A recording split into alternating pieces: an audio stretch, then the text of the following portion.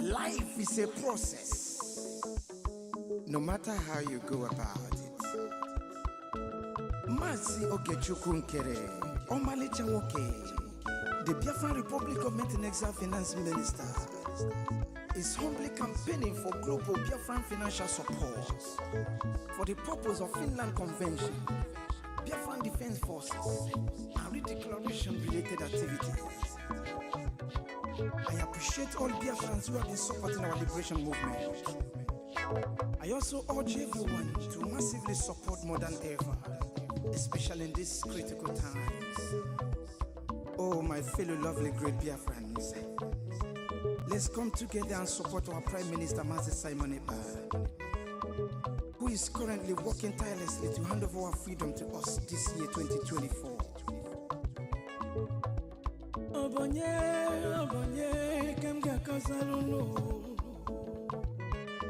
Freedom is coming, yeah. Yo.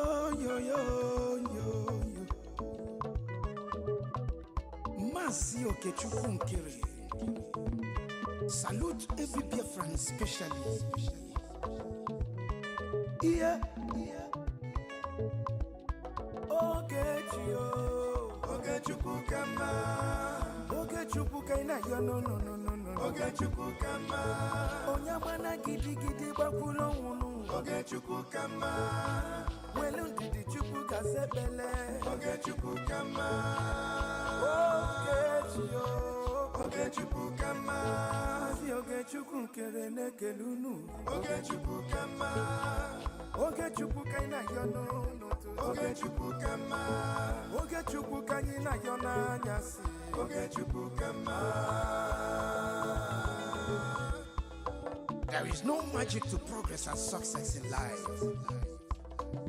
Life gives back what you give to it. It takes a man who believes in himself to create wealth. So keep working hard and never lose hope in what you believe in.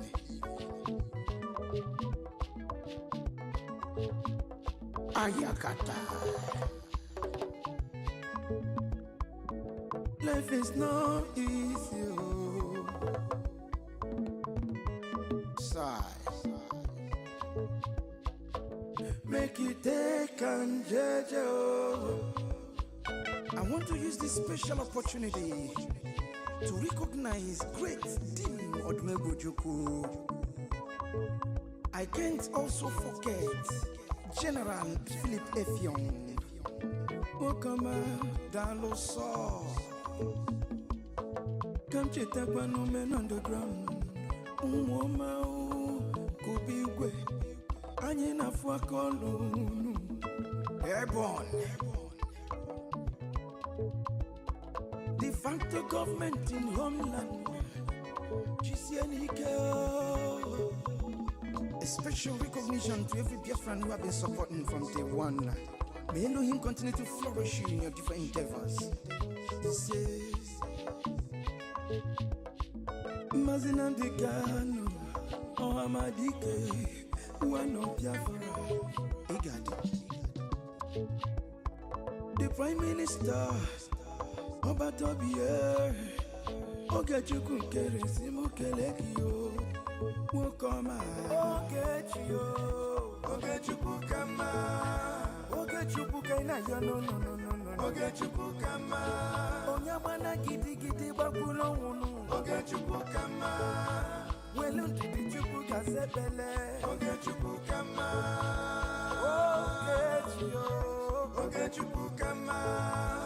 Mama biko yo lisa. Okechukwu kama. Okechukwu kaina yo no. Okechukwu kama.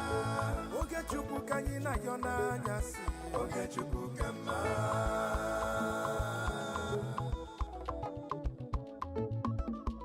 Ayole, ayiga kolole garole nu. Uwi bole, chetakwa na ndubofuo. 1 + 1 is 2, 2 + 2 is 4.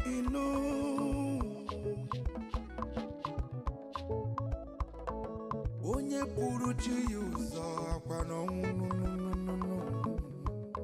Joy. Don't give up. one day. He's so close. He's so close. Okay, Chukukama.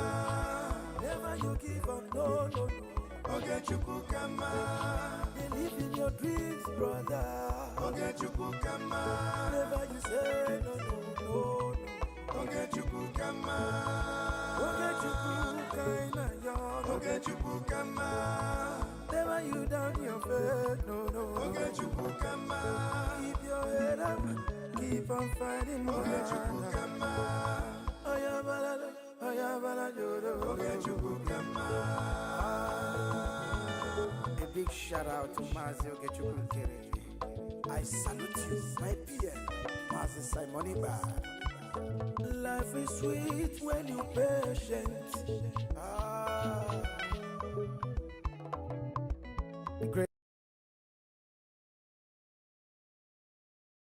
تعايش عبزي أمسنا لهم حسيبنا زنورنا بناي تكنيك ساقم قرب دونجنا نجمر لنا نتنز دونجنا تعمي غريتنا حتت جميرنا لنا إذا ما دبزنا بكلنا في بعض حشر دعواتكم لايك سبسكرايب أجد داسنتو لومي منجستي إريترا أب دقة مستر بهدوراي زلوم ناي قربتنا ون ناي بيافرا منجستي أب دقة برايم منستر سايمون إكبا كالون أتو إلياس زلوم أجايش يوم كخنو مدبنا من البات نساعات يوك خيد سلازي بتمناخد سمعنان كتكاتاترنان بخبري يقدم. So welcome again to the show, and I have the honor to have you on this show on Galad Media. As a start, can you give us, Prime Minister Simon, your brief background on who you are, how and when did you join the struggle for self-determination of the Biafran people, and also when and how did you become the Prime Minister of the Biafra movement?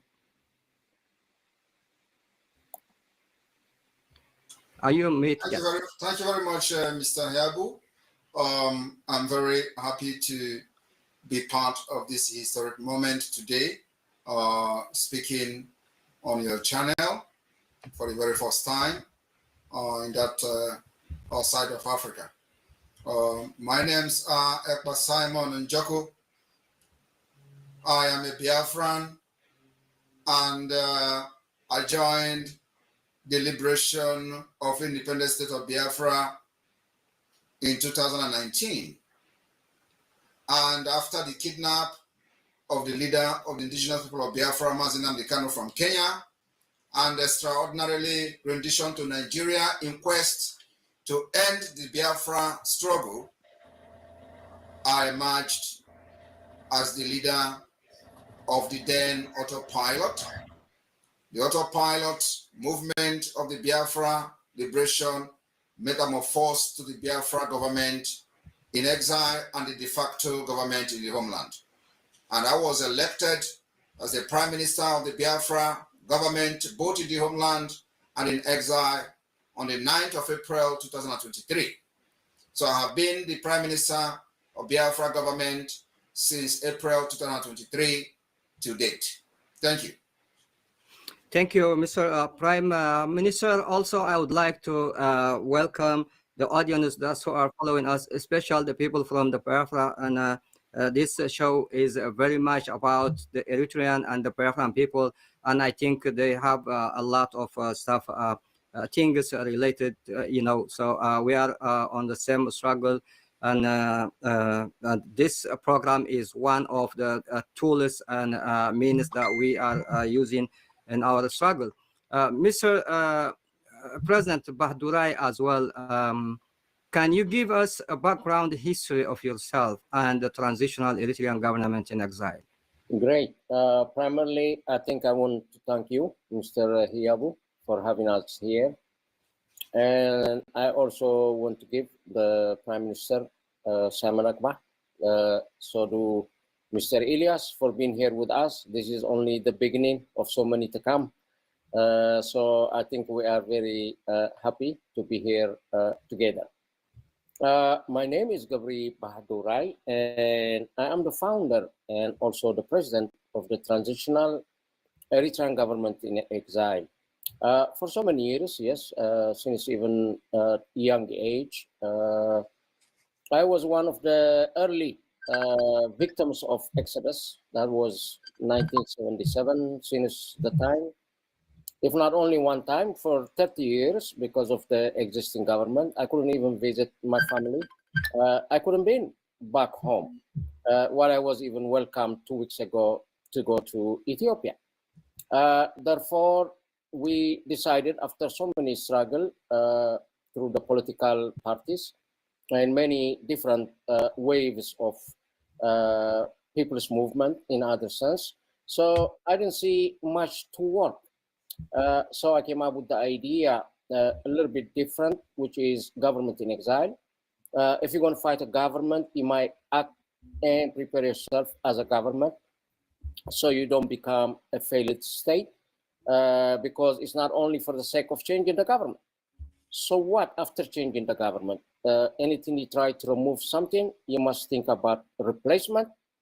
So for that reason, 2.5 years, we introduced this government in exile, officially registered under the State Department of Justice.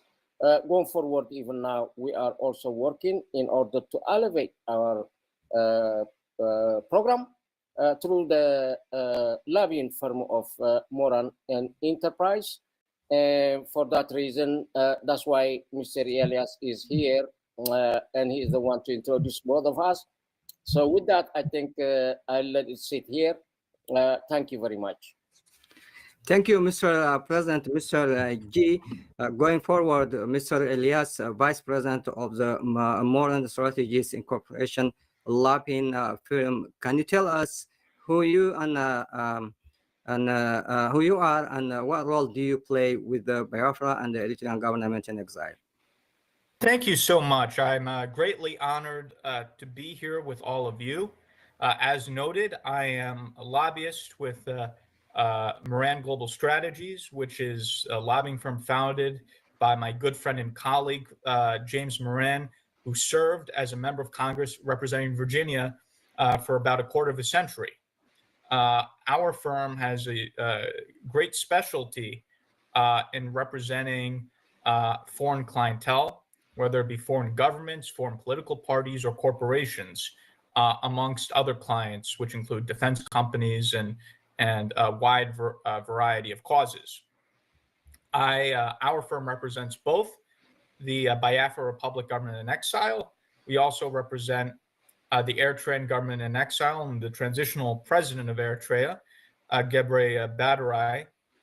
And these are not only clients, but also good and dear friends as well. And our firm, because we represent both clients, we brought both these Biafran causes and Eritrean causes together because it's always beneficial to see if there's mutual synergy between clients. To give you a layman's perspective, if you will, of what is lobbying at a granular level, which I think will be helpful for your audience. Similar to, I think the best analogy, which I think will make this lobbying, which oftentimes can be overly complicated, in a very simple, practical, and easy to understand way, is similar to how people hire accountants to do their taxes, or people hire lawyers to navigate the legal process. People hire lobbyists to navigate the political process and to influence public policy. Now, theoretically, you don't need a lobbyist. Everyone has the right to petition the government, but you have a much better chance of influencing policy, of having a voice in the room if you have a lobbyist. The same thing is in court. You could technically go into court without a lawyer, but if you go into court without a lawyer, and on the opposite side, you have a lawyer that's from a top law firm being paid $1,000 an hour, you're probably going to lose the case. The same thing applies here. We have expertise, we have an understanding of how Washington works, and we have relationships. Many of the members of Congress who are still in Congress have served in Congress with my colleague Jim Moran. He knows them. They know him. Many members of Congress know me. Many people in the think tank community know me. So when we make meeting requests on behalf of our clients, or when we try to relay items on behalf of our clients, it's not coming from a stranger. It's coming from a friend, a familiar voice. And look, I want to be clear. when we make requests, it doesn't automatically mean the member of Congress is going to do whatever we request or whatever we want.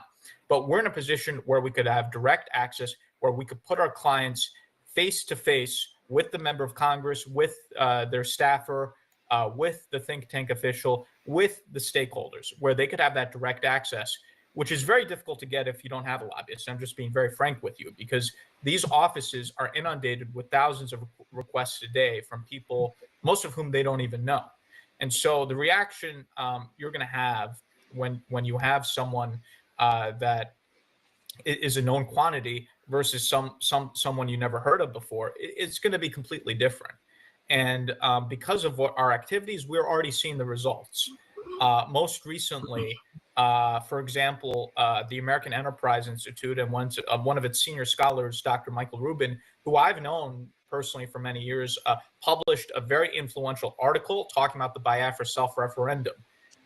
This has not been ever done before. Biafra, until our engagement, really hasn't been discussed in Washington, D.C. But now, because of our efforts, one of the world's most influential think tanks is publishing about Biafra.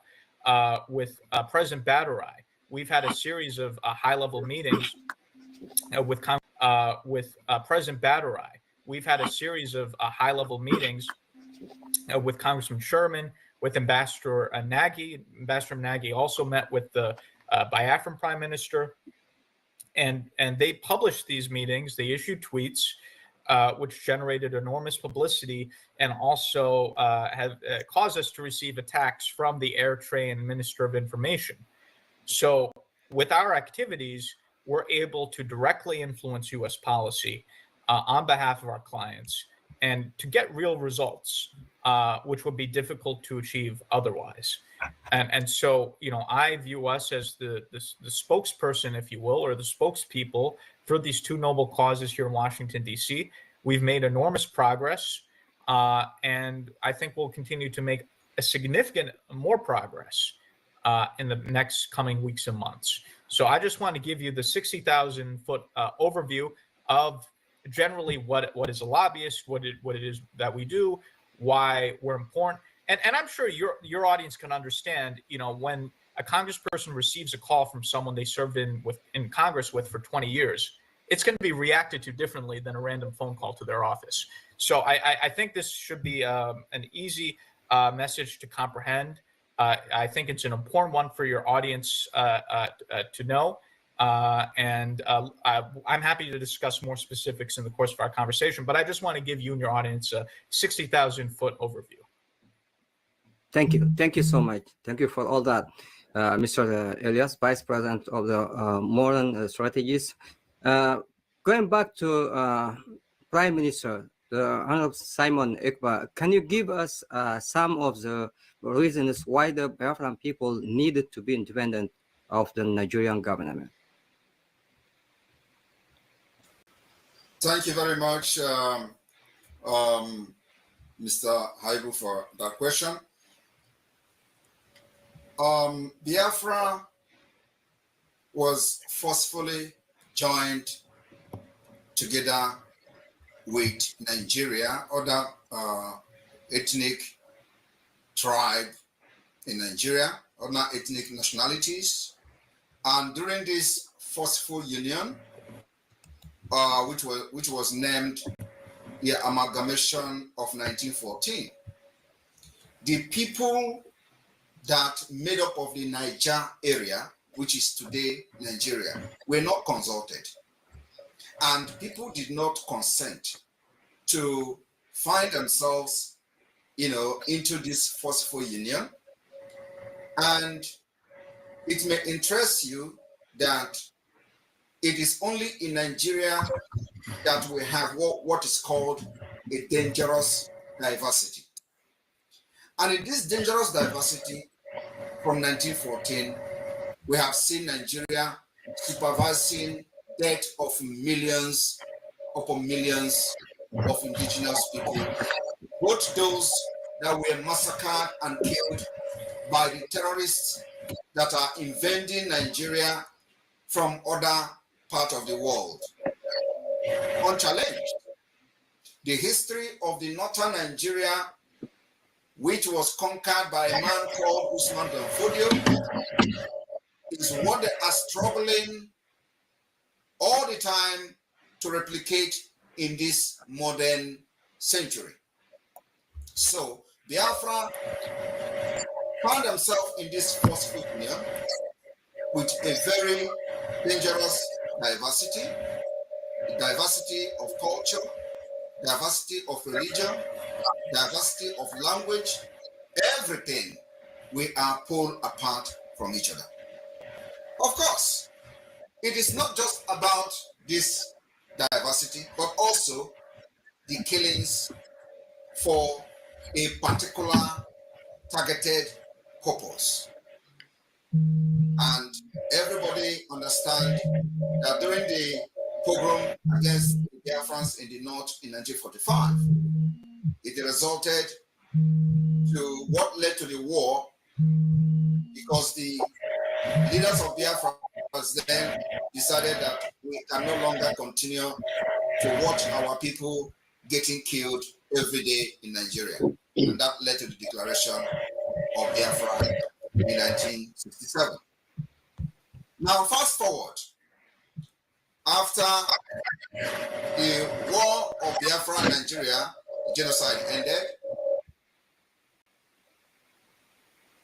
there was something they called Triple R, which was introduced by the then president military ruler called One. And of course, on that ground and basis, Biafrans lay down their weapons.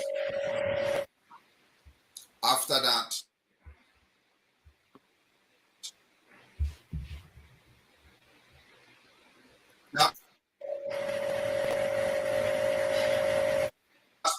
Triple R network.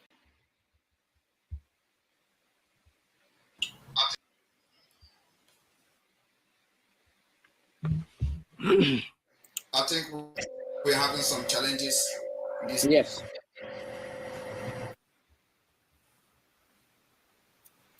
Until.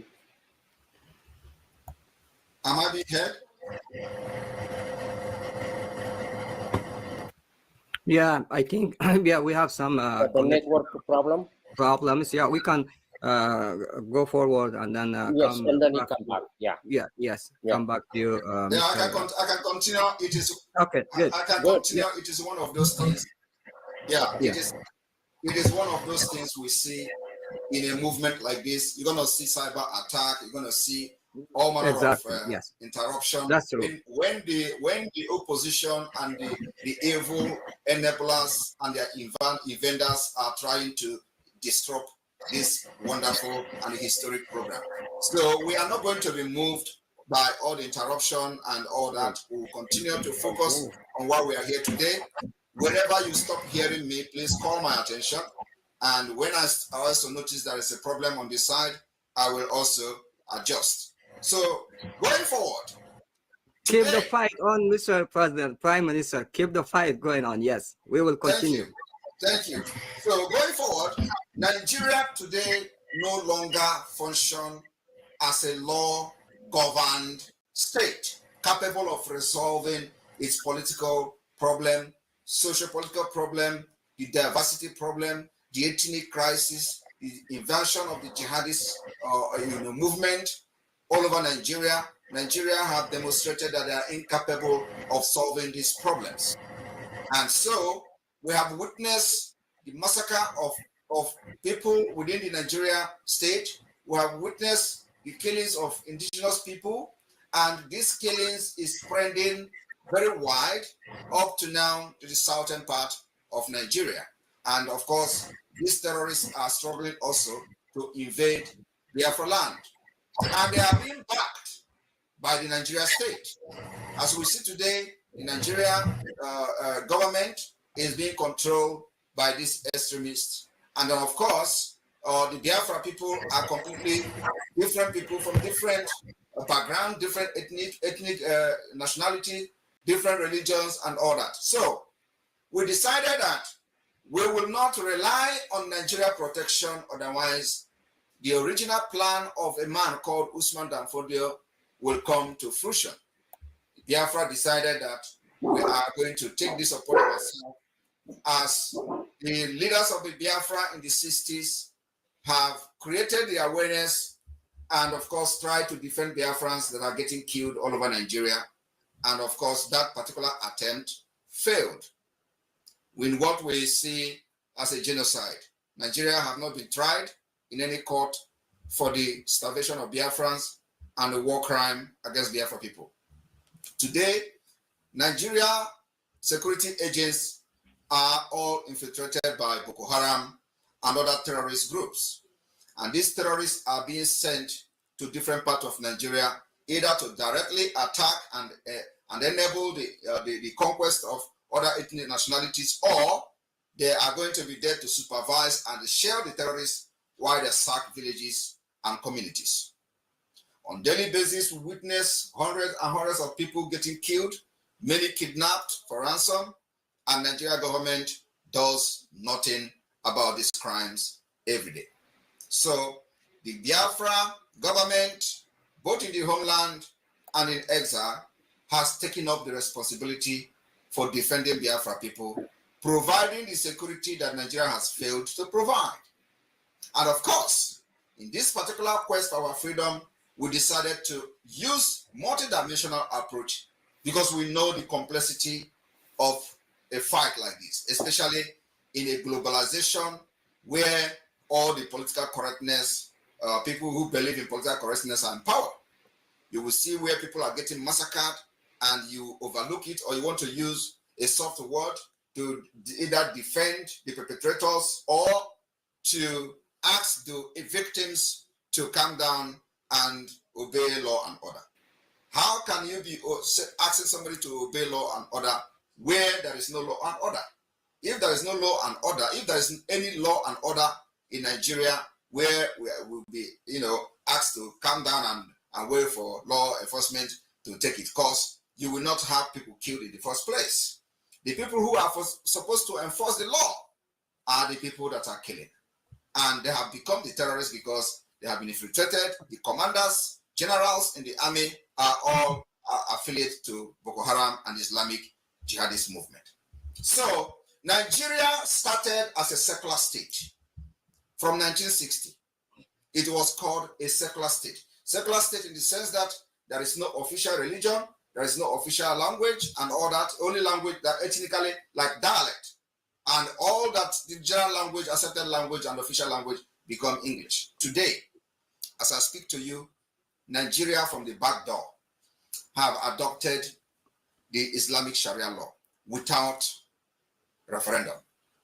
That secular state has disappeared to the blue moon.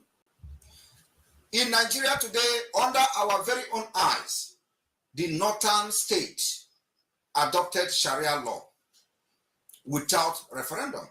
Because in that northern state, you have people who are not Muslims, people who migrated from other parts of Nigeria to the northern state, and they are not Muslims. And during the time they were migrating, Nigeria constitution says secular state. And today, they found themselves in an extreme Islamic Sharia state, where their heads are being cut off, where they are stoning them to death at any provocation, where the people who don't even know anything about the religion are being stoned to death. And of course, those that are made open, we'll talk about it. One of the recent one is a lady called Deborah. Deborah is not a Muslim. She's a Christian.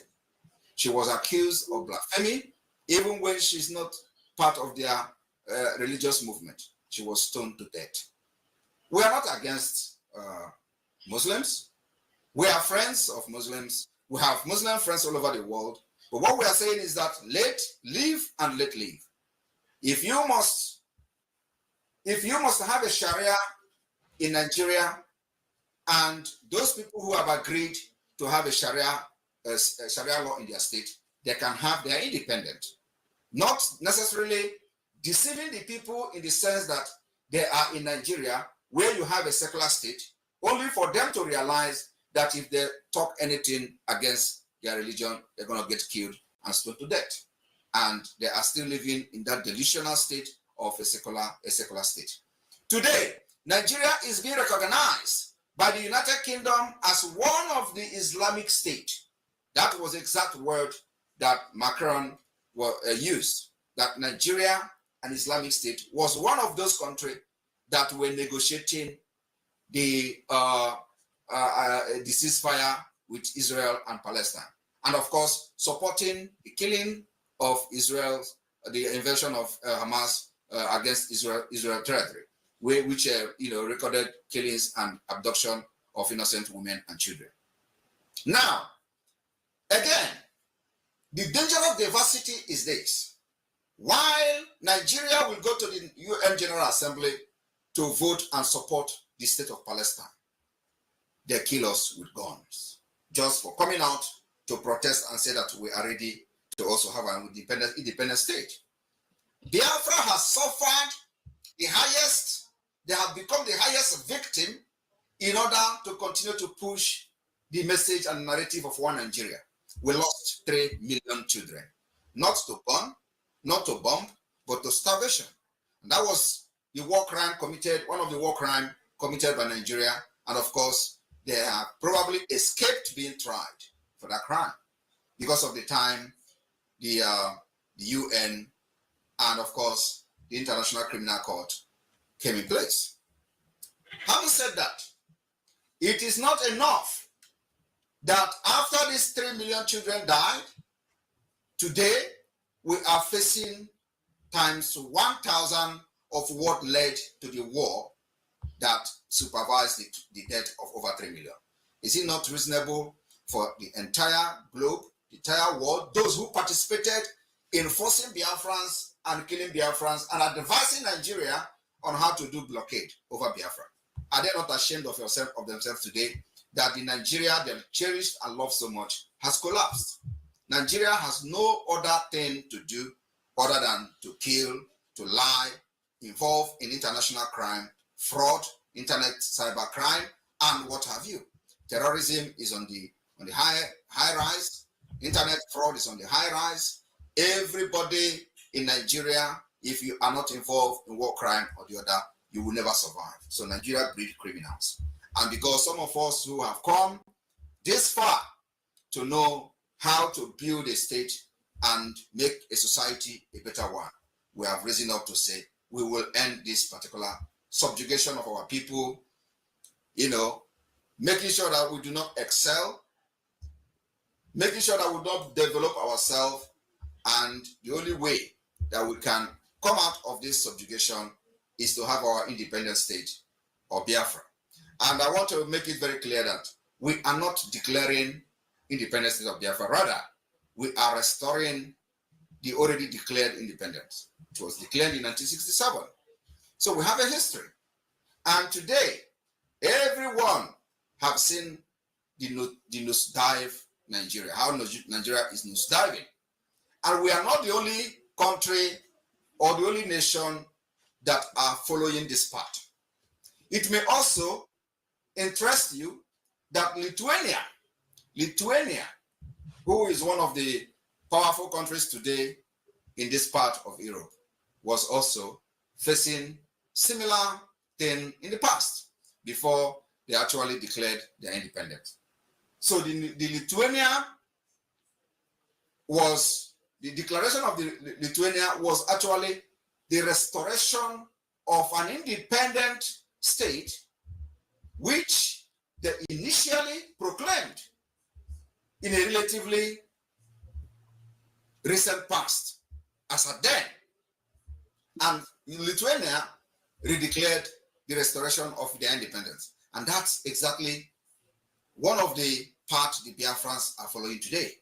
We will issue a declaration to restore our lost independence, which was declared in 1967. And then also a similar thing proclamation was made by a nation called Sahawari. I don't know how many of you know this nation called Sahrawi, the Arab Democratic Republic of Sahrawi in Western Sahara. Their proclamation of the 1976 is exact thing that the Biafra, of course, almost the same thing that Biafra are following today. In this region, in this country, their liberation witness, at least, they took over some portion of their territory and Morocco controlled the rest. And those areas where they are controlling, where they are very strong, is called a free zone. So people should understand that if there is no event, there is no history. You have to create the solution that suits your problem. And what we are doing today is the combination of many process, of many procedure, of many pathway to freedom. Because Nigeria is a complex state, especially with vested interests of the world powers. So what we are trying to do is to profile a solution to the, imagining an upsurge of terrorists from Africa. We imagining as a nation will prevent this upsurge of terrorists. And the emergence of Biafra as an independent state will also restore peace. And a lasting peace in the Sahel region is a fact. With the way this whole thing is going today, there is a need for Biafra to emerge so that the West and those who believe in civilization will have real alliance in Africa. As it stands today, there is no real alliance in Africa. And what I do not believe is when they say the Western influence. There is nothing like that in our own ideology. What we have is civilization influence. And we are embracing civilization, and civilization we will embrace. We continue to follow the path of civilization because that's exactly the pathway to a better society. Nigeria today has opened what they call Center for Eradication of Innovation. Innovation is part of civilization, and they are eradicating it. So we have different ideology, different belief, everything is different, everything is pulled apart. So the only way we can develop ourselves, attain our potentials, is to govern ourselves in the name of self-determination. So this is the reason we are saying that the world must listen to us now. We have solution, especially to all the problems that are emanating from the West Africa, Sahel region, and of course, the issue of the upsurge of terrorists. The emergence of Biafra will first of all cut all the interest that the terrorists have, which made them to start flowing into Nigeria. And you know what that interest is? They are looking for safe haven, where they can tap on the natural resources, make money, sponsor attack in Europe, sponsor attack in America, and the emergence of Biafra will stop that.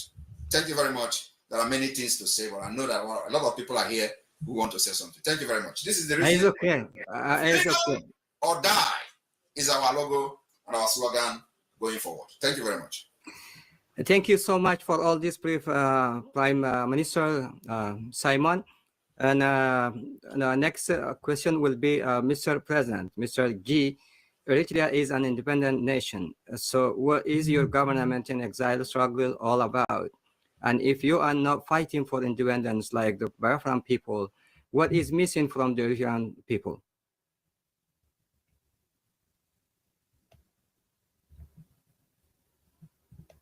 Mr. President, you are on mute? Yes, I am. I say before I proceed with the question, I want to commend the Prime Minister for well articulated and also detailed. I think this is more history we have than ever. A lot of people may not be familiar with the Biafran issue. They might think it's a dead issue, but as you can see, it is well alive and moving. We also have a good friend in them. There's a lot of familiarities that we carry in common, and I think we are together in this fight. Coming back to your question, Mr.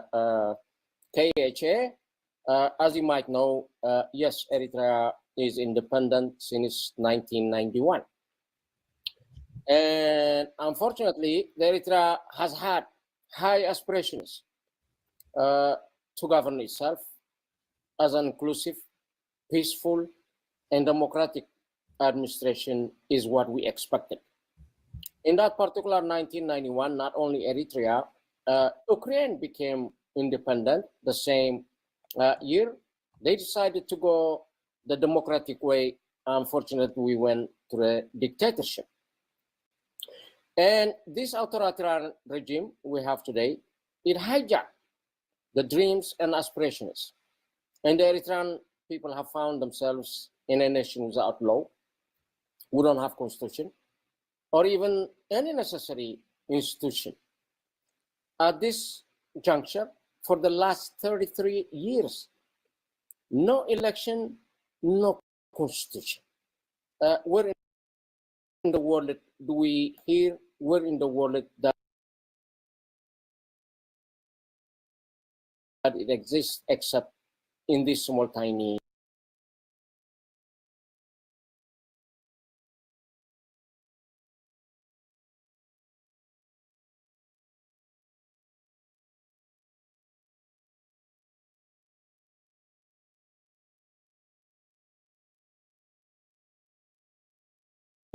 Eritrea.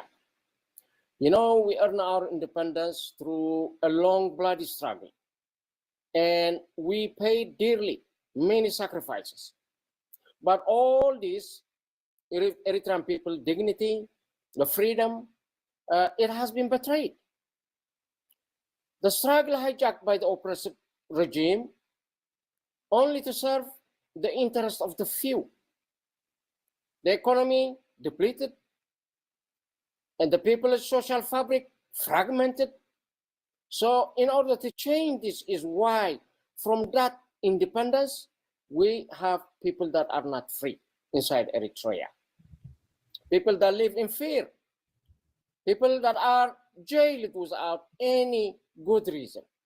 In this juncture in our history, we have had over 100 factories in our nation, so long before any African nations, but he kind of closed them all. So people cannot function, people cannot work. The single university we had, it has been shut down. We have some colleges who don't have universities, but what we have is 360 underground jails, prisons. People are fearful. They're all running away from home. Our youth, which they are conscripted in the nation for lifetime. This is what some European nations categorize as slavery. This minority level, they work for nothing. They could not go to school, could not work, could not make family. Everybody, as any juncture, I think they are heading to exodus. This is what created in our life before. Eritreans are a very strong people. They love their nation. They love their people. They love their culture. However, at this right moment, every child were used to be saying, what do you want to be when you grow up? Yes, he will say, I want to be a teacher. I want to be a doctor. I want to be an engineer. I want to be a mathematician. But today, I'm dismayed to hear any young kid, if he has been asked, what do you want to be when you grow up? He will simply and clearly would tell you, he wants to run away. He wants to run away. So we cannot have this sort of nation building together. And I think we are in a really failed nation as it is. The nation is going the wrong way. The gentleman goes towards the Russians, Chinese at this moment. And we are, as a transitional government in exile, yes, we are pro-West. Yes, we are pro-democracy. Yes, we are pro-justice and for the rule of law. So all of our efforts, even though we have independence, we never had the freedom for the people. Therefore, this is our fight for our people. And we tend to get it to the highest level. And I think in this juncture, it is about time. The time is due for this despotic government. Maybe it's time to leave the nation. Whatever happened did happen. We don't want it to get any worse than it is. So we can restore democracy. We can restore justice. we can let out all those prisoners, political prisoners, journalists, and many women and men that are in jail for nothing. There is a fear, even if relatives, loved ones are in jail, it became a time you cannot ask about them. If you go to ask, yes, you better be thinking twice. And so the people are living in the dark. No wonder they called us the North Korea of Africa. Plus, even worse, you know what North Korea does, but ours, we were given the name the North Korea of Africa, and that would explain a lot. So without saying much, yes, we are not fighting for independence, but yes, we are fighting for our freedom, a freedom at home. And this is what we are fighting as a transitional Eritrean government in exile. Thank you very much.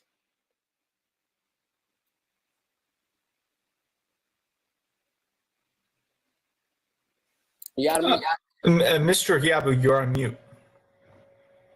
I'm sorry. Yeah, I've been on mute. Yes, thank you, Mr. President. Thank you, Mr. Guy.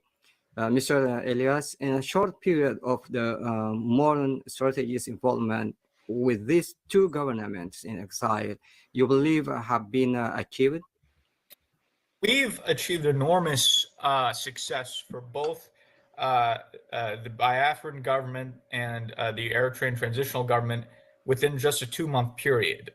In the case of Biafra, to be honest with you, when we initially established the relationship with the Prime Minister, there had been, I would say, a minimal or negligible knowledge of Biafra in the United States. Even U.S. officials who dealt with Nigeria were really not aware of the Biafran issue. And we've arranged for the Prime Minister, as well as other members of the government, to meet directly with congressional officials, members of Congress, senior advisors, senior staffers, people outside of the government who are very influential, the think tanks. And within a short period of time, Washington, D.C. has gone from not talking about Biafra to now, as I mentioned previously, being written about in one of the most prestigious think tanks in Washington, D.C., the American Enterprise Institute. So I think it's been an enormous success, and this is just the beginning. And what we've really been focused on is developing the awareness, because once you get the awareness, then you get the support. And this is very important for your viewers who are both the Eritrean viewers, our Biafran friends, to understand, is diplomacy is a two-way street, right? One of the things that I've noticed in some of my conversations with our diaspora supporters is that some of them have the assumption that the U.S. government should somehow be able to read the minds of Biafra, read the minds of the Eritrean opposition, to that without educating them, somehow they'll know what to do. And if the U.S. government doesn't help, it means that somehow they're to blame. That's completely absurd. Diplomacy is a two-way street. If whether it's the Eritrean justice movement, the Biafran justice movement, if you want the U.S. to do something or the international community to do something, you have to educate them, give them the facts, give them the figures. That's what the lobbyist does. Tell them what it is you want from them, and then most likely they'll do it. Rather than not educating them, somehow expecting that they know what you want, and then blaming them when something doesn't happen. I mean, that's completely illogical. So, that's why lobbying is important. And in addition to our lobbying, programs such as these are so critical because we are educating the population as to why lobbying is important, why educating is important, why diplomacy is important, and how that interplays. Now, so we've basically gotten Biafra on the map within a short period of time, and we're going to have a huge explosion these next few months in terms of our activities. This is just the beginning. We have a lot of things in the pipeline, and so Nigerian government needs to be more nervous in the coming months. Now, when it comes to the issue of Eritrea, there was a little bit more awareness than the Biafra issue. Not a lot more, but a little bit more. But here is the problem, and I'm going to be very frank. And again, I'm going to go into how we've been so successful in terms of the transitional government. The main issue that the U.S. government has had, or opponents of Isaias Afwerki have had in the U.S. government, is there was always the expectation that the Eritrean opposition, quote unquote, would at some point reach out to the U.S. government and work with them in order to remove Isaias Afwerki. And over time, the U.S. government became very surprised, and we've had private conversations. I've had many conversations. They just became surprised after 10 years, 20 years, 30 years in terms of why is the Eritrean opposition not meeting with us? Why are they not reaching out to us? Why are they not coming to us to work out a strategic plan on how to get rid of Isaias Afwerki? Why are they seemingly talking endlessly amongst themselves, talk, and more talk, and no action? So over time, people in the U.S. government became more and more disgruntled with the Eritrean opposition to the point where it seemed like, okay, these people are never going to get their act together. Now, that's why I think there's an openness within our government, frankly, to look at some other alternative in terms of saying, well, you know, if the Eritrean opposition is incapable of organizing themselves, maybe we can play a role in helping organize them if they can't get their act together. And, you know, President BRGIE emerged on the scene. He created the government in exile. It was a perfect match. I connected with President BRGIE. We developed a close relationship, a close friendship. And we decided to put all of our force here in Washington behind President BRGIE, you know, to support him as now the transitional president of Eritrea, to have a rival government to the dictatorship led by Isaias Afwerki. And it's been an enormous success. Now, I understand that this has created a little bit of controversy. Of course, the Isaias Afwerki is freaking out. He's having his government put out press releases attacking us, attacking President BRGIE, because they're scared. They've never seen an opposition leader being so effective. You know, Isaias Afwerki has just been used to opposition leaders defeating themselves, so he never had to worry. Now he sees someone who's effective and has the support of the U.S. government, and they're completely losing it. But you also have some people, some of our dear friends in the opposition who are frankly a little bit jealous of President BRGIE, a little bit complaining as to why is he the leader, why are we not the leaders, and why are we, you know, not having an input in electing the government in exile. We should be involved in choosing the president in exile, and, you know, this and that. And, you know, my response to that, to those people would be, you have 30 years to get your act together. The U.S. government was waiting for you to come to them, to work with them, to get rid of Isaias Afwerki. You failed to do that. So if you have anyone to blame, you should blame yourselves for not having your act together. You know, if the Eritrean opposition got its act together earlier, I don't think there would be a need for the government in exile, or there would be a need for the U.S. government to be invested in the government in exile. This is being done because the Eritrean opposition has failed the past 30 years. I'm just being very honest about it. And I think people in the opposition need to hear this tough medicine. You know, enough with the nice talk. They need to hear the truth that they failed, and that's why people in Washington, like myself, that's why people in the U.S. government are getting behind President BRGIE. If they're upset about that, they need to get their act together, and we could look at, you know, what we could do with them once they get themselves together. So I just want to put that out there in a very open and honest way. With President BRGIE, we've seen the success. It's public. We're not hiding anything. We saw the meeting with Congressman Sherman, which he tweeted about. We saw the meeting with Ambassador Tibor Nagy, former Assistant Secretary for African Affairs under Trump, and former U.S. Ambassador to Ethiopia. He tweeted about it, you know, and this is just a little bit. We've had many other meetings, Congresswoman Betty McCollum, other members of Congress. So you know, we've had a lot of momentum, and this is just the beginning. You're going to see more and more support coming from the U.S. government. I think eventually what's going to happen, especially as the Horn of Africa becomes more unstable, is we already have many people in the government who view President BRGIE as the legitimate president, not Isaias Afwerki. I think once the Horn of Africa moves towards a conflagration, and we see what's happening with Somalia, Somaliland, Ethiopia, you know, the Horn of Africa is a powder keg waiting to explode. But I think, you know, once we get to that point, we're going to push for a more formal recognition by the U.S. government of President BRGIE's government. You know, I think the best analogy would be, in this case, for a period of time under the Trump administration, the U.S. government recognized Juan Guaido as the legitimate leader of Venezuela over the Maduro government.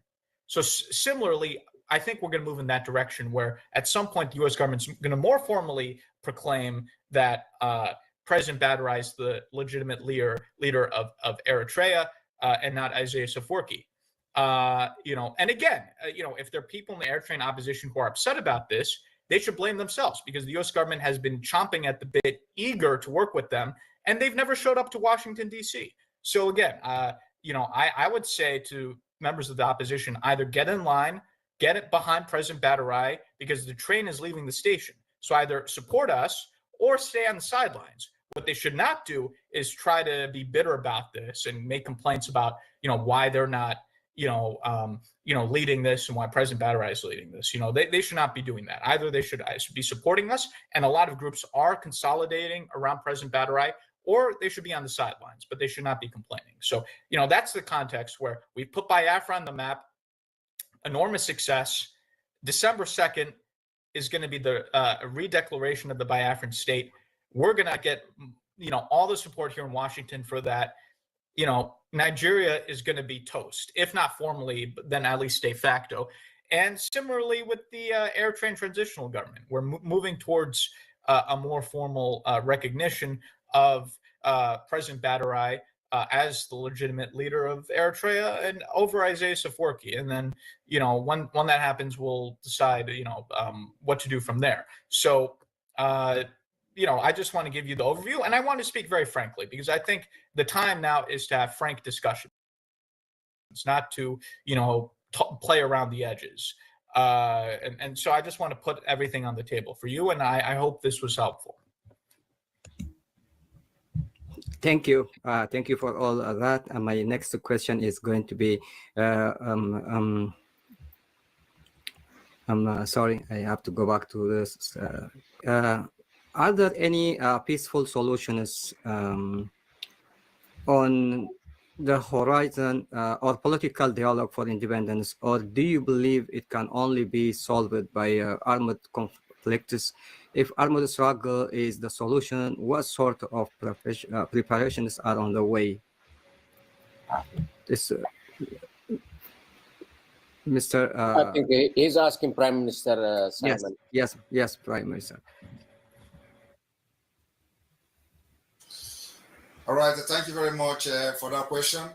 What we're doing now is that, of course, we are open for, peaceful dialogue and all that. As a matter of fact, we are the peaceful one. The Nigerian state is the violent one. And of course, we've actually learned from what happened to others, both in Nigeria and elsewhere in Africa. Africa leaders are the most corrupt, selfish leader you can see anywhere in the world. So they don't actually believe in dialogue and peaceful discussion. So we've seen in Biafra land where peaceful agitators are getting killed, where people who just carry flags to demonstrate on the street are getting shot, straight bullet, killed, massacred in their cold blood. And this has happened from 1999, since the resurgence of the Biafra agitation under Mossab, under the IPOB, Nigeria, where people believe that we're fighting for freedom, only to go to the street, get killed, and they use their pictures and videos to share on the social media. Nigeria is killing us, Nigeria is killing us. I was sitting and watching those things as one Nigerianist that I was. So when I know that Nigeria, it can never ever get better. And I said, instead of wasting my time trying to wait for somebody to come and revive a faulty foundation that I know how rotten it is better that I use everything I have, both my intelligence, my profession, my experience, to support the liberation of Biafra. I joined the struggle. But when I joined the struggle, one of the things I did and promised myself and my God is that under my watch, Nigeria will no longer kill any Biafran and enjoy the killing. So what did we do differently? What we did differently is that in as much as we believe in peaceful agitation and then also, ready for dialogue, so this whole thing can be resolved amicably in a more democratic way, Nigeria are the one bringing violence against our people, killing them for asking for freedom. So we decided to raise our defense forces, and defense forces will be defending our land against the terrorists in uniform, while we will continue to push to the outside world, to the West, America, in a more diplomatic, more refined, and more, a political way. So we believe in those approaches, and because of the way Nigeria is and the kind of mentality which is kill, kill, kill, and we understand them very well. And the people that are ruling Nigeria are nomadic people. They are not Nigerians. They are not originally from Nigeria area. The president himself is not a Nigerian. I don't know whether you people are aware of that. He's not originally from Nigeria. The vice president is not originally from Nigeria. So these are people who do not believe in human dignity and the right to life. And of course, we always love human beings. We protect them. We protect women. We protect children. So what I did under my government was that I will provide that security that Nigeria never provided for people. I will make sure that those who support the Biafra government, and whenever they get killed, Nigeria will pay their defense. So we started our self-defense by raising the Biafra Liberation Army, the Biafra Resistance Fighters, and the Biafra Navy. And today, they are engaging Nigeria terrorists whenever they want to kill, as usual. So this is why it looks as if there is a violent way to our freedom. We are not the one bringing violence. The Nigerian state do it. So whenever they see that they cannot overpower us anymore, they start running around and complaining that we are violent. How are we violent? Were we the one who went to the streets to butcher and kill people that are carrying flags? Nigeria is not only violent to Biafrans. They are even violent to those who believe in Nigeria. You see them killing people for protesting for bad governance. You see them killing those who protested for criminals in the NSAS protest, when they are protesting against the terrorist SAS officials. They get killed and they cover them. At the end of the day, over 1,000 persons were secretly buried in Lagos. So Nigeria state is a terrorist state. Using violent states on them is just to give them some kind of accolade. They are terrorist state, and so anybody supporting Nigeria is actually aiding terrorism. And that's why we are ready to defend ourselves. And so it looks as if there are people who are violent or violent agitators. There is no violent agitator. All we do is to defend ourselves to make sure that Nigeria will never have a field day killing Biafrans again. If you check the past, from 2016 to 2017 to 18, they killed and massacred Biafrans in the field of Biafra, and nobody has been held responsible to it. This is the reason it looks as if we are towing the pathway of violence. And of course, we respond when a government is bringing violence. You do not fold your arms. You will respond with violence. And of course, you need to even have a superior power to be able to withstand the kind of barbarism from the Nigeria state. And that's what Biafra have done very, very well. Thank you.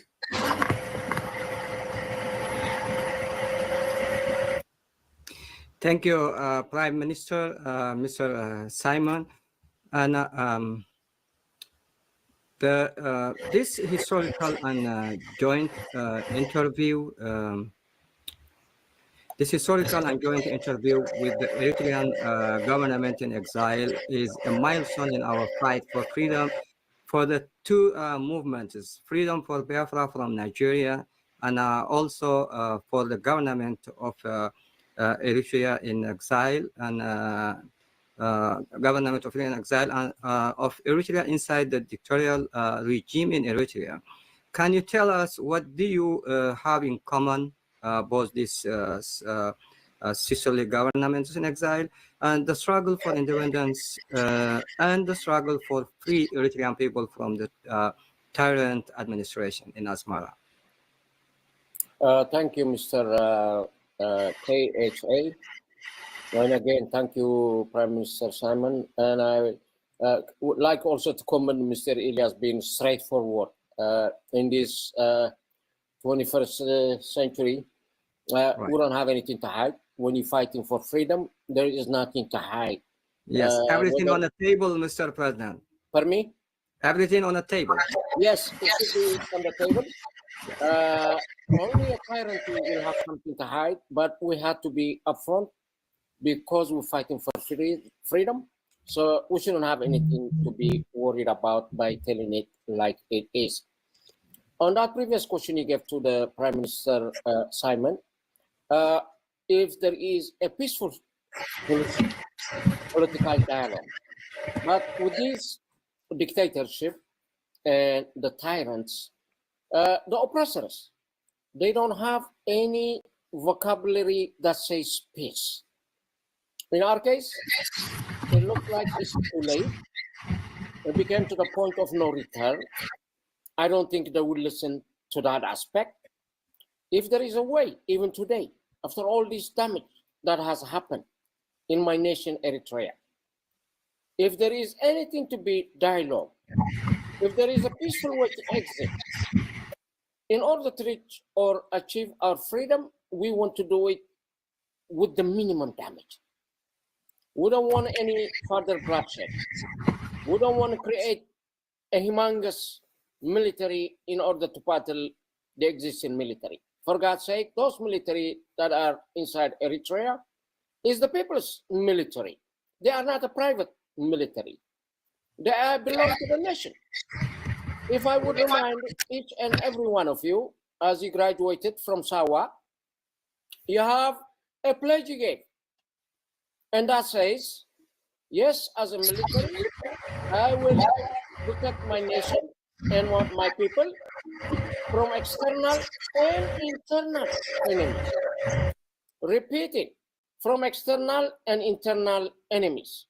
So, I still want to remind you, the biggest enemy is the internal one, that is looming and causing all this harm among each of us. As we know, he lives in our differences, so we have to minimize our differences in order to know and identify and target the enemy.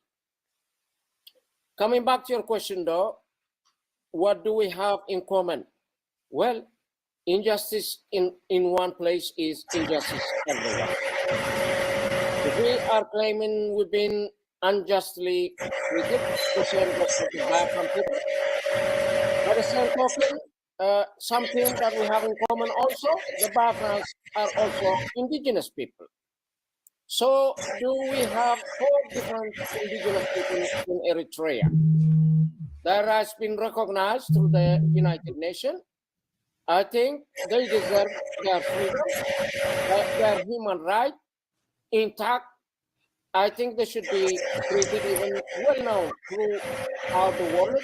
But because of that indigenous movement for all of us, I think we have a big thing in common. Again, even coming as a prowess for democracy, we both governments are working to restore democracy. And I think this is the biggest binding point we have in order to work together.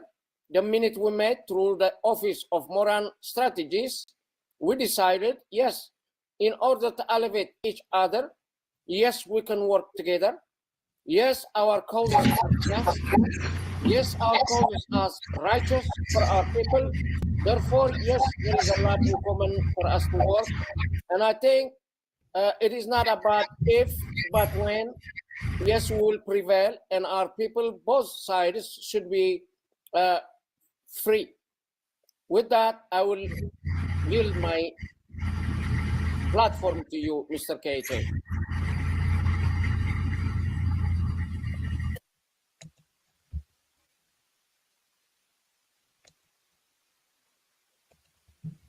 Yes, thank you, Mr. President, Mr. Bahdurai, Mr. G. Mr. Elias, can you give us looking forward in the future what we can be achieved or expected from the modern strategies and cooperation for these 2 governments in exile? Yeah, so let me expand a little bit about in terms of what I said previously, which is connected to your question. First of all, I think with our firm, we now have not just a relationship, but a burgeoning alliance between the Eritrean government in exile, between the Biafran government in exile. This will become a very important partnership because both have assets to bring to the table that are mutually complementary. Biafra is a huge country with up to 80 million people, if you include the diaspora. It has a strong military Biafran Liberation Army that the Prime Minister leads. So it has certain assets. Eritrea is a very small country, but it has the advantage of being a country that's already recognized as a member by the international community, as a country recognized by the international community. So I think these are two causes that have a similarity in terms of you have people that have been subject to oppression in different circumstances, but who are beleaguered, subject to persecution and prosecution and killing. And so I think there's a commonality there. I think these are brotherly causes. And I think each of these causes and each of these governments are able to provide something to the other, which will elevate each other. And you're going to see a lot more in terms of, we already have specific plans in the works, and you will see those plans come into fruition in the next coming months in terms of how these two governments will, in a more formal way, develop their strategic alliance. As I alluded to before, we plan to keep raising awareness of the Biafra issue in Washington. Again, most people were not aware of it. We're now making people aware of it. Biafra has been taken now into the center stage of Washington, being published by major think tanks. There's some major congressional initiatives that we're planning these next few months that I don't want to get to publicly right now, but if they happen, will be very significant. And we're also working with our colleagues in Congress and elsewhere to create additional support for this upcoming convention in Finland. And I'll let the Prime Minister speak more to this. There's a Finland convention between November 29th to December 3rd, where you're going to have the signing of the redeclaration of independence, the restoration of the Biafran state, the signing of constitutional documents, strategic alliances, and so forth. So we're going to kind of, get the political support in Washington for that convention. That's what we have planned. I'm very confident that with our continued effort, we will move our government towards supporting either recognizing Biafra as an independent state or having the U.S. government endorse the position that the Biafrans should be, allowed to have their independence through referendum, which the Prime Minister is already doing. And the Prime Minister, I'm sure, could talk more about that in terms of he's already organized a referendum where 50 million Biafrans have voted for independence. So, perhaps having the U.S. government recognize that referendum formally. And, the U.S. government being the major player, once the U.S. government's on board, other governments will follow, the United Nations will follow, and so forth. And as I've said, we continue to raise the awareness about the Eritrean transitional government in exile and continue to call out the dictator over there. And there's a lot that we're discussing. We've had conversations about potential legislation, potential resolutions, potential even speeches or what have you. So you're going to see a lot more coming. If the Eritrean government is freaking out over some of these meetings that we've had, they haven't seen anything yet. This is just stage one. People are not going to believe it when we get to stage 2, 3, 4, and 5. And I'm hoping that as we do this, we already have a consolidation because of our success of the smaller groups into the government in exile. The Prime Minister, the President recently was in Addis, Ethiopia, had a major conference where for the very first time, rather than just infighting, the smaller groups decided to coalesce and come under the umbrella of the government in exile. We're hoping to continue this as we get more success as we continue to engage with the U.S. government, we're hoping more and more of these smaller air train opposition groups consolidate under the government in exile. And I'm particularly hoping that the youth who are so active, the Blue Revolution leaders, the Brigadam Hamadou, if I'm pronouncing that correctly, that those guys come under the tent of the government in exile, and where we're happy to do this, provide them with mentorship, political training. Our lobbying firm with the president will train them, and we want to get them from fighting with people in these festivals, move that from that to fighting the political fight, fighting in Congress, fighting in the State Department. We would love to bring these young people who are getting into fights at these festivals, training them, educating them, and then bring them to Congress, a group of them, maybe 10 of these Brigadier Hamadou individuals, President BRGIE and I and my Congressman Moran, we bring them to Washington, show them around. They need to get to this next stage, because if all they're doing is talk, again, they have the young people. I want to speak to the young people now. The young air trains have to learn from the mistakes of their predecessors. They cannot do the same thing, which is talk endlessly amongst ourselves and not do anything. Because if all they're doing is talking amongst themselves and not doing anything, then they're going to be another failure, right? And we don't want that. We want them to be successful. We're here to extend a hand to make sure they're successful, to provide them with the guidance that they need. So I am very optimistic. I think we're going to get Biafran independence, the U.S. to support that. Again, it's going to take time and effort. And the same thing with the air train transitional government, because again, we have 535 members of Congress. We have the White House, we have the State Department, we have National Security Council. You have people outside the government in the think tank community that have a tremendous amount of influence. So there are hundreds, if not thousands, of people that need to be educated, that need to be engaged in order to influence U.S. policy. So in the cases of both the Biafran cause and the air train cause, these are going to be long-term projects. This is not just going to be us lobbying for a month or two. This is something we're committed to doing for many years in order to develop the powerhouse in Washington. In a short period of time, we've already gotten tremendous support, more than I even anticipated. And again, I'm very confident that we're going to get an independent Biafra, and the U.S. is going to get behind that. I'm confident we're going to get rid of the dictator, Isaias Afwerki, and the U.S. is going to get behind, or is already behind, but more formally proclaim their support for the transitional presidency of Mr. BRGIE. So we're in the right direction. We're going to be successful in both cases.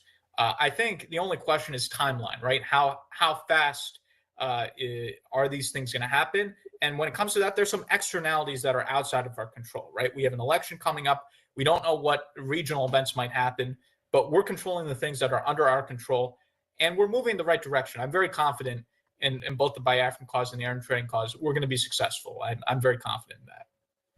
Thank you, Mr. Elias, for all this. Prime Minister Simon Ekpa, we heard you have offices through the globe, and we understand shortly that that you are planning to announce something in Finland. Can you tell us what the announcement would be and what you plan to achieve by it? All right. Thank you very much.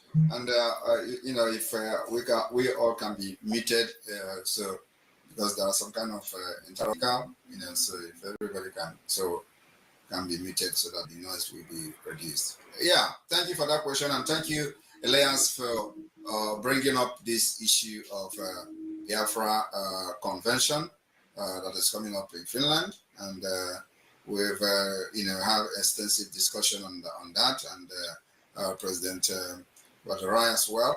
What we intend to do, first of all, let me make a comment on what we have in common before addressing that question. We have in common two government that has failed, failed state. There is no other way to describe this situation other than failed state. Two, we have government that are nomadic, that are practicing nomadic system. What I mean nomadic system is another word for tyranny. It's a nomadic system of government, not democratic. So there is a solution here that we are bringing to the table to bring more advanced democratic system to this both wonderful and beautiful nation, Biafra and Eritrea. That's the what we are bringing to the table. So when the state has failed, we shouldn't allow it to continue. Otherwise, the anarchy will become the norms. And we wouldn't want that particular anarchy to continue. The Nigerian side is even more dangerous than any other part of the world. There is nothing you can't see in Nigeria. Having said that, we have decided that for the past 50 years, since after Nigeria massacred our children, up to 3 million of them, there has not been any clear pathway to exit Nigeria until now. So we decided to go into more organized liberation movement that will consolidate different mechanisms, political approach, diplomatical approach, and the defense approach, which is the armed struggle approach. We didn't, carry arms in the first place. It has become necessary for us to carry arms. So what we intend to do is that we have been able to lay this particular background and structure. The formation of the Biafra government in exile has given this foundation that is needed, that was lacking for decades. So we have opened several liaison offices across the world, getting ready for the restoration of independence of Biafra after the declaration in December 2nd. So on the 29th of November, from 29th of November to 3rd of December, we are going to have the second convention of the Biafra declaration in Finland. We had the first one in 2023, October, and that where we had some adopted some kind of resolution. We had what we call the Helsinki Declaration, which is the Charter of Biafra. We had alliance, which went into official alliance agreement recognition with Amazonia, and after that, after the convention, we begin to activate the strategies that we have, which is the political approach. So on the 1st of February 2024, we started the Biafra self-referendum, organized by the Biafra government in the homeland and of course in exile. But one peculiar thing is that we have been able to form the Biafra de facto government in the homeland and created the 40 United States of Biafra, what has never been done since after the war. We have also been able to draw the Biafra map, undisputed, with the consent of the entire ethnic nationalities making up the entire Biafra state. So the map is there, the state structure, the government institution, all have been formed in the homeland, and it is the de facto government of Biafra. So we went into this self-referendum. In the first stage, second stage, we recorded about 30 million votes. We started with the electronic voting, and then we'll see how Nigeria was interrupting the voting. We decided to go physical voting by going into state by state, county by county, district by district. In all this, we have unit by unit. So the referendum is being conducted in the first stage of the referendum, the second stage of the referendum, and the third stage of the referendum. And the referendum is going to end on the 28th of November 2024, while the conference will start on the 29th. So we intend to announce the result of the referendum in Finland during the convention. We are also going to pass many resolutions and vote for it. We are expecting a reasonable number of delegates of Biafrans from all over the world to gather in Finland for this convention. And in this Finland, we will, after we have counted the number of the vote, number of the Biafrans that have given the Biafra government in exile and the homeland the mandate to declare their independence and fight for them. After we have counted this particular voting and the result will be announced. We will not only just announce the result, we will also publish every document that has to do with how the referendum was conducted for the world who care to know, those who care to know and who care to see it. And then after that, if the number of the vote is reasonable enough, the delegates that have come to Finland for this convention will vote for the approval, and on that approval, the declaration for the restoration of independent state of Biafra will follow. We are planning to issue this declaration on the 2nd December, which is the fourth day of the conference. After that, when we have done with the Finland Convention, we will now begin to approach Nigeria, which we know it is just going to be for formality. They will never accept anything democratic. They are not democratic in nature. They don't know even what is democracy. They do fraud in election. They kill people to become governors. They kill to become president. So they don't know what is a democracy. So we are now providing solution from what we have learned from the West, that indeed there are ways to conduct election without people getting killed. And you need to see the videos of the referendum voting in Biafraland, where people dress and come without nobody shouting because, of course, of the security situation and threat. We can't nobody making noise. Everybody come, make your vote, write your name, put your name down, because we have the record of everyone that voted. For the 30 million, we have the record, we have their names and everything. So when this happens, after this declaration, we will approach Nigeria and the request for the approval and recognition of the self-referendum. We will also do the same thing to African Union, to ECOWAS. All these things are just for formality. These are people who they have put in those positions to hijack the system for the interest of the tyrannic system and nomadic system of government. Most of the people you have in the ECOWAS and the AU are all appointed by the Nigeria state, especially those representing them there. The same thing is applicable to Eritrea. So they are loyal to the government that appoints them. And they are there not to defend the interests of the people, but the interests of the political party and the interests of the presidents that appoint them and gave them the appointment. That is why Africa is failing today. Because it is all about the interests of those who appointed you, not the interests of the country, not the interests of the citizen, not for the interests of the society. So we know that our communication will not bring anything or any change, but rather we want to do it as a formality. After that, we will continue the delegitimization of Nigeria within Biafra territory. Because the only two things we want to achieve using this process is the legitimization of the Biafra government and the delegitimization of the Nigerian government.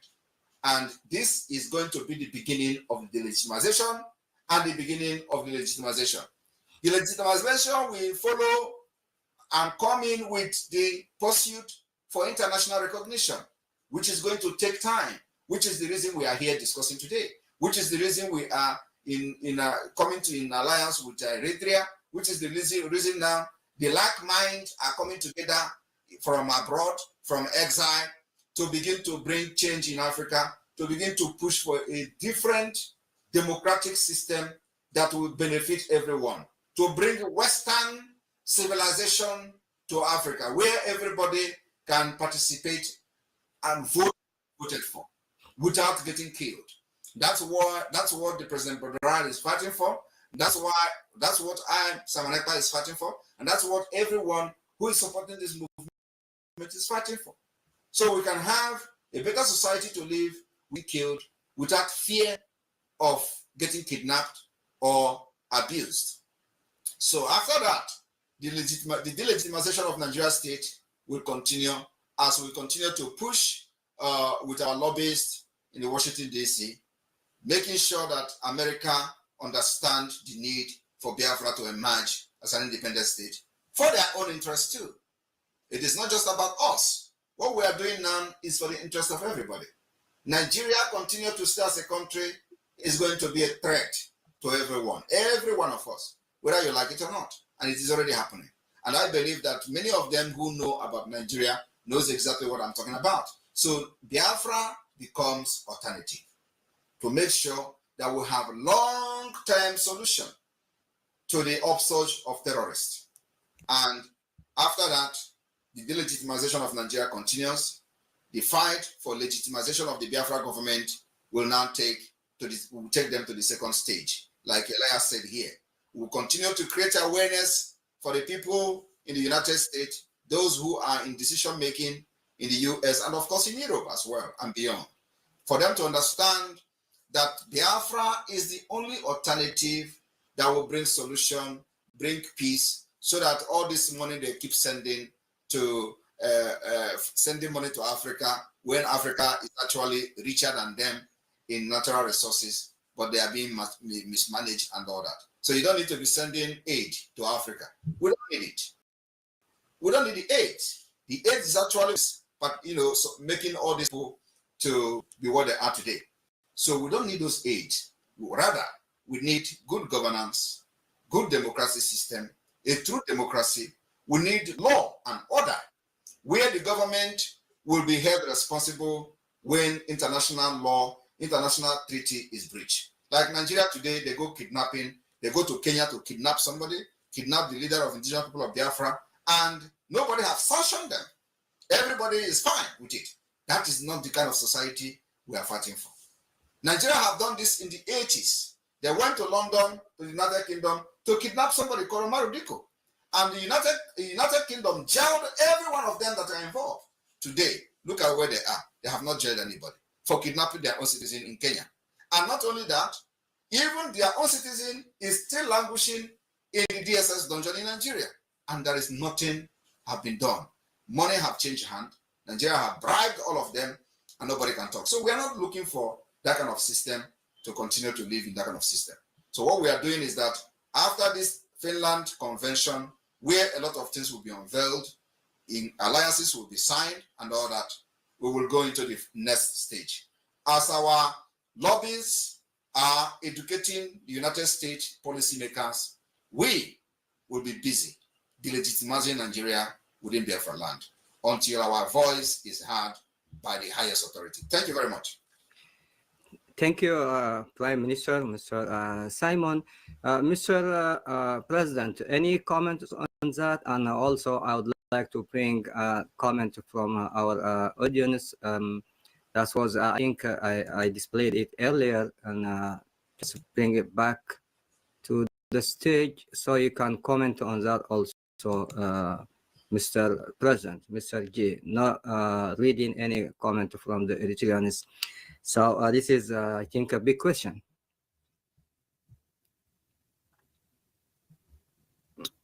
You on mute, Mr. G. You're on mute. Unmute. Is it a question? Says not reading any comments from the Eritreans. Say it all. Go and find them. I mean, if you want comment on that, okay. I would say, it's not. I don't know what to comment but on if you any comments on what, Prime Minister. Number one, I mean, everything he said, I agree with, especially on the differences, on the similarities. What sort of governments, what they do to our people. Yes, Africa is not poor. Africa is rich. But a lot of resources has been misused and abused, and with so many corrupted people managing our resources. I want to wish them success on their upcoming convention or conference in Finland. Unless the sky is falling apart, transitional Eritrean government in exile intends to be there. No surprise. We may even have some surprise of our own. So I think going forward, we are really to work together, and we are consulting with each other to become very, very powerful and support for each other. We just had our convention less than 2 weeks ago. As Elias said, it was in Ethiopia. That means we found us another friend in the African nation of Ethiopia. Why in Ethiopia? Well, we only go to places or countries that allows you.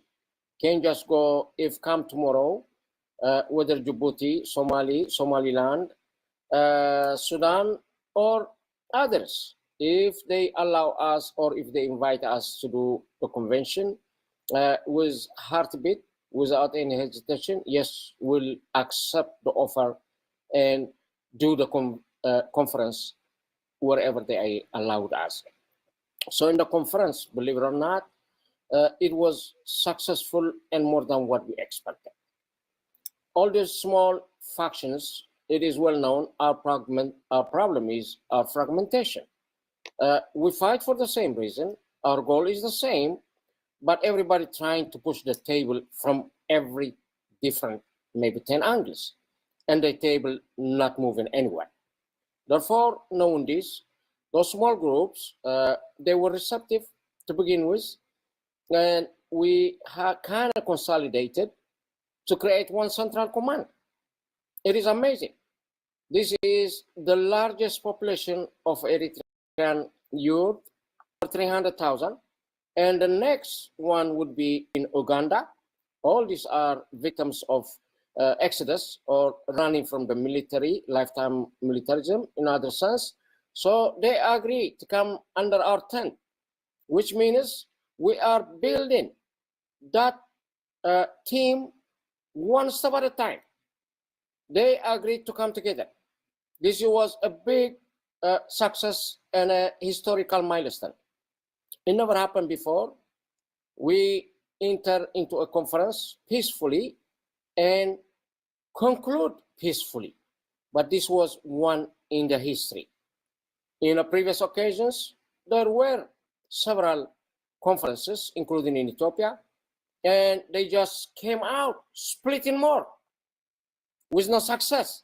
So this is not simple achievement. We have achieved a great deal.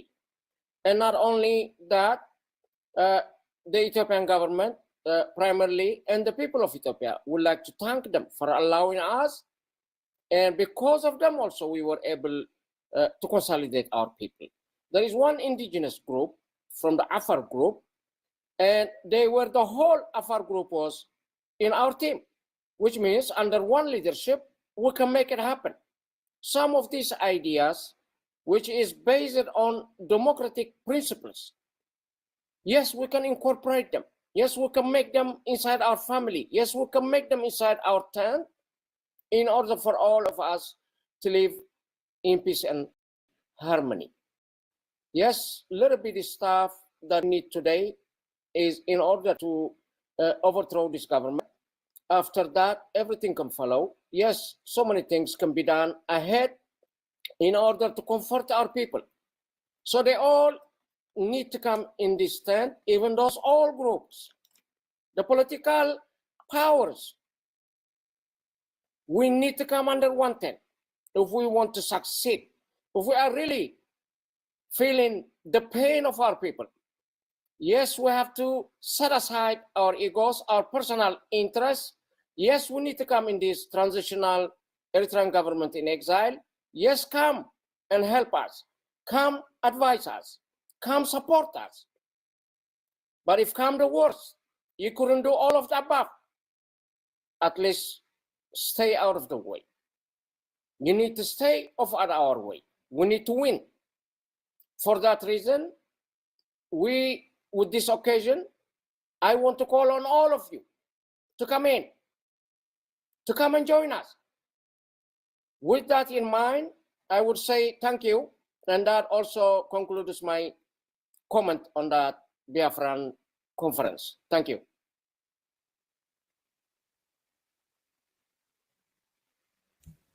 Yes, Mr. President, any comments on the question that I put on the screen? Would you say any comment? Otherwise, I'll go to Mr. Is that the same comments that you wrote, Mr. KJ? No, that is not me. That is from the audience. But I don't know. I have a hard time to understand the question. I don't know if it is a. Let me respond to that comment. Okay. Okay. Yes. You see, that comment is one of the comments. Some of the comments you get in a situation like this. And what does that tell you? It tells you that people are with you. Majority of them are with you, and they like what you are doing. So there is no need for them coming here to comment, ask questions. It is something we also face on a struggle. So people don't come and start talking when they already know what you are doing. Just like we have said it before, that we are not hiding anything, and actually, not hiding anything is the reason why many people will come to just, what do you have for us today? What is the development? What is the next level? What is the next step? That's what people are. Once you are very, very connected with the people, they don't need to ask a question. It's only those who are coming now who have realized that, oh, maybe we have been going the wrong way for a very long time, and they decided to come back, because you left them behind, and they don't care to know what was going on. So now they want to ask questions.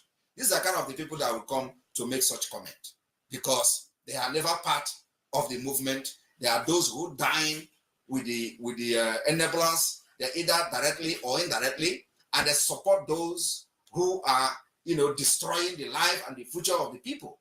So those kind of comments is not something we should even be addressing. I'm just telling you that many people who are interested in having a future, a better future, and have followed the event from the beginning will not waste their time to ask questions, because you have not hidden anything from them. Everything is in the open. And I like the freedom fighting of open book. That's exactly what we do in Biafra. There's nothing I'm doing today that is not out there, because we are fighting for a nation. There is nothing to hide, except some kind of high level of meeting that you will have and you want to take it. But every other thing should be open, because the people you are trying to liberate and try to give a better future should be following to know whether this is going to work and what they should be expecting, or is it going to be a government of gangster and all that. So I think the comment here says it all. He said, not reading any comment from Eritrean says it all. Go and find them. It was actually from a very wrong perspective, because it shows that people don't have any concern, and they have been following him for a very long time. Yes, except if you are coming today and you don't know what he has been doing. That's when you are going to ask questions. Thank you. Thank you. Thank you, Prime Minister. Well, thank you for supporting. Thank you for answering the question. I think the comments will get a lot, and a lot of the moments, even our government, the authoritarian government, normally we don't get any good comments. The people with full heart, they know what we're doing. I think they are very happy with us, and he's welcome also to give his own comment. You don't need to wait for others to respond.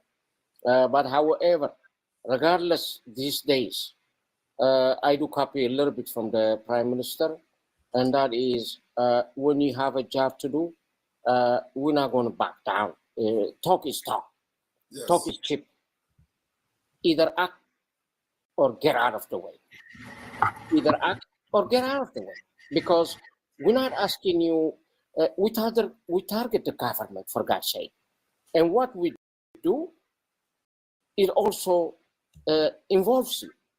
Our efforts does include you. We are not really trying to retaliate, do anything wrong. But however, yeah, there's going to be some reconciliation. Yes, we are not going to jail you. Therefore, whatever you say, in our case, you are not our target. And we don't want you to be We don't want to be your target. If we have enemy, let's fight that enemy in any way you can, and allow us to fight in the way we know.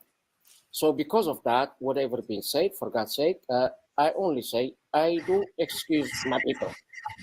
If I am fighting against the tyrant and someone don't like that, it is going to be what they call damn, just damn. There's nothing else I can say. But thank you, Prime Minister. Thank you very And much. I just want to add a quick comment that I agree exactly with the Prime Minister Yes, said. that's what I would like to love yeah. to hear, Mr. Elias, and also as an advisor to these two governments, also what to see. And I don't blame this comment, because in fact he's asking where are the Eritreans, and I think this is a question that all of us have to find an answer, and especially Mr. Elias, you are learning more and a lot also today, so this will be, I think, a good start for you. No, this is a learning experience for me. I just want to go to your point. I just want to say I agree exactly with what the Prime Minister said. You know, usually, let's say people who are already supporting President BRGIE don't necessarily come on to make gratuitous comments, right? They already know him and they know he's trying to do and what the agenda is. Oftentimes when comments are made, it's to be provocative because, you know, these people are, as the Prime Minister said, working with the enablers or the other side. So if you go on social media, for example, first of all, you know, the President BRGIE is the most talked about opposition leader as the transitional president on social media. Everyone, whether it's supporters of President BRGIE or the enemies of President BRGIE, he's the #1 topic. Isaiah Afwerki himself, through his information Yemeni Meskel, attacked President BRGIE and attacked our lobbying efforts and the people we're meeting with. So, you know, there's plenty of commentary out there on President BRGIE. You know, he's the most talked about person right now. And I agree with the Prime Minister. If his supporters aren't making comments, it's because they already know, you know, what he's doing and they know his agenda. You know, it's not necessary to make a comment. And you know, a lot of the comments on social media about President BRGIE are from the enemy, from opponents, from the people who are supporting the dictator. So, you know, oftentimes it's the people who are against you who like to come out and make the crazy comments. I just wanted that's a long way to say I agree with what the Prime Minister said. His assessment is spot on. The air train, as the president has said, the smaller air train groups have consolidated behind him, and he's getting the support, you know, given what we're doing. And so I'm very excited about, you know, moving. You know, I hope we can work with the air train community to educate them about the way forward. I think the Prime Minister has done a tremendous job in terms of showing the way for the Biafran people, providing leadership. I think one of the commonalities, if I may, between the President and the Prime Minister is that their leadership has given direction to their people who were previously mired by issues of the infighting, the backstabbing, and so forth. And I think that's the commonality where you had a group, they weren't sure what to do, and then you have the leaders and they're providing direction and the people are coming behind them. So I think both President BRGIE and the Prime Minister are visionary African leaders. They're the ones who are providing that vision, which is mobilizing their people. So it's an honor to work with both of them, and I think we'll have a lot of success moving forward. Good point, Mr. Elias. And as we begin wrapping up the show, I would like to thank you guys for attending our program. I'm glad to have such intellectual active leaders on the program. Looking forward to seeing the achievements and changes you guys bring to the people and the future of the countries, both the Eritrea and Biafra. As we say in farewell to our amazing guests, we will have more guests in the future, maybe talking on the same issue, and we will follow also. We will talk about Biafra. We will talk about the issues that matters, and don't forget to stay tuned and subscribe on YouTube to Galad Media. If any comments before ending this program, I would love to hear from you, respective guests. I think I would briefly, I simply want to say thank you to Mr. Ilyas and Prime Minister Simon Akbar. As I say early on, this is the beginning of so many good stuff to come in the future. Let's kind of expedite our fight, regardless of what or where it has been said. I think we have the good heart for our people. Yes, we have a good heart to follow our guts into getting things done. I always believe unless we become more pragmatic, action-oriented, nothing can get done in this world. The time that we sacrifice is the time of our families, the time of our lives. And we decided also to do it in a full-time basis. This requires a lot of sacrifice, for God's sake. Therefore, for those who does not understand, it is okay. But for those who understand, we appreciate your support always. We are going forward. There is no point of return right now until we get the solution, and that is heading home. I always say, consider us like we are a big ocean. Bring your boats, bring your ships. Let's sail home. We're going to go together. In that in mind, I will give you the biggest hope also for the people back home. I'm sure this show will go also to back home in Eritrea. So for the people, I want to encourage you. I want to give you hope. Yes, it can be done. Yes, we're going to change it. But that change requires the need of both of us. We do our effort from abroad, from the diaspora, to put that pressure needed in a diplomatic and political aspect of it. Yes, we're going to expect you to sacrifice, to rise up, wise up. And for the military of Eritrea, as I be calling you all the time, you are the military of the people, of the country, not of a private entity. Putting that in mind, this is the time for all of us to have a joint force in order to get rid of this menace, not only for Eritrea, but for the whole neighbors. So it is time. We cannot take it any longer. We have had enough for 33 years. No election, no constitution. This is unheard of. And we allowed it. We have to take responsibility. So let's work on our side rather than just blaming the government. If we want to overthrow it, join the action. Not simply talking on the social media. With that in mind, I'm very thankful to be here, and I'm thankful for my guests also, Mr. Prime Minister Simon and Geralius, and also thank you, Mr. KHA. Thank you very much. And thank you all for coming to the show and spending your time with me. And don't forget to turn on the bell notification so you can see all of my new videos when I post. Thank you, respective guests, for being all this time with me, and have a good day. Thank you. Thank you.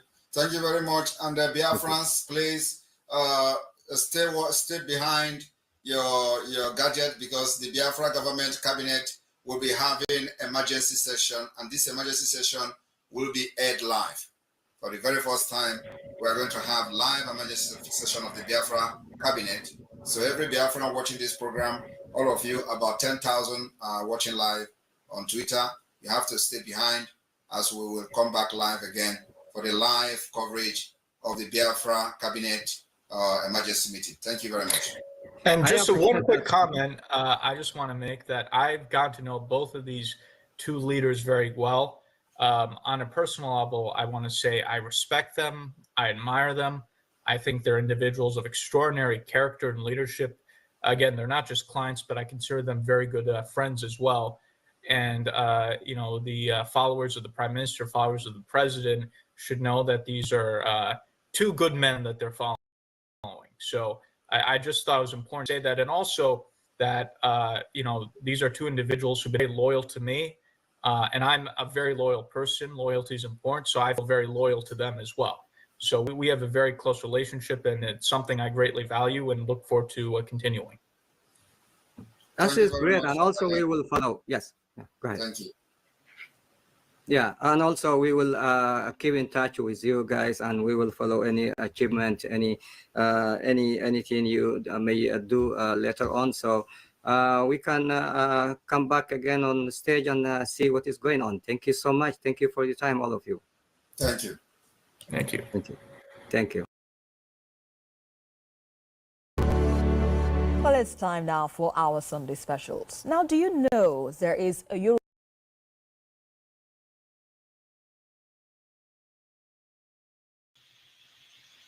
On July 9, 2001, Chukwuemeka Odumegwu visited Boston as part of a worldwide tour to find the person he will hand over the baton to.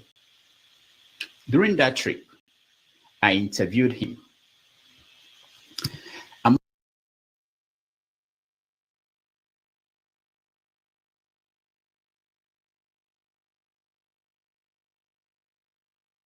asked him whether he considered establishing a government in exile when the Biafran War ended. In March of 2004, I first interviewed Mazen Nnamdi Kanu, the leader of IPOB. In that interview, he made his now famous declaration. If we can broadcast so that the whole world can hear us every blessed day, if we are in over 70 countries around the world with over 5 million listeners, there is nothing we cannot do. This time around, things are very, very different, believe you me. Very, very different, and soon the world will hear about it. The language that people in the zoo understand is the language of violence and force. After all, that very contraption was put together by Freddy Lugard by force. That's one thing people don't understand. That Lugard killed people to bring Nigeria together. Killing of people to disintegrate the zoo shouldn't come to anybody as a surprise. Our promise is very simple. If they fail to give us Biafra, Somalia will look like a paradise compared to what will happen to that zoo. It is a promise, it is a pledge, and it's also a threat to them. They must understand this, that we've had enough of this nonsense. These criminals cannot be stealing money belonging to everybody. I interviewed Nnamdi Kanu twice, including this sit-down in New York City in June of 2019. This question all the time. When we meet dignitaries and officials and government and functionaries all over the world, they always ask us, are you sure that Biafrans in America? I had a meeting in DC, and I said yes. They said, but we don't know them. Who are they? So it is very, very important that the people you claim you're fighting for actually come out to say that you are fighting for. I cannot go to see the U.S. government without being introduced by our people. So for me to make my contact official or what we're doing official with the U.S. government, we need our people to come out in solidarity on the 3rd of July of next year to say that yes, we have given IPOB the mandate to speak on our behalf. So that is what that very much represents in essence. And Nnamdi Kanu's kidnapping in Kenya and rendition to Nigeria on June 27, 2021. This guest has assumed the leadership of the Biafra movement from Helsinki, Finland. Some say he has taken the movement in a different direction. On December 2nd, 2024, he plans to declare once again the Republic of Biafra. Today, I'm pleased to welcome to the show Mazi Simon Eba, the Prime Minister of the Biafra Republic Government in Exile. Mazi Simon, welcome to the show. Good afternoon, good evening, Mr. Rudolph, Dr. Rudolph. Thank you for inviting me today. Thank you so much. We appreciate you, and we're happy to have you today. Let me get first the elephant in the room out of the way, which is that when you put out the notice that you were on the show, a lot of your people were against you coming. They said things like that you shouldn't come here to grace this platform, that I'm a nefulefu, that I felt that they must love you so much. They are protecting you from what? Well, you know, these are people who have gone through a lot, and because you, as a Biafran, and you know, I believe that if Biafra become an independent state today, you cannot be, you know, ostracized from being a Biafran, right? So Yeah. by that, automatically you fall into Biafra. So, and for people like you that have platforms, which should be in the forefront of this freedom movement, and you are not doing enough according to them. So they believe that, you know, I shouldn't come here. But, you know, as a leader, I think differently, and I make decisions differently. So I am here also for their best interest. It is because we need to, we have somehow our outreach using our media, and it is time, I believe, we should also embrace other media platforms that have not been preaching. So I think my comment today is for their best interest as well, and that's what makes me a leader. So I think differently from them. So it is very important when those are agitating that I shouldn't come here, you know, I will explain to them later on why it is important that I'm here. And then also, I'm going to be extending hands of fellowship and open arm to every other this media platform. I want to be there. So because it is the right time to talk to people who may have seen our agitation on liberation of Biafra differently. So they need to be educated. So it is important that I'm here to talk to different audience. Thank you so much. On my part, I also have to say that when I put out that you were coming, a lot of people felt that I shouldn't bring you here. And so I have the same pressure that you have from my own people. But I think my job is to facilitate conversation across every platform, different groups. It doesn't mean that we have to only facilitate conversation with people we agree with. All right, let's get into that. Something happened in America last Tuesday. There was an election and Trump won. I know that you are in support of Trump. And how do you feel about the outcome of that election? Very happy because, as a matter of fact, I was among international politicians to openly and publicly endorse Donald Trump election. So I'm happy. He needed to come and save the world. Now, before I go in deep into that, how do you think it's going to help your quest for Biafra? Well, the United States has a very important role to play in global peace. And what Biafra is doing today is to bring peace, to stability in Sahel region. So I believe that it is for the interest of America, it is for the interest of the West, and then at the same time for Biafra and African interests. So I believe that the foreign policy of Donald Trump will facilitate the restoration of peace and stability in the Sahel by listening to Biafra people. Now, there's this story that came out, I think 2 days ago, that the chief of staff of Donald Trump, incoming president, Susie Wiles, that she worked for the Biafra movement as a lobbyist in Washington, D.C. Is that true? Well, you know, in 2019, I joined the Biafra movement. So what I would say is that it is a good thing for the fact that we have somebody who already have idea and knowledge about the plight of the Biafra people. She currently representing Biafra, but at least she has been educated and she once, was in forefront of educating the policymakers in the United States. So it's a very good plus to the Biafra cause. All right. So, but you don't know whether she's currently on your own group, whether you are paying. It doesn't matter whether she is currently in the Biafra movement or not. She is now the chief of staff of the United States, and we must respect that particular office and allow her to concentrate on the United States. The appointments she's been given by the president.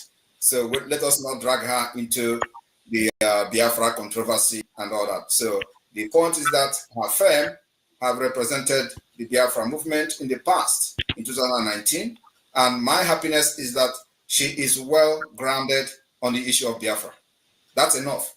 Okay, good. Yeah. Now let's go straight to what is happening on December the 2nd. What are you planning to do? Well, Dr. Rudolph, Biafra has come a very long way, and everybody has their, agitating and pushing the movement for the freedom of Biafra. You will agree with me that Nigeria is not working. Nigeria will never work. And so what we try to do is to bring alternative to our people. And it is the Biafra people first, before any other Nigerian. So we are moving Biafra people forward, securing their future. And the only way to do that is that we need a separate, independent state where we can govern ourselves the way we want. And where we can put a policy that will help our people to develop, compete among nations. So in Nigeria, that opportunity is not possible.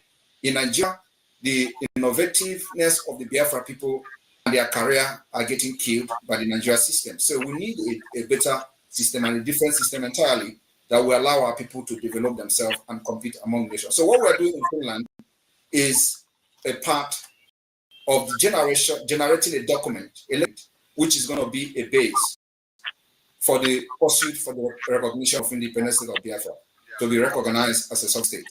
So that's what we plan to do. And you know that we have been conducting self-referendum, which is still ongoing. It's going to end on the 28th of November. And this self-referendum, as of today, has recorded over 50 million votes. It is both online voting and physical voting.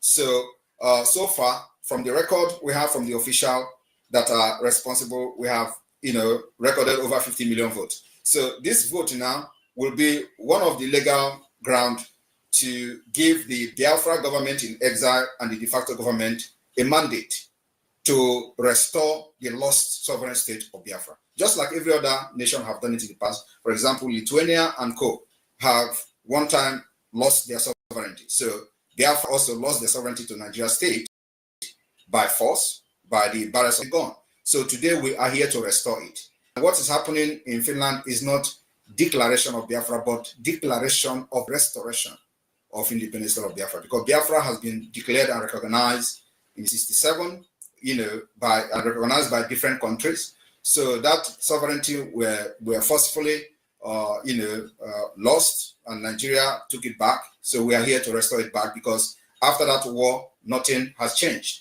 Actually, the reason for the war has escalated, and the issue and the cases are completely different today. Worse than what it were before the war. Okay. Referendum. You said the results are showing. What are the results? What are they showing? How many? Like I said, it is not yet complete. They've not opened the envelope. But we know from the record that it is over 50 million. People in Nigeria, how did they vote? We have been posting the videos of the voting. One thing that people don't know is that, first of all, I would like to educate those who may have not paid attention because of propaganda of the Nigerian media and those pushing it. Biafra today has a de facto government, functioning de facto government in the homeland. And in this de facto government, we have 40 United States of Biafra. In this 40 United States of Biafra, each state has 15 counties. In each county, you have 5 districts. In each state, we have 75 districts. And in this district, we have head of district. In these counties, we have head of county. And then we have, in this state, we have the administrator, which is equivalent to governor. So this is what a lot of people don't actually know. So when they see the result of our activities in Biafra land, they are surprised and shocked how Simon Ekpa is doing this from Finland, because we control the Biafra land from grassroots. So the government is already in the grassroots. So every community knows who is their county leader. Every county knows who is their county leader and who are the executive in the counties. And so with this particular structure, we are able to conduct this referendum, and people are fiscally voting. And of course, it may also shock you that the reason we have succeeded so far in the civil disobedience is also because of the structure, the strong grassroots structure that we have, which Nigeria, know, but of course, I don't want to tell the other citizens who are available to understand why every effort to stop the sit at home has failed. They tell you it is because people are getting killed and stuff like that. It's a lie. It's because we have a very structure, from the grassroots. All right, we are going to get into the sit at home and everything else, but explain this for me. Let me understand. So the administrators in 40 states in Biafra land today. Yes, there are 40 administrators. There are in each state. There are 15 county head. In each county, there are 5 district head, and there are other, the chain of leadership and all that from the state down to the district level.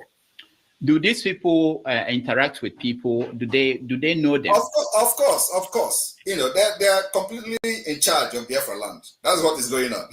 So if I call a boy state now, I can get the names of people. You may not get the name of anybody in Ebonyi State unless you are into the struggle. Okay. So what about people who are not into the struggle? How did they vote? Well, those who are not into the struggle are not necessarily going to vote. These are the people, the few percentage of the people making noise on social media. But those who are in the struggle are voting massively. If you look at the videos who are posted on social media, you see crowd that will shock you. Yeah, even more organized and better organized than the Nigeria election. You can agree with me if you have come across the videos. Yeah, but for you now say that the Biafrans all voted and this percentage that supported it, wouldn't it be good that everybody had a chance?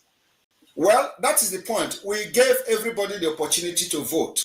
But at the same time, because this is a struggle and we are in a very fragile state, so we make it possible for people to vote online, right? And then in a struggle like this, you have to also be very security conscious, considering the fact that Nigeria is a terrorist state that kills people who agitate and do protest.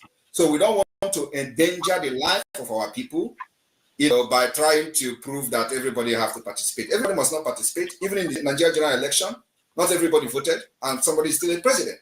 So we don't need to prove, everybody that Biafra have participated. Those who believe in Biafra should participate, and they participated, and they are still participating because the vote is still ongoing to the 28th of November. What about people abroad? You mean in New York here, there are people? Yes. Everybody is voting online. Those of Biafrans abroad are voting online. And we created a voting system using the Google platform. And you have a way of verifying that these people voting there. Yes, we verify. And of course, like those who want to dispute, who want to argue, we give them opportunity to conduct their own referendum on behalf of Biafra people. All right, this is interesting. Now let's also look at another thing. You have a new constitution that just came up. Yes. How was it?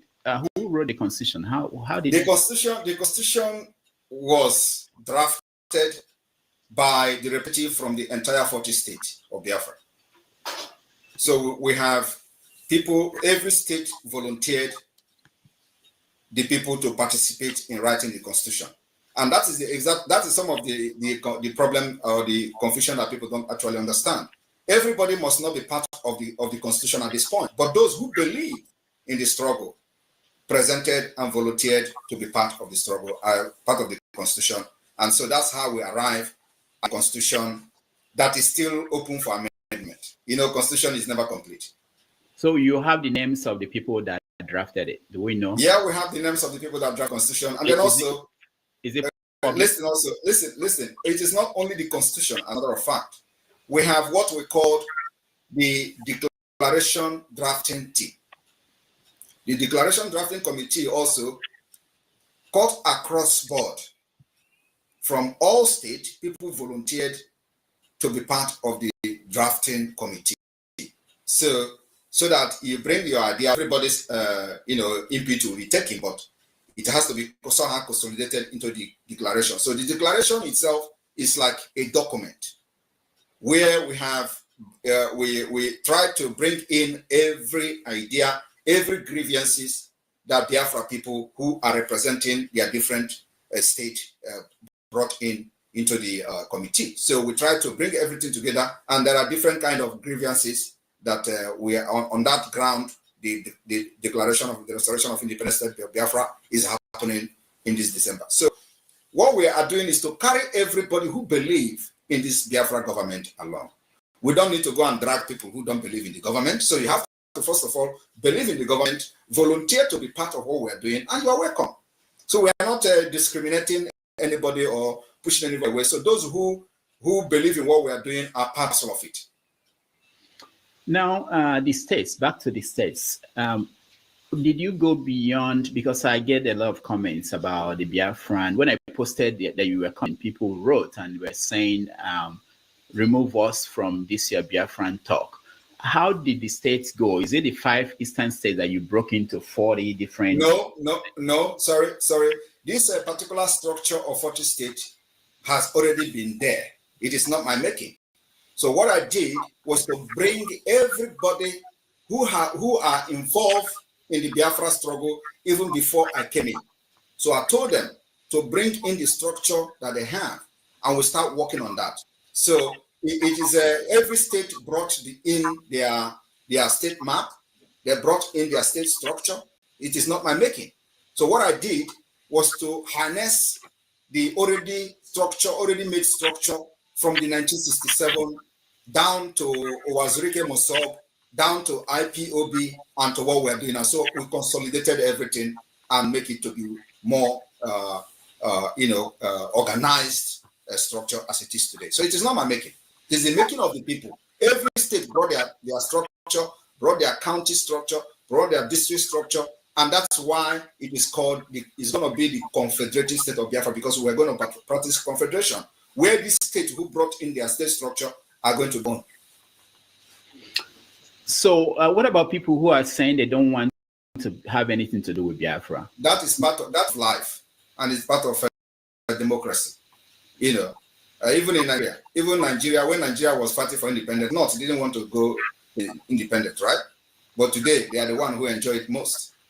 So we are not bothered about those who say they don't want to be part of Biafra. They are just a few individuals. Just like 1% or even 0.0% of people hijack Nigeria and impoverish everybody today. So those people saying they don't want to be part of Biafra, are they enjoying the killings in Nigeria? The answer is no. So we don't actually care about what they say. That's why we have gone this far. Because few people cannot hold everybody hostage. Mm. You are following the trial of Nnamdi Kanu in Nigeria. What do you make of how it's going? I don't believe in Nigeria system, in court system. Nigeria doesn't have a court. Nigeria doesn't have a judiciary. So, and that's why, I don't know whether you are aware, we have actually banned anything judiciary under Nigeria in Biafra territory, and they are folding up. So if you are not aware of that, I want to make it clear today. We are going to lock them indefinitely, and they will never come back until Biafra become an independent state. After the December declaration, we start to pursue the legitimacy of Biafra. Nigeria court system and judiciary can never ever function again in Biafraland. It's a threat and a promise. How is that going to happen? How are you going to do it? It is already happening. Are you not seeing them folding up? That is to show you that the Biafra have taken over their land. Our plan is to delegitimize Nigeria from the Biafra territory. little by little, step by step, stage by stage, and that is happening. So the judiciary is the next, because judiciary in Nigeria has contributed to the anarchy you see today. The insecurity you see today is the judiciary. The you see today is the judiciary. The banditry, terrorism you see today is the judiciary. They have not done anything that will bring justice, fairness, and equity. So we don't need those kind of system in our land. So, and if you're asking me how we're going to do that, we're already doing it. You see, they are folding up. That land belongs to us, and Nigeria has been rejected by the people. Over 50 million has given us the mandate to chase away Nigeria from our land. So, however we're going to do it is what the government will decide. And we're doing it that way. Okay. You know that you are on the list of most wanted people in Nigeria. That's a badge of honor. I am very, very happy that I am in the list, because if I am not in the list, I would have regretted even getting involved in Biafra. So it's the highest honor I have received in my life. Now, people say, I played the video earlier in the introduction when Nnamdi said that if they don't give us Biafra, that Somalia will be better than Nigeria. And people say that what you have achieved is to turn some parts of Igbo land to look like Somalia. That Lagos is not like Somalia, that Abuja is not like Somalia, but Owerri, Olo area, basically is like Somalia. What do you say? So let me address you. Now, did you see the poverty rate in the world? Where is Somalia in the list? It should be at the bottom also. Like no. I want you to tell us. I can find it. Where is Nigeria and Somalia? Nigeria is at the bottom too. Yeah. So in the list now, is Nigeria up or down? Down. Yeah, so it's already. It doesn't necessarily mean. But when you, it doesn't actually mean that they're going to be shooting gun like in Somalia. Somalia already overtake Nigeria in a better scale. Nigeria is down in poverty level. So how do you Maz, they're serious. Let me give you this as serious things. I have a friend here in America who lost his father 2 years ago from Olo area, and lost a brother early this year. And none of them, they've not been able to do any funeral because nobody can go home. Okay. And there are so many places like that in the South. Is that a good thing? Well, I should be asking you, how are the burial taking place in other parts of Nigeria? No, the way people are reading this thing, that it's a consequence of this confrontation with the Nigerian authorities. So how is this confrontation making people not to have burial in Biafra land? Can you explain? Because it's not safe. That's what they said. That's why he hasn't gone. Who is making it? Why are you laughing? No, I want to. You say this is a discussion, right? No, we're having a conversation. If you cannot answer, let me explain. I want you to tell me. You want to answer? No, this is what they said. This is what they said. Okay, so this is what they say. But what about you? What about you? What about your opinion? What do you think is the reason for not having burial? No, I don't have. I go home. I don't. So can I explain now? Can I explain the reason? Yeah, give us the reason. All right. The reason is because the Nigerian terrorist army and police have been killing our people for many years, even before I joined the Biafra struggle. They killed them in Aba, where they went to pray, and over 150 officials was announced. Over 150 people were killed in cold blood. Nobody asked question. Nobody, was held responsible until today. They went to Mazi Nnamdi Kanu's house, bombed everywhere, killed people there. Nobody was arrested. Nobody was held accountable. They went to war and killed. And these people they are killing never raised a gun against them, right? They were only having flag. They killed in Enugu. They killed in Ebonyi. So when Mazi Nnamdi Kanu was kidnapped, they went to Kenya to kidnap him against international law, and I took over from there. And do you know what I said in the first place? I said, under my leadership in this Biafra movement, you can never kill Biafra again and go free in Biafra land. So I raised an army called the Biafra Liberation Army to confront these killers. And these killers, some of them are repentant Boko Haram. So they recruit them, push them to Biafra land, and people are not talking about that. And when they go to the open RPG or GPMG and they start spraying bullets, even fowls are getting killed. So I said, under my leadership, under this Biafra movement, Nigeria can never kill any Biafra again and live to tell this story. So we raised the Biafra Liberation to deal with them, and they are neutralizing them. So when they neutralize them, what do? They will come after the villagers. And let me tell you, is that the kind of country you want to be proud of, where you have people carrying guns, defending their land, and instead of them to go after those people that are defending the land, they will go against innocent people. These are the reasons why people are not coming for burial. So tell it the way it is. So, and it is not my fault. It is not my fault. It is not the fault of Biafra. It is the fault of the Nigerian terrorist army, who cannot confront the Biafra Liberation Army, but confront innocent people. And why they are doing it is so that we lay down our guns, and that's not going to happen. Yeah, that's what I wanted to ask you, that knowing that this is how they operate, if we believe the story you just told, this is how they operate. The question is the best thing continue to have them kill villagers if we believe this? Believe me, there is no any other better way. This is the best way. If you have any other better way, tell me.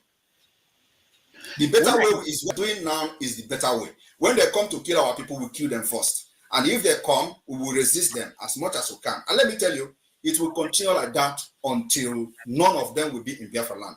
It is called attrition. War of attrition. You know, the chief of army said that what they are fighting is called the jungle warfare and asymmetric warfare. No, I am not fighting asymmetric warfare with them.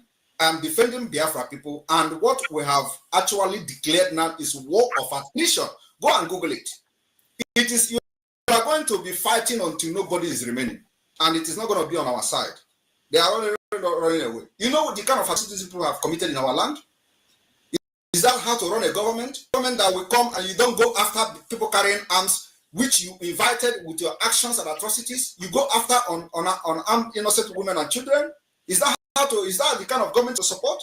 So we know what we are doing now is what we are going to do. And like I said, they should go and Google war of attrition. We will fight this war with them or know who is going to give up.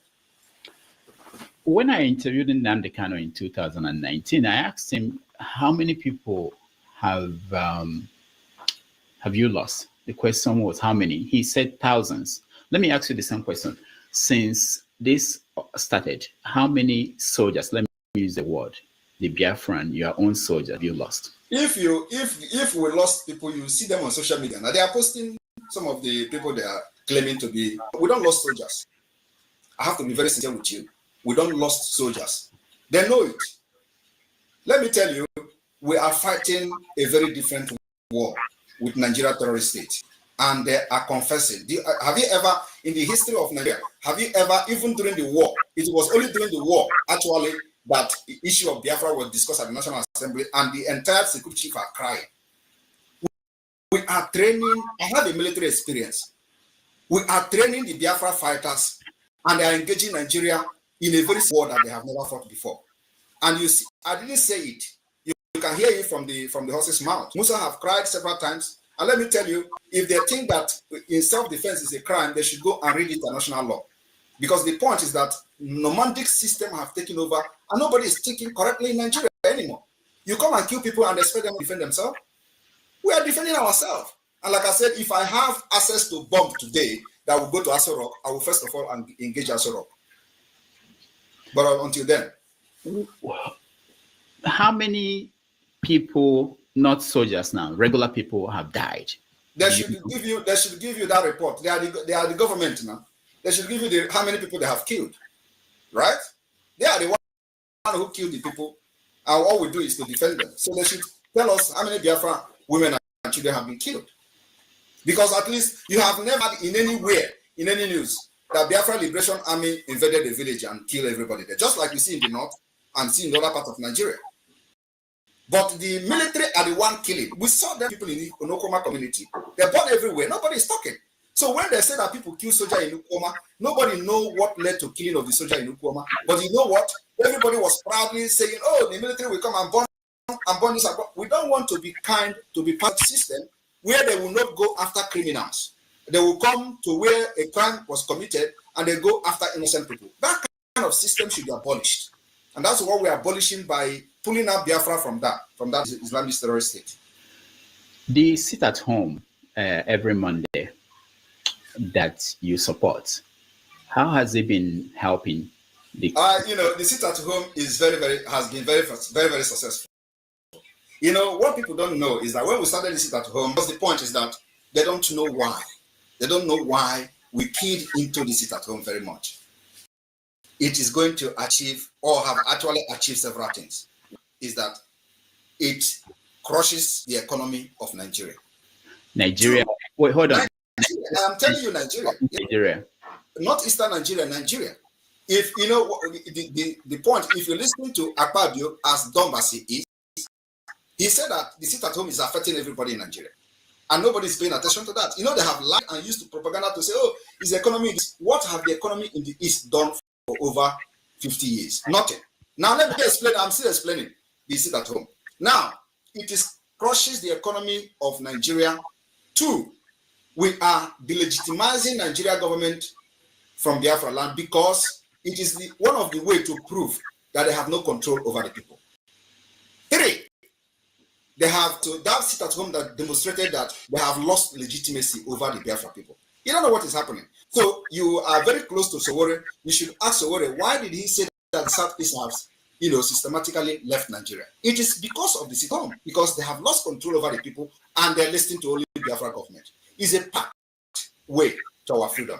And now we are, and let me also explain to you, we are using 4 different mechanisms and different approach to fight this freedom, which has never been done in the past. 1 is the political approach, 2 is the diplomatic approach, 3 is the armed struggle self-defense approach, and 4 is the civil disobedience, which sit at home is part of it. So these 4 we are using to delegitimize and fight Nigeria to our freedom. And it's working perfectly. The local women who cannot go to the market, the students who cannot go to school, the workers who cannot go to this, the businesses that are leaving the East to move to other places, who is paying the price for that? They have a better business ahead of them. The students have a better school to attend in future. What we are doing is a price they have to pay. It's a price of freedom. Freedom does not come free of charge. So we understand all this nonsense. Nigeria will tell you, oh, your business is being destroyed, or your school. Ask yourself, those people that went to school for over 50 years ago, what have they done with education? Nothing. So we are going to bring alternative education that will work for them. So they have to pay the price of not going to school if they have to not go at this point. And those who don't go to market have to also pay the price market, because I believe they would not prefer to have it being thrown in every market every day, because it's happening in somewhere else in order to get freedom. So we are not going to that particular fight or defense at this point. At least nobody is even though they are throwing bombs in the state.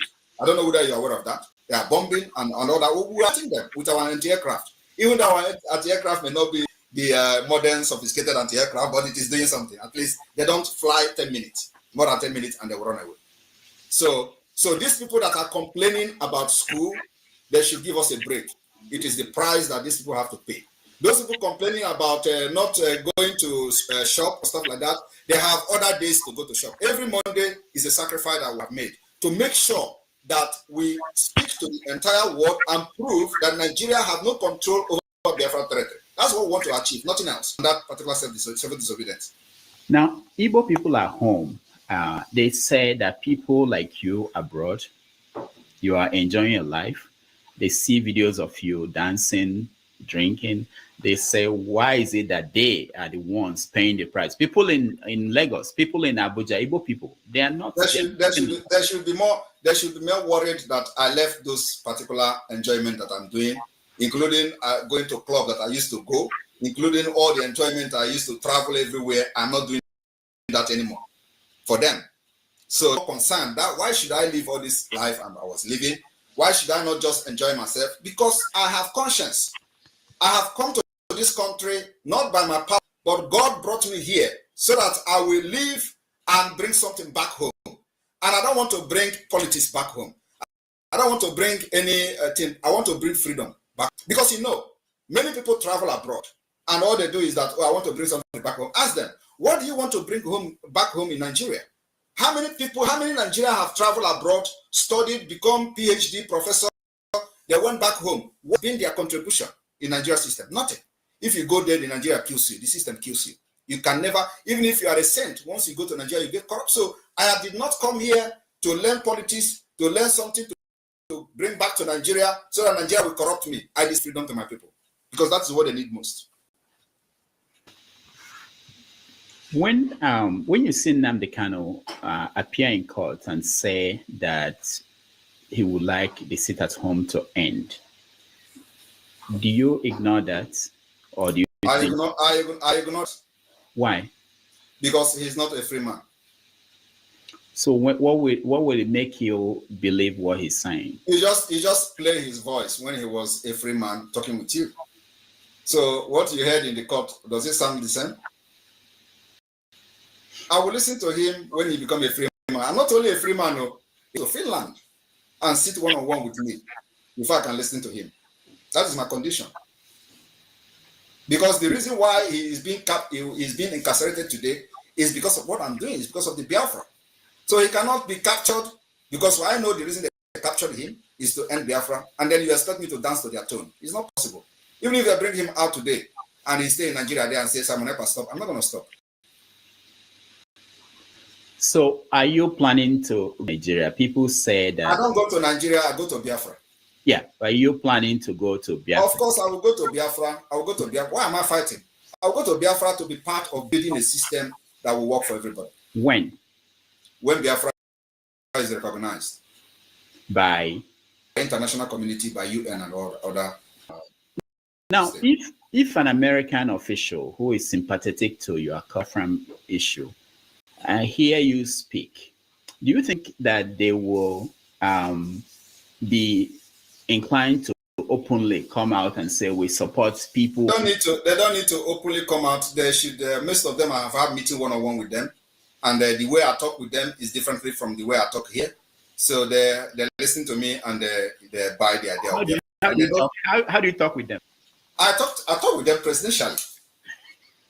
Because of course, when I'm here, that I'm talking with my people. When I talk with them, I talk differently. So, and when I talk with them, I present Biafra as a solution, which is the way it is. I present Biafra as a solution to restore peace and stability. That is the only way to restore peace, because what you see today, the Islamic movement happening today from the Sahel down to the entire Nigeria region, interest is tied to Biafra. Now, not beyond the work to them, what about what you do, like things you celebrate on your social media? It's my personal life, because I'm. No, I don't mean dancing. I mean, okay. Like when there are military officers killed, you. Are you not seeing military officers killed in Ukraine being posted by Israel, or the terrorists killed in Gaza being posted by Israel defense? So you think it's okay? It's okay. That is the only way to show the enemy that you are dealing with them. All right. At this point, let's take a break. We'll come back. When we come back, I'll play some videos, get your reaction to the videos, and then we're going to invite people who are watching to join us in this conversation with the Prime Minister of Biafra Republic in exile. We'll be right back. Yeah. Okay.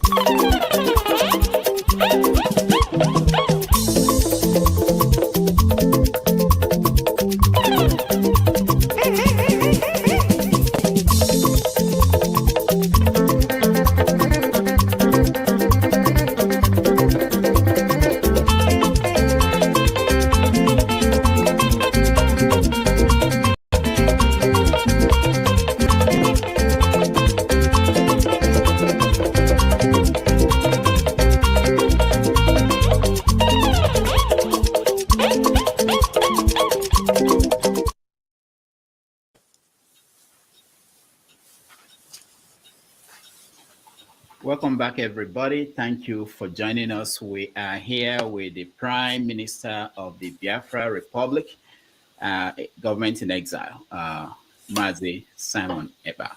So please, we have about 3,000 people watching. Can you like the video so that more people will be able to see it and hear the ideas coming out from Mazi Simon Eba? All right, let's continue. I had during my interview with Ojukwu, that was 2001. So I asked him, why didn't he government in exile when the Biafran War ended in Nigeria? This is the answer he gave. Because I didn't see what good it would do. Oh, it would do me good because some people will still look upon me as a head of state. And they will certainly, in certain places, give me red carpet receptions. But is that what life is all about? Life is about the betterment of a lot of the millions of people at home. I had to consider very seriously what possible reaction a government that for 3 years had intent on genocide will have on such a situation vis-a-vis our people who are still active within the Nigerian situation. A lot of people who look at what you do, they keep going back to our people. You talk about sacrifice made or you are making, but the one that our people at home are making is enormous. So what is the question? The question is, don't that bother you? I will tell you personally, I've lost people who died because they couldn't get to the hospital on a Monday. What about other days? How many people dies for not paying? We don't know. That's a fact. We don't know. So let me tell you, I don't blame our hero, Ojukwu, for such a comment. Can imagine where somebody fought the war for 3 years and at the end of the day lose the war. So you don't expect the person to come and start fighting from exile, right? Is it exile that is going to win? No. But if you look at history, it has always been, this race for freedom has always been like a relay race. So Ojukwu has laid the background of which every one of us are building this temple today. And I am bringing that particular whole thing to a conclusive end. That's what I'm doing. So Ojukwu cannot, the exile Ojukwu went to is what we have actually activated today. So you don't expect him after, mistake, because a lot of mistakes were made. And you will agree with me that during the Ojukwu has no representative in the United States. All the representatives were just sell out. So Ojukwu don't actually know what was going on. He had nobody to educate the United States or Congress or the government. They have nobody to put and educate them on the reason why Biafra should go. So Ojukwu don't have that representative. So we have it today. And one thing is that you are just emphasizing on Susie. You are happy that she was a lobbyist for the IPOB and all that. So it is part of the mistake that we identify, we want to solve it.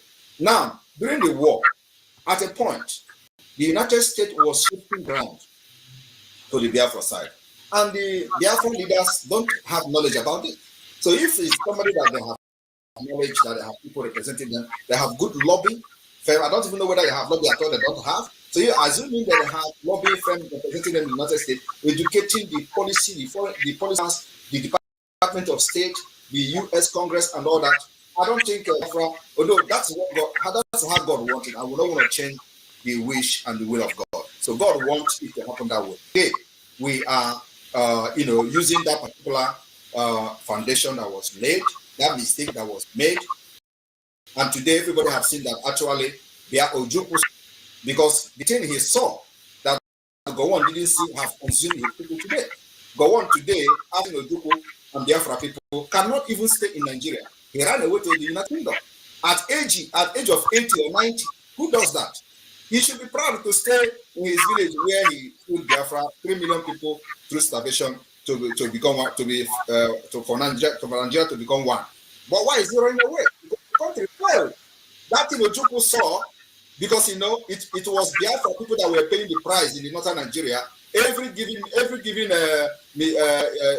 confrontation, Biafra people get killed. So today it is no longer Biafra people. Gowon people are getting killed. And today, many of them are living in IDP camps. So Gowon could not save his people. He ran away. So if he actually saw what Ojukwu saw today, I don't think he would lead Nigeria to war against Biafra. So what I'm trying to say is that Ojukwu did the right thing as somebody who fought for 3 years and lost the war. And we have learned from Ojukwu mistake. We have also learned from Wazirike's mistake. In case you don't know why what the mistake Wazirike made. The Wazirike was that when Wazirike was captured, just like Mazi Nnamdi Kanu was captured and kidnapped from Kenya, Wazirike was incarcerated. What did they do? They connived with all the commanders of Wazirike and brought them to the prison and said, you see, all the hitmen, all the staff are with us.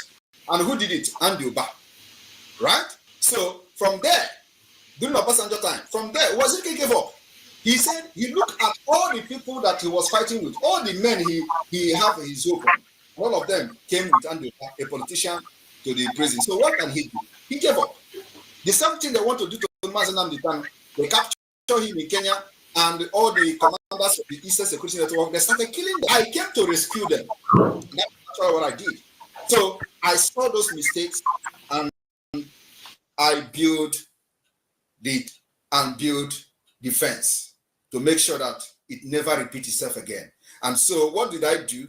I began to organize, bring in more organized and more structured movement. And then I also approached the former government in exile, actually Ralph Wazirike was part of. They failed me. And I know they will be listening. They failed me. That was actually what led to the formation of the present government of Biafra in exile. So all these things, I try to bring everybody together. I try to let those people who have been there before to come and bring what they have on the table so we can use it. I just joined Biafra in 2019. So, and what I did is, this Biafra have lingered for ages, and we have, so we do not need to fight this thing with guns and bullets alone. So there is a need for a well-structured and organized system to get this Biafra done. And I said, I will not fight this more than 5 years. So I gave myself 5 years to fight for Biafra and actualize Biafra. And this is where we are. This is the 5th year. Now, when I interviewed Nnamdi Kanu, I asked him what role he would like to play if Biafra were to come, and he said he wouldn't want to play any role. You're already the prime minister. If there is Biafra today, what role will you play? I will play any role Biafra gave me. One thing I cannot do is to fight for this Biafra and allow idiots to come and win the system. No, I will put Finland. I want to bring Finland to Biafra. And I won't allow a stranger to come and bring Finland who doesn't know anything about Finland. Do you know our constitution is comprised of one of the best constitutions in the world? Our constitution today is comprised the Finnish constitution, the Switzerland constitution, and the United States constitution. So it is the best you can see. And let me tell you, the day we are going to unveil this constitution and vote on it, and people see this constitution, you will know that, yeah, indeed, we're going to be the civilization. We're going to bring civilization to Africa. So I cannot fight for Biafra to bring a better life, a better system that works for the people, for the interest of the people, and then somebody else who do not know the plan I have for Biafra people to come and start. No, it's not going to happen. I will be part of the government. So what role will Nnamdi Kanu play? Mazi Nnamdi Kanu have his own right to make a choice. So we cannot force him, but I believe that when he was making such comment, he don't know what we have done today. If he come out today and see what we have done, I believe he's going to have a change of mind. What is your role, your relationship with the IPOB that was the other faction? They are Biafrans. The only relationship I have with them is that they are Biafrans. And after Biafra become an independent state, under the Biafra government in exile and de facto government, we will start a reconciliation process. You think you can reconcile with them? Why would they not? If they don't want to reconcile, they will go to exile. Yeah, but the government will give them opportunity for reconciliation. That's what makes us different. I'm not here for vindictive or to kill anybody or anything like that. I want the best interest of the Biafra people. So those who believe in freedom, actually believe in freedom, there will be open door for reconciliation. One more question before I begin the audience, and that's a question about people in what we know today as Niger Delta, who are saying that they don't want to be part of this. How will you force them to be part of what? They should first of all go and number part of the 50 million people that have. So are you going to force them? Let me tell you, once they outnumber those numbers, we don't have any problem. Actually, it is even in the constitution we have today. So a confederating state means that they need to be educated. For those who are shouting that too, because they don't know what is confederate. They can still have whatever they want to have, do whatever they want to do in their state and all that, because they are completely free from everything we are doing. So if they feel that they can have a defense system that works for them, good for them. We can't do what Nigeria did to us to them. And let me tell you also that the issue of Niger Delta this, Niger Delta that is something that the Constitution of Biafra have actually addressed. So, and there's not going to be a better what we have today, this confederating state of Biafra, where they will have their choice and their right to do whatever they want to do, have their own constitution, have their own parliament, each state on their own. That is the best. And then our defense is the same, because we're going to have enemies that will surround us. And these enemies that will surround us is not just against us alone. They are against America, they are against the West. So America needs us, the West needs us in order to protect their interest, because once we protect the interests of America, we protect our interests. The business, the trade, the shipment and all that begin to move. Our own interest is also protected. So when people talk about American interest, it is as if it is only America we're fighting for. No. When American interest in the region is protected, our interest is protected as well. When there is no piracy in the sea, after we have become an independent state, we combat piracy, like the way they are spending billions today. They can't move freely in the sea and all that. That will end automatically. And our army will be army that is not going to have any affiliate, any terrorist affiliate, just like we have today, people that are affiliated to Boko Haram terrorist group. We're not going to have that in Biafraland, right?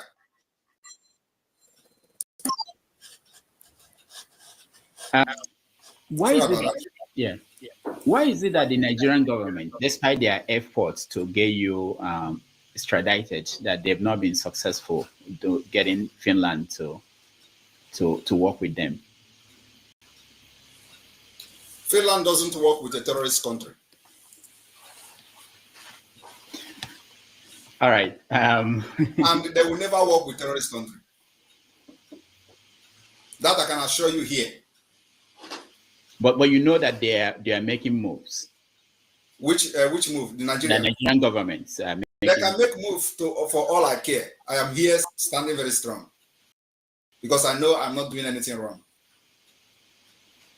All right. So for those who want to know us, I posted the link. And also, Rudolph. Yeah. I want to say something here, because this is an opportunity for me to address you.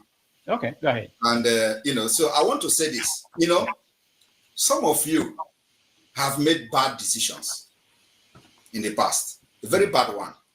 And so we have a record of making good decisions. And our decisions have actually favored our people for many years. And I want to tell you one bad decision you have made, and many of you. One is that I saw you protesting against Goodluck Jonathan during the 2015 election. You want Buhari to come in. It was a very bad decision. And sometimes we look at the people who have made such decision that they are not capable to decide for the people. When we are making this decision we're making today, that you may not see the effect of it today, give us the benefit of doubt and see what it will turn out in the next few years. So Biafra that I'm fighting today and making all these things that many people are laughing at, they are laughing that we are going to have, because they don't know why we are having that.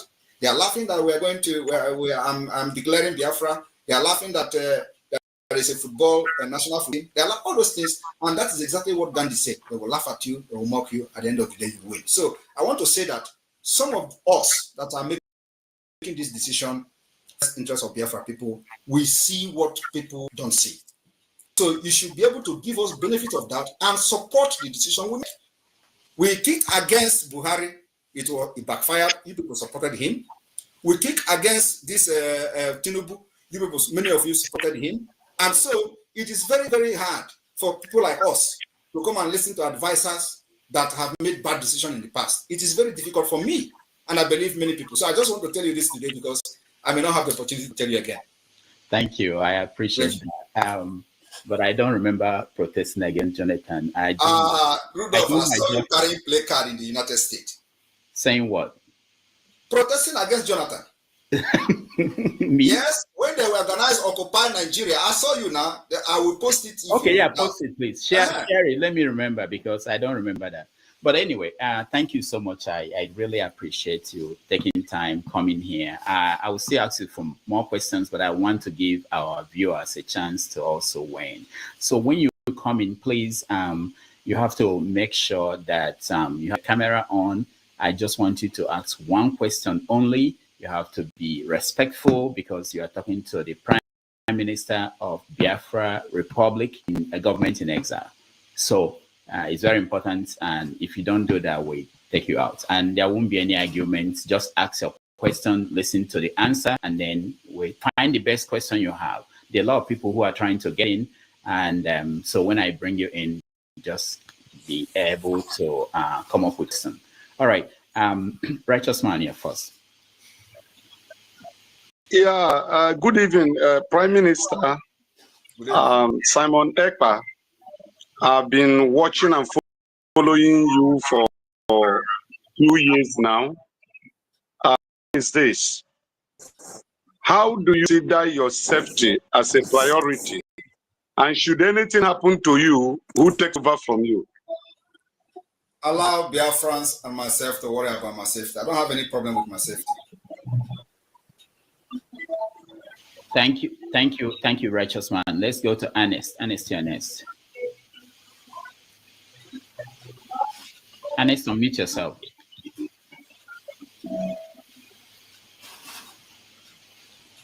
All right, so Ernest, I have to remove you if you can unmute yourself. Let's go to OGOJA and OGOJA. You're next. Hi, can you hear me? Yes. Okay, so Mr. Saiba, I mean, some people, might think that this is funny, but this question is funny, but it's not. Behind you, I see American flag. I think that the other one is a Finnish flag, and the Israeli flag, and then behind those flags, I mean, including the Biafran flag. Then behind you, I see the Last Supper. This a white man, he's not even Jewish. A white man, blonde hair, blue eyes. So I don't know, is this an image of Biafra? Is Biafra gonna be like a servant state to all this contraption? With the white man, I don't know, because what I know is that our people, we have our own religion. We have our own of life. We had democracy before America was, founded. Igbo people, they are Republican people in nature. So, I mean, what image are you showing to us, with all these flags and the blonde man behind? All right. So, thank you very much for that question. Biafra government has officially three religion. We have the Jewish religion, Christian religion, and traditional religion officially. I believe that I've answered your question. So you can choose which one you want. If you want to be part of a traditional worshiper, it is official in Biafraland. If you want to be part of Christianity, it is official in Biafraland. If you want to be part of Jewish, it is official in Biafraland. Myself, I'm a Christian and a traditional worshiper too. So we won't have a Islamic religion in Biafra. That's what you're saying. I said official three language. Islam is not official religion. Sorry. Islam is not official religion in Biafraland. But they'll be allowed to practice. I said official. That actually answered you. Official. All right. Thank you, OGOJA. So on the politics of you're next. I said, Prime Minister, official three language. Islam is not official religion. Sorry. Islam is not official. Something is recorded. But they'll be allowed to practice. I said official. That's actually official. So can somebody mute? Yeah, NS, I think. Yeah. All right, Ovie, go ahead. All right. Special thank you to Prime Minister Simon. I, from the bottom of my heart, I actually respect your style of leadership, and I want to say thank you for coming. One, thank you for your clarity. Two, but most especially, thank you for the response you gave Rudolph in regard to the question he asked about the mistake he believed that Ojukwu made during the Biafra in the 60s. And your response on how you recognize that and how you are going about it, talking about the lobbies and all that. That's particularly me, it hit me hard because currently I'm doing extensive research on the role of the West in regards to the civil war, the Biafran war. And I couldn't help to notice two things. America actually said one Nigeria over Biafra. Now, correct me if I'm wrong, supported one Nigeria over Biafra based on two things. One, they were scared that if Biafran actually got their sovereignty, they might decide to lean towards the Soviet Union. You remember, it was at the middle of the Cold War in the 60s. That's one. Two, another concern of them is that if they allowed that to actually, the Biafra to actually get their sovereignty, it might become the norm within the sub-Saharan region or indeed the whole continent, and that would be too much for them to deal with at that time. So that's why they fully supported but events that is happening today is as the same as what happened in the 60s, but in this time take a different phase, which is China in the size of BRICS, why, of course, the almighty United States. And I noticed that, I don't know if I can be, I noticed that you are happy that Donald Trump won. So I'm curious, in order to avoid the mistake that Donald believed that Ojukwu made in the 60s, is that why you are in total recognition of Donald Trump coming and the supremacy of America? Or what do you believe that Tinubu-led administration, which has more to bargain with? I don't know if my yeah. I don't know. Rudolph, answer him. Yeah, go ahead. First of all, I would like to say that Ove is a very good friend of mine before. So, and he knows me very well before, not now. So I thank him for the acknowledgement. But if anybody knows me, OGOJA knows me very well. I don't know whether he has told you that. Yes. All right. So to answer him, the reason why I'm very happy with the Trump administration coming into the House is because of his foreign policy. I believe every reasonable person in the world would be very happy for Trump coming back because there are crises everywhere. There are wars everywhere, which are actually avoidable. So, and we believe that Trump foreign policy will fix those issues because sometimes you need some kind of radical leaders to make things done. And Trump is one of those radical leaders that will change things, will change the paradigm in the entire globe. So on the issue of whether it is whether Trump is going to support Biafra or whether what you asked about during the Ojukwu time and all that, the reason why we are doing what we are doing today is that that mistake I explained before, we are now in Washington, D.C., heavily present in Washington, D.C. I have met with number of congressmen. I have met with number of think tank group. I have met with policymakers, including past, White House, members of the government of the United States, past members of the government of the United States, and all that. I have met a lot of them. And what we are doing today is to educate them, because Nigeria, they supported in those days, has become a failed state. Nigeria has become a country that breeds criminals.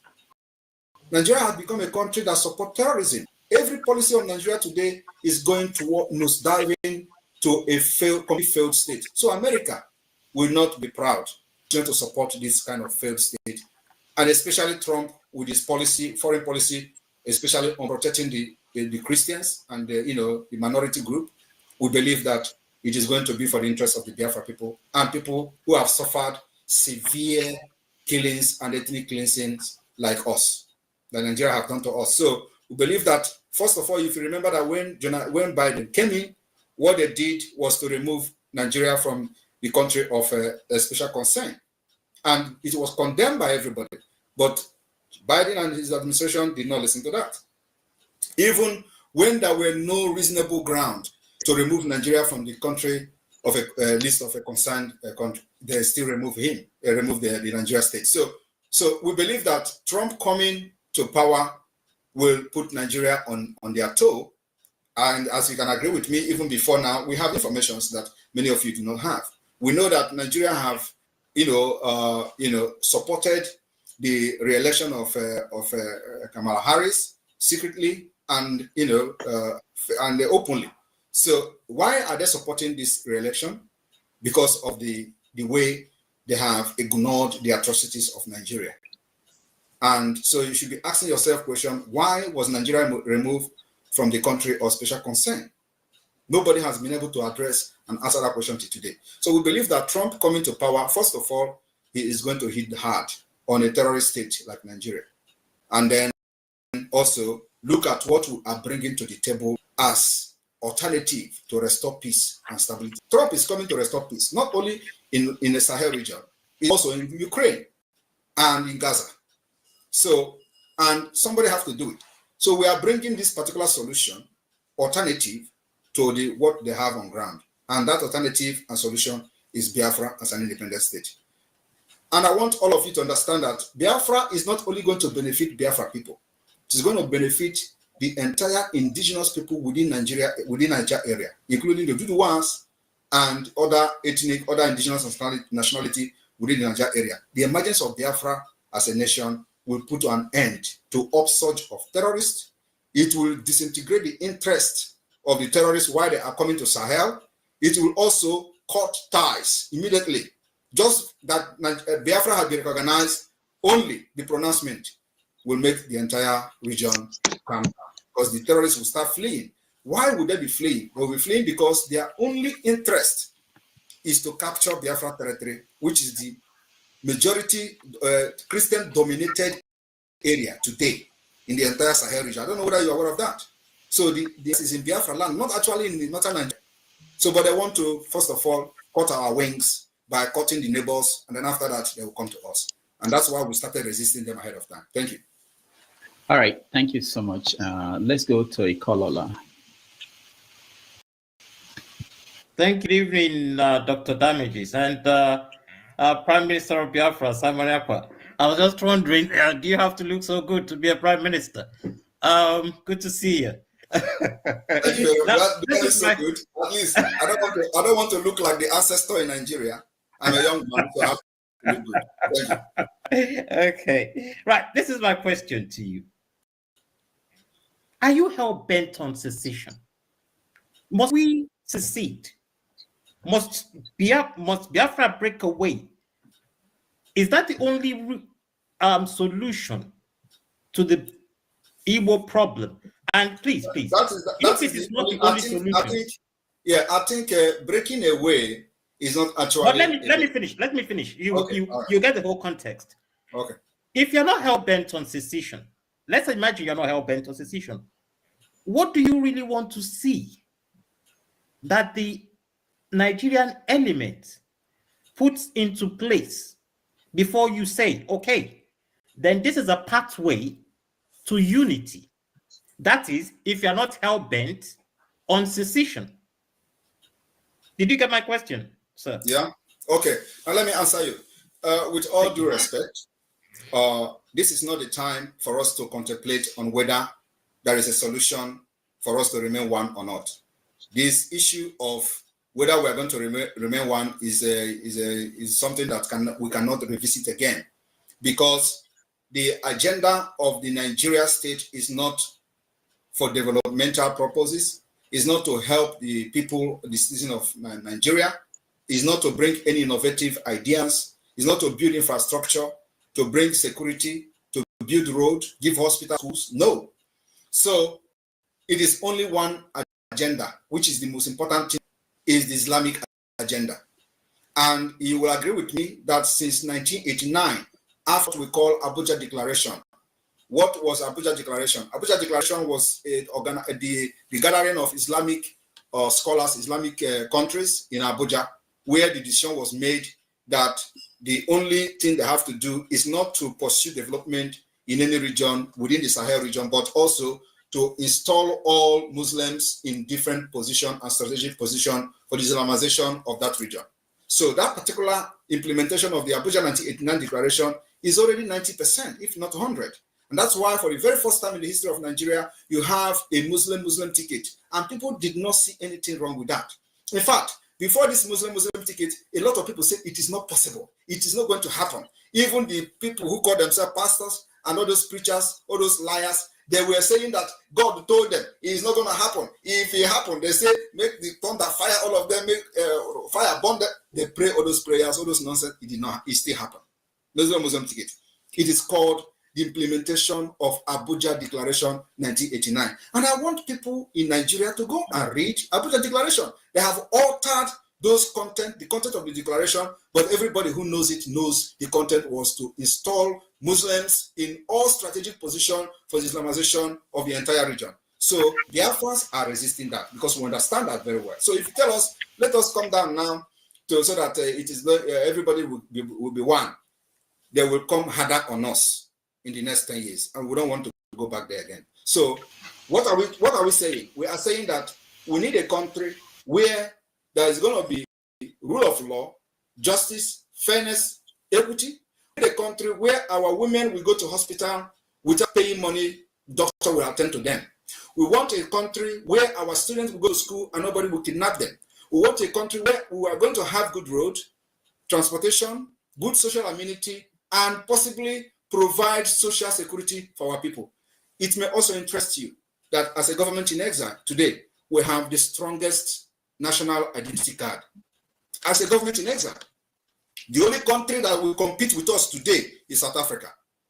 The security we have in our national ID card, and it is European standard. It will be unveiled and issued to applicant first time ever during our convention in Finland. That's how far, that's the kind of quality of life we want to give our people. Nigeria don't have it. No other country have it in Africa except South Africa. And we have contracted the best security company in Europe to do this. So we are laying example. We want a country where our citizens can travel visa free because we have what it takes. The Europeans need us more than we need them. America need us more than we need them. So we need to have the kind of agreement where our citizens of Biafra, without anybody using telescope to look their passport. No, we want that our people will be respected in any point of entry, in any part of the world. That is the kind of, Nigeria can never provide that for you, and you know that. So thank you very much. All right, thank you, Ikola. Let's go to Christian. You're next. Hello. Greetings. Hello. Greetings. Rudolph, can you hear me? All right, thank you. I just missed one of your interview with Hyundai. So anyway, I'm just curious to ask Simon Ekpa. One of the questions Rudolph asked you, what role you're going to play when Biafra comes. One, you said the role Biafra giving you, but you're already a prime minister, so you really need to Biafra to give you a role. But my question now is, if you declare this Biafra on December, how long will it take you to remove the barracks, Nigerian barracks, army barracks, and police barracks? And how do you install remove the political actors in the territory and fill them with the Biafran political actors? Given this thing that you have missed so many instances, promises about the chiefs, the Biafran, you gave for 150 days in the past, it didn't come. and the release of Mazi Nnamdi Kanu. In fact, most of the promises or the instances you have given hadn't worked in the past. So how do you think that, why would anyone seriously believe you that this one will work, or is this a public stunt? All right, so let me address you. First of all, I did not make myself prime minister. So BIAFRANS voted me, and you need to be part of the movement to know whether I was voted in or not. But I'm telling you now that I was voted in as a Biafra prime minister. So you cannot be outside and want to know what is happening within the circle of the Biafra agitation. That's number one. So, like I said, I will be serving Biafra people in whichever position they give me. So that particular statement stands. Another thing is that you asked, how am I going to remove the military barrack? I have said we are at a war of attrition. So I will advise you to go to Google or to any search engine and check what is the war of attrition. War of attrition is that we fight till the person that is tired will leave. And so after the declaration of the restoration of the independent state of Biafra on December 2nd, what we're going to do is to generate a document, a legal document. This legal document will comprise of the Biafra Constitution. It will comprise of the announcement of the Biafra self-referendum. It will comprise of the assenting into international human rights laws, international human rights treaties, international human rights convention in accordance with the UN treaties. We are going to assent to these laws, to respect them, the laws that Nigeria have violated with impunity. So this assenting to these treaties will give us that particular part of the legal background and legal backing to continue to pursue a diplomatic and political, using the diplomatic and political approach for the recognition of Biafra as an independent state, providing an alternative to Nigeria. So this is what we are doing, and this takes time. It is not so you need to have patience with us. That as we engage in Nigeria, delegitimizing them, they're going to get tired. At the end of the day, I'm only pitying those who is going to die, especially from the Nigeria side, in the name of defending Nigeria, because at the end of the day, they're going to invite us to talk on the table, to discuss the partition of Biafra and Nigeria. It is going to happen. So those who die for no reason are the one I'm going to pity, because Biafra will come one day and sit on the table. Everything you see happening today will end in a table. So what you have to ask yourself is that, is Nigeria a better option for you? That's the question. Do you enjoy Nigeria? Do you want this particular Islamic state that is happening today? Where I'm recruiting not that I'm a proponent of Nigeria. The reason why I asked my question, not that I'm a proponent of Nigeria. Let me address one of the questions. You said about 150 days, that all the promises I made, none of them has happened. There is no promise I have made that did not happen. Every promise I have made is targeted at achieving something. One is that before I started the 150 days countdown, it was to make sure I destabilized the Nigeria electoral system. Because many of you were saying that Obi is going to win. And I was telling people that Obi was not fighting to become a president of Nigeria. Obi was only installed by the British Empire in order to destabilize the Biafra agitation, just like they kidnapped Mazi Nnamdi Kanu. That was the work of Obi. Today, are you going to be saying you are proud of Obi? Obi that is congratulating Gowon, you are proud of him, then it means something is wrong with you. So now I'm telling you that the 150 days was targeted at destabilizing the election, which we did. We succeeded. Over 52 people that registered, 20 million did not vote for Biafra. And so it is for the interest of the Biafra people that we counted 150 days. And you know that then everywhere was like, but of course, many of you do not understand because you are not in the struggle. You think that after 150 days, I'm going to declare Biafra without a government structure? You think I'm going to declare Biafra without having our representative at the Washington, D.C.? Because the Biafra is not going to come from Nigeria. Biafra is coming from abroad. The people that will help us to restore our independence are not in Nigeria. They are not in Africa. They are here where I am.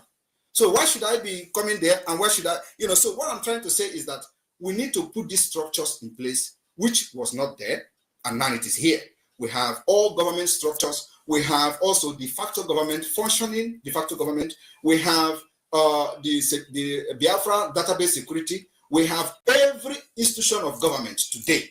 So when you are talking with people, you present them to know how serious you are. They will listen to you. And that's why the United States, that's why the Department of State are listening to us, because they have seen how serious we are. They have seen that we have become more organized than every other Biafra, not only Biafra, every other independent movement in the world. Nobody has done what we have done today.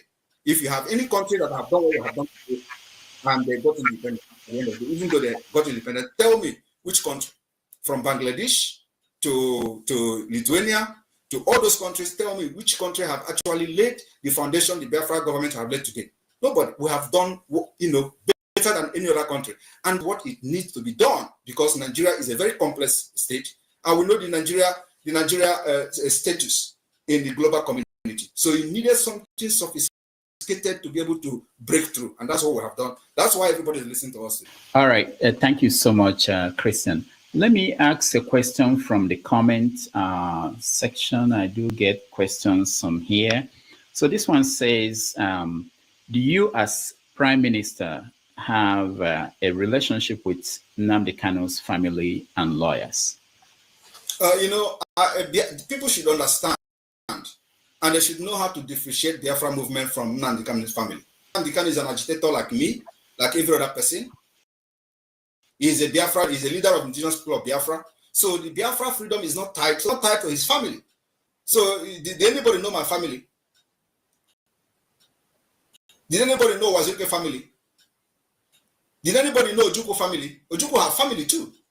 So Mazi Nnamdi Kanu should be respected as a leader of the indigenous people of Biafra. Only him that my alliance or allegiance goes to him alone. My loyalty goes to him, not to any other person. It's not a family business. Biafra is a nation that everybody can fight to become one of the leaders of Biafra until Biafra come.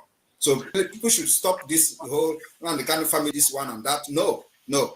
He is my leader. I am his disciple. And under this particular movement, I say that if Nigeria refuse to release him, they will pay dearly for the kidnap, and they are paying today. That is what leads to what is happening today, and we're not going back. Okay, one more question from the comments before we go to the people in here. This one says that the Tinubu government is known for sharing rice.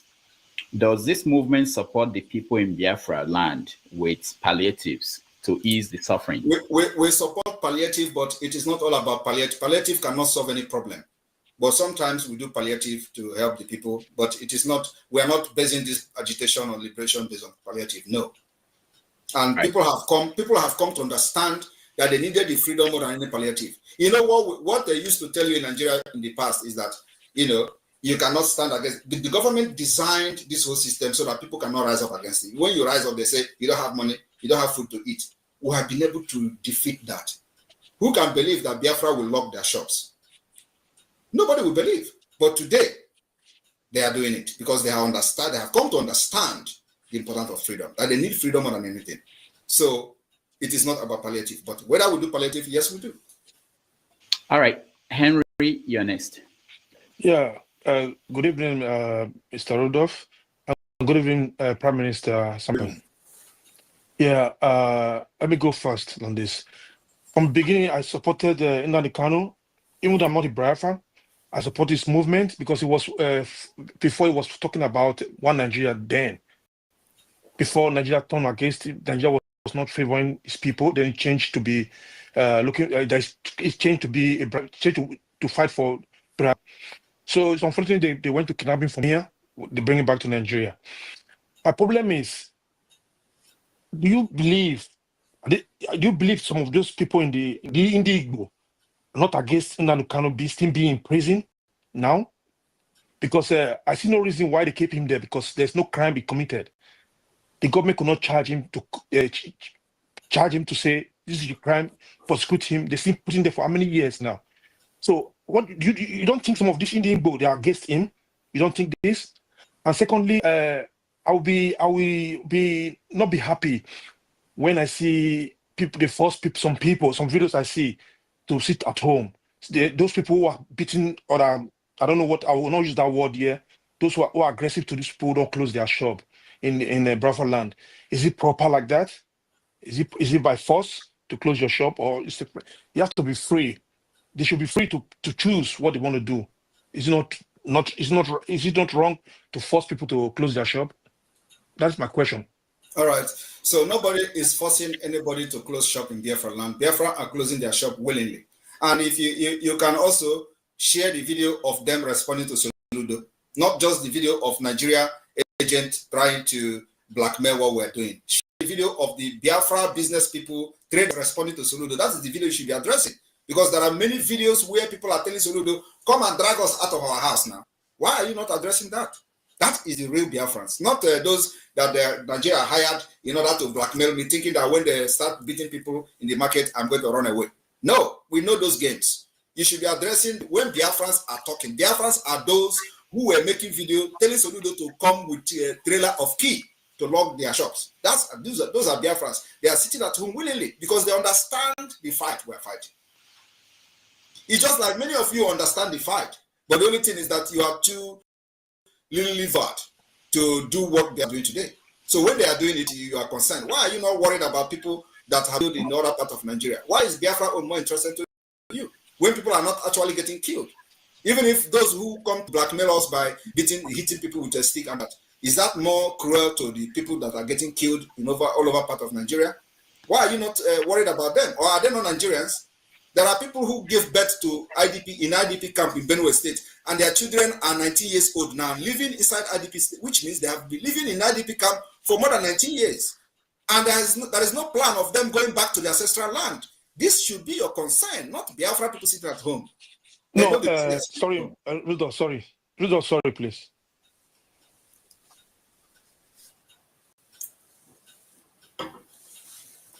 Rudolph, you are not talking. We cannot hear you.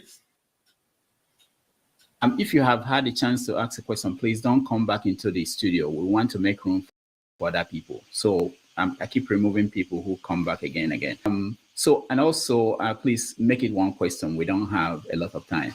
I speak the truth, Ernest. Thank you. Can you hear me? Can you hear me? Yeah, we can hear you. Okay. So, hello, Rudolph. Hello, Simon. Simon, it's a two-part question, but it's going to be in one.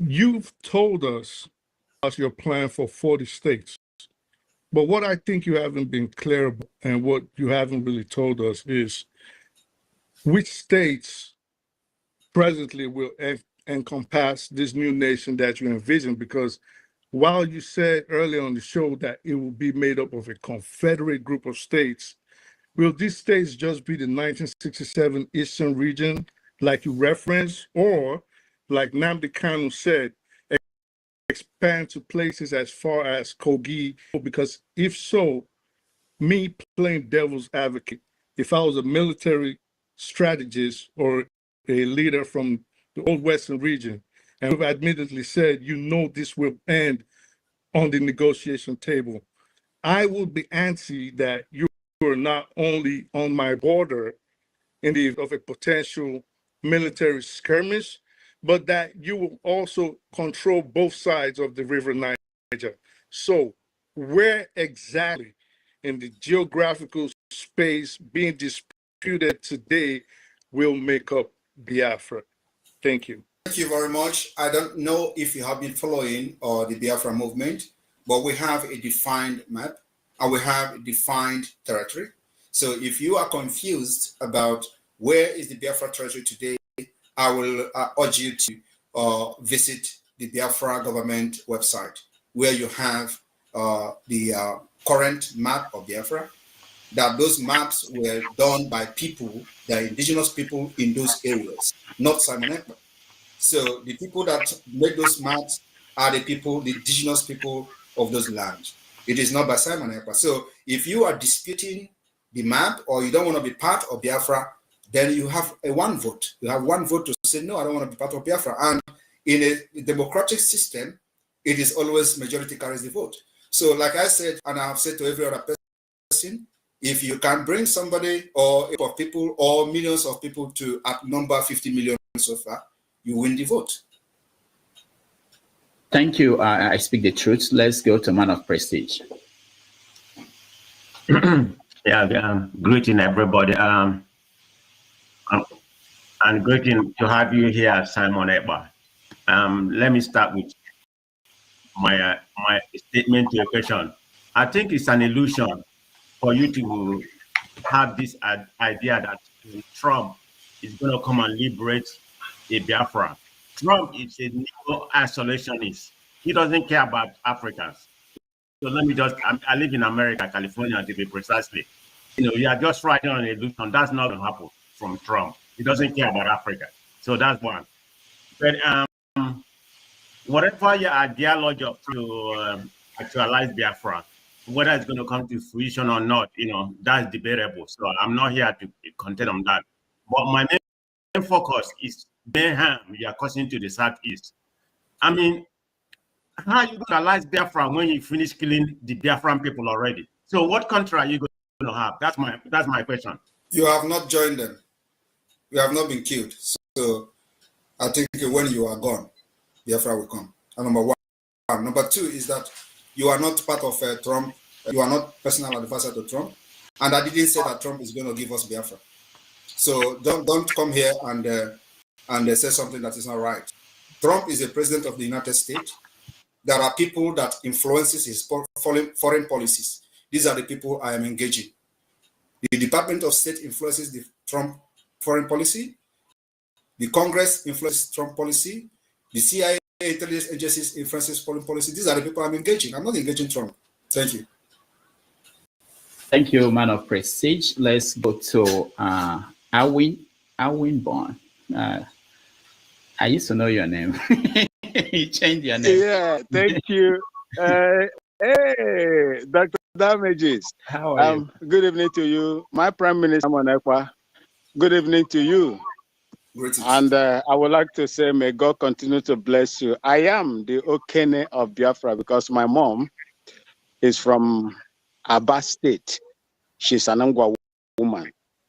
I would like to ask you this, my Prime Minister. Are you the first Prime Minister to organize or invoke a republic in exile? Thank you. Thank you very much. I am not the first Prime Minister of a government in exile, and there are many countries that have regained their independence or restored their independence or sovereign state through a government in exile. So the only thing is that what we are doing today is very different somehow, because a country like Nigeria needed a very drastic measures that we are using. And that's why we adopt this 4 different approach, which is the political approach, diplomatic approach, the armed struggle approach in the self-defense, and the civil disobedience approach. So we are fighting Nigeria from all angles. Thank you. Thank you, and let's go to electricity. Yeah, thank you, Dr. Man. Good evening, Simon. Mine is just clarification. It's a follow-up to. Can you hear me? Yeah, we can hear you. Yeah, it's a follow-up to Okija question. You referenced 3 religions officially recognized in Biafra state. You live in Finland, and Finland's constitution guarantees freedom of religion and freedom of conscience. 0.4% have official membership. Is it the case that they will practice Islam in Biafra if it ever happens, but will not be officially recognized? Okay, go ahead. Or is it the case that Muslims will not be allowed in Biafra? Just clarification, please. Thank you very much. We are going to sign into law the United Nations Treaty that protects every person, both religious person, both minority group. So those laws will be signed sent into law in our local law constitution, and it will be respected. So, but what I'm telling you is that the official religion remains Christianity, Jewish, and traditional religion. This is the official that we have in Biafra territory. And you go to Saudi Arabia today, you don't go there to question the laws while they are very host that to some certain religion and all that. So we are going to have that in Biafra land, but we are going to respect international law, especially the UN Treaty on the protection of human rights. Thank you. All right. Thank you. Paul, you are next. Thank you. Thank you so much, Mr. Rudolph. Can you hear me? Yes. Okay. Mr. Rudolph, good evening, sir. Mazi Simon Abba, the Prime Minister of Biafra. Thank you. And I greet everyone in the panel. I have two questions to ask you, the Prime Minister, and then I will ask it in one. The sit at home is only being done in 5 eastern of Nigeria, but as we are told, Biafra constitutes the eastern region. So the people from River State, the people from Delta, the people from Calabar, they are not doing sit at home. The people from Kogis, they are not doing sit at home. So I want to know why those people are not doing sit at home. Is it only Igbo people that is Biafra, or I mean, I want you to clarify that. And then the second question I want to ask you. I was listening to you. You made mention of the leader of indigenous people of Biafra, Mazin Nandikano, is to call yourself his disciple. I want to know, wouldn't that be so disrespectful to him when he eventually come out tomorrow? Say it again. I didn't hear you well. Okay, I say you made mention that, like, I mean, that you are still loyal to him, that you are still his disciple. Yes. So I want to ask you, wouldn't that be so much disrespectful to him if he eventually comes tomorrow? And then, I mean, because like the government in Israel, I think, is quite different from the group he's leading. So I want you also to clarify me the difference between IPOB and the government in Israel. Thank you so much. Thank you very much. Let me ask you a question. Is Mazin Nandikano agitating for a group or for a country? Mazin Nandikano is agitating for the restoration of Biafra. Which what am I agitating for? You're also agitating for an sovereign independent state of Biafra. So, and you think Mazin Nandikano will come out and be interested in agitating to restore IPOB as a group? Or so, when Nandikano come out, who is going to be a leader? It is not about who is going to be a leader. I think he's going to be very, very proud of how far we have gone, because his admiration and dream did not die. So, as a leader that he is, he already is coming with Biafra. I told people that Mazin Nandikano will come out in a historic way. Biafra will be, let me answer you. The restoration of Biafra will be declared and the document will be generated. Mazin Nandikano said severally, when he was being asked, when are you going to declare Biafra? He said, people of Biafra have not given him mandate. He was asked again by this Rudolph here that, well, when is he going to start engaging the United States? He responded, which the video I watched in the beginning of this program.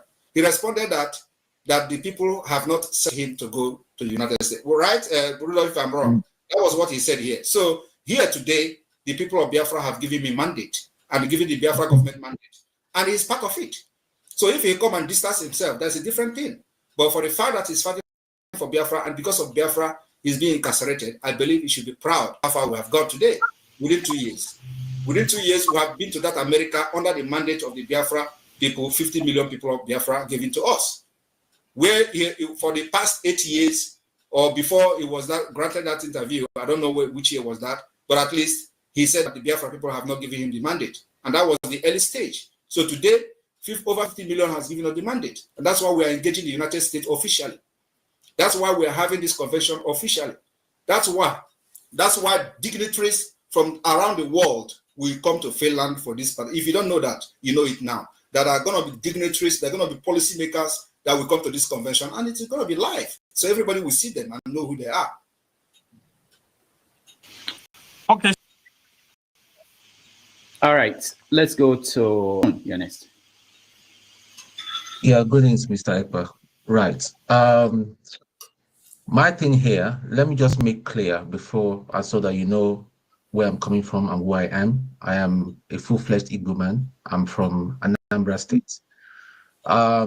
I it kind of worries me when Biafran movement assumes that everybody that speaks Igbo, as an Igbo man, agrees with your ideology. First of all, I'd like you to understand, because even during the war, you are not born, young man. You weren't born. A lot of people that are crying out POB, don't know, they don't even understand the history, the background, what led to the Civil War, what led to the first coup. But then that is another. All I'm just going to appeal to you, with all due respect, is your policies and your utterances causing a lot of instability and insecurity. People, we have seen videos, and you're denying it, that it's the zoo and all that, blah, blah, blah, blah, blah. Your directives are causing people to be attacked. When people refuse to abide by this sit down home and all that, they are being attacked, their businesses are being destroyed and all that. And you sit down there to tell me that they are not real IPOB. Let me just say to you, can I respond to you, please? I am not part of your IPOB shenanigans. What I'm for is for the Igbo people to be economically strong, so that we will have a voice. And then we talk about whether we want to move or not telling people, talking about violence and all that. You know nothing about the military. You've got no military training. You've got no military training. You've got nobody. Listen, nobody voted you as a prime minister. Some group of people came together and gave you the title. The title of prime minister is inconsequential. The most important thing is release that young man that has been kidnapped, because your utterances is not helping out. These people are going to hold him, and they probably might kill him. Let's tell ourselves the truth, my brother. You are asking all I just wanted. What is the question? What is the question? My question is, when are you going to stop your directive and asking young men to go to their early graves? It is not right. When you don't buy, because you know having book by your side does not make you educated. It is not right, Mr. Ekpa. It is not right, with all due respect. You sit down there in Finland, you're directing them to go to their early grave. That is wrong. You never buy now. All right. Thank you, Ton. Kenny, you're next. He come here with books as if he's educated. He's an idiot. The Prime Minister of Biafralands. I greet you, my brother. Welcome here once again. Last time you were here, I asked strictly on your plans on how to secure our people, especially the lives and properties of the Biafran people. It was very marvelous. And I've seen the result of what the ESN under your leadership is doing on land. Thank you once again. Biafra Liberation Army. Yes, Biafra Liberation Army. Sorry. Mata Bieile. For coming today, and as we all have witnessed, some of our saboteurs, they are meeting their ancestors or their creators on their accord. Thank God, God is doing the wonders for us. And I will especially thank you for how you guys have deterred the IDP camp that they brought, or they wanted to bring down to Imo State. Thank you. And again, I come with the same question, but in a different way today. Today we have army checkpoints in Biafraland. I think there was this YouTuber that went around counting army checkpoints in our land, and it's just so annoying to see this kind of thing going on in our land. And I saw a video where coal is being mined in one community in Enugu State, I think Udi area. My question to you is, what effort are you guys doing to making sure that our resources are being preserved? And especially that these good-for-nothing Nigerian army and police that are everywhere on our land, aiding kidnapping of our people, that they are being sent back to wherever they come from. Question is very, very important, because it bleeds my heart if I see this thing going on in our land. I believe in your ability to, get their senses back to where it's supposed to be. So please, my brother, I will want you guys, if you choose not at this question, that is fine, because I know you have your way of doing things. But I want to encourage you to continue your good work. Somebody asked a question, which I don't see that as a question. I see that as maybe he just woke up from sleep. That if you are not here, who takes over from you? And I answered from the comment section that the likes of Kene are in millions waiting to take over. But nothing will happen to you, my brother. Thank you. All right. Thank you, Kene. All right. Thank you very much, Kene. Well, I would say that the checkpoint, we continue to dismantle them. And it is not going to stop. We know it's going to take a long time. Like, you know, Nigeria is a country with 3 trillion naira in defense. That is the country we are fighting. So trying to defend our people from this kidnapping and all that. So we will continue to engage them. Like I said, what we are into is called the war of attrition. And they know better what is war of attrition. And if they are ready for that, we are in for it. So it's going to take time. We are going to win this war. Nigeria can never win this time around. So those checkpoints will be dismantled. It's going to take time, but it will go.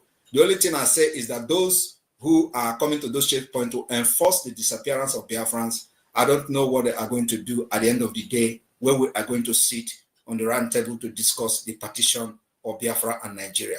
What would they tell to the Indian more when they are there? That the reason why they fight for no reason. Because at the end of the day, Nigeria, as I'm talking to you today, Nigeria know they have lost this to Biafra. So, and after the December convention, we are going to start, enforcing the eviction of Nigeria interests within the Biafra territory. What are these interests? This thing you said now about the mining of the coal, this what you said about the exploitation of our natural resources. We'll engage them. And let me also tell you that in case they don't know, we are coming for tax collectors. You will never collect tax in the name of Nigeria. Very, very soon. So if you are a tax collector, resign, because you can never collect tax under Nigeria. We know this whole is going to take time, but we'll cripple Nigeria and make sure that not even a thing will be generated from Biafraland to Nigeria Post. That's our target. At the end of the day, we will sit in one table and discuss the partition. Thank you.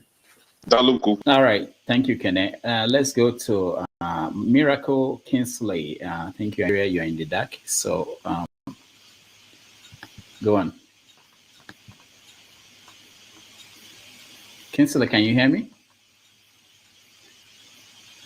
All right. I don't think he can. So let's go to Ngozika. Ngozika, can you hear me?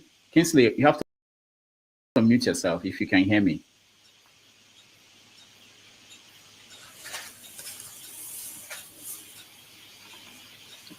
Okay, Kingsley can't figure that out. For now, let's go to iconography. You're next. Okay, can you hear me? Yeah, go ahead. All right. So I was going to about the timeline at first, but I think I should leave down first. Speak up. We keep hearing about the 50 million people that voted. Okay. And like that. So the 50 million people and what I would like to ask is, can we, this thing to ask for now, will give credence to the numbers that are being called. Can we get some things that show how the election went? So an electoral map that shows the different areas where the votes came from that the 50 million votes came from, the spread of how the registration happened, because I don't think you just allowed anybody to vote. It was that you confirmed who they were before they were eligible to vote. So the 50 million votes that you're talking about, where did they come from? How did they spread across the eastern region? Where are the people? Who are the people? Or let me say, demographic of people that. All right. Thank you. All right, thank you very much. Thank you. The government officials will make that particular information public during the convention. But I tell you that we have everything documented, just as you see them voting on the videos we have released so far. Every county is voting. Every state have their voting and electoral officials, and don't have the names of those who voted. So everybody who participated in the voting has a name. So it is not just coming to ask where they vote and all that. Everything is well documented, and the voting is still ongoing as I speak. It will end on the 28th of this month. And during the convention, we are going to live stream the result of which we don't know yet how many at the end of the day. So everything will be made open in Finland. And if you doubt the result, you conduct your own. Thank you. Thank you. NGOZI, go ahead. Good evening, Dr. Damages. Good evening to our guest. I do not have questions for him. I just want to make I want to refute something he said. Ms. Ekpa said that the people in Biafraland, that is the southeast, willingly lock their shops on Monday. That's a lie from the pit of hell. I live in the southeast.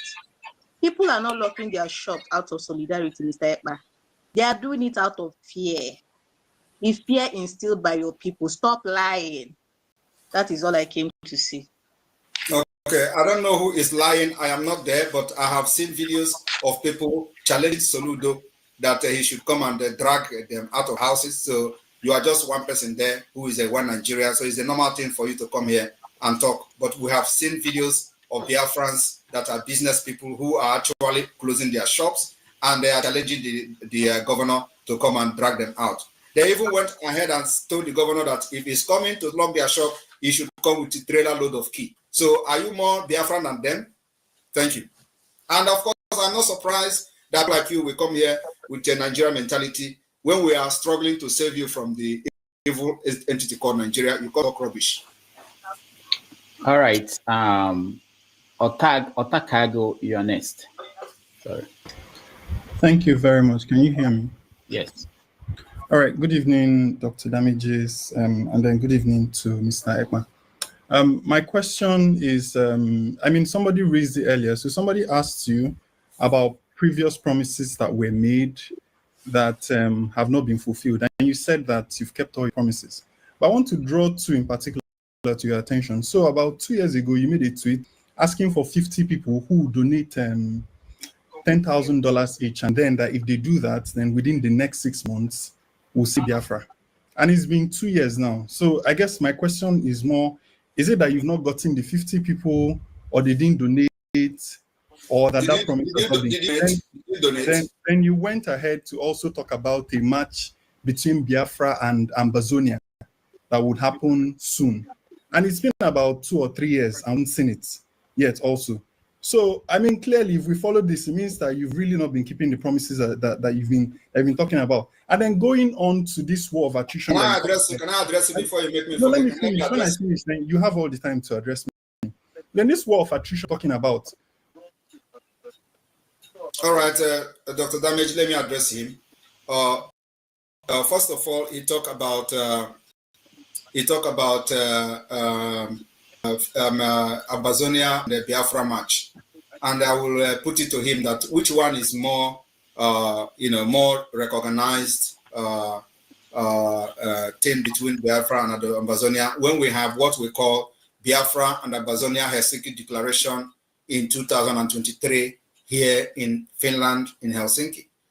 Ambazonia and Biafra went into official signing of alliance, and it happened in Finland, and it is called Biafra Ambazonia Helsinki Declaration 2023.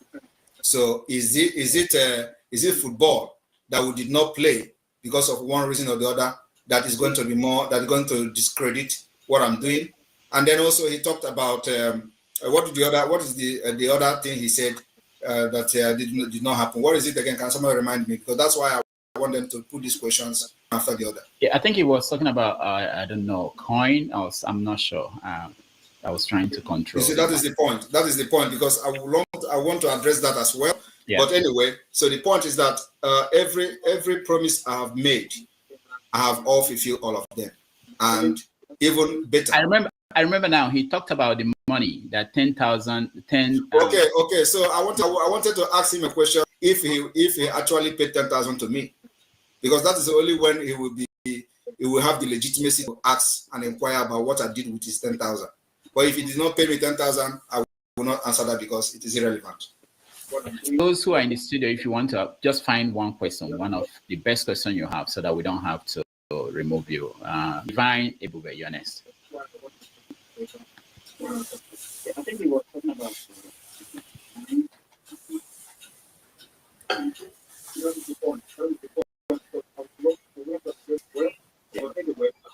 Good evening, everyone.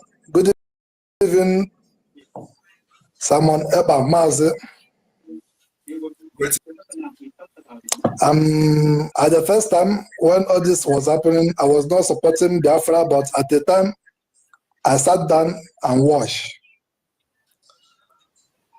I see that your work is fine. You are doing a great job. I must commend you for it. And I believe that your work will be done. Biafra will come.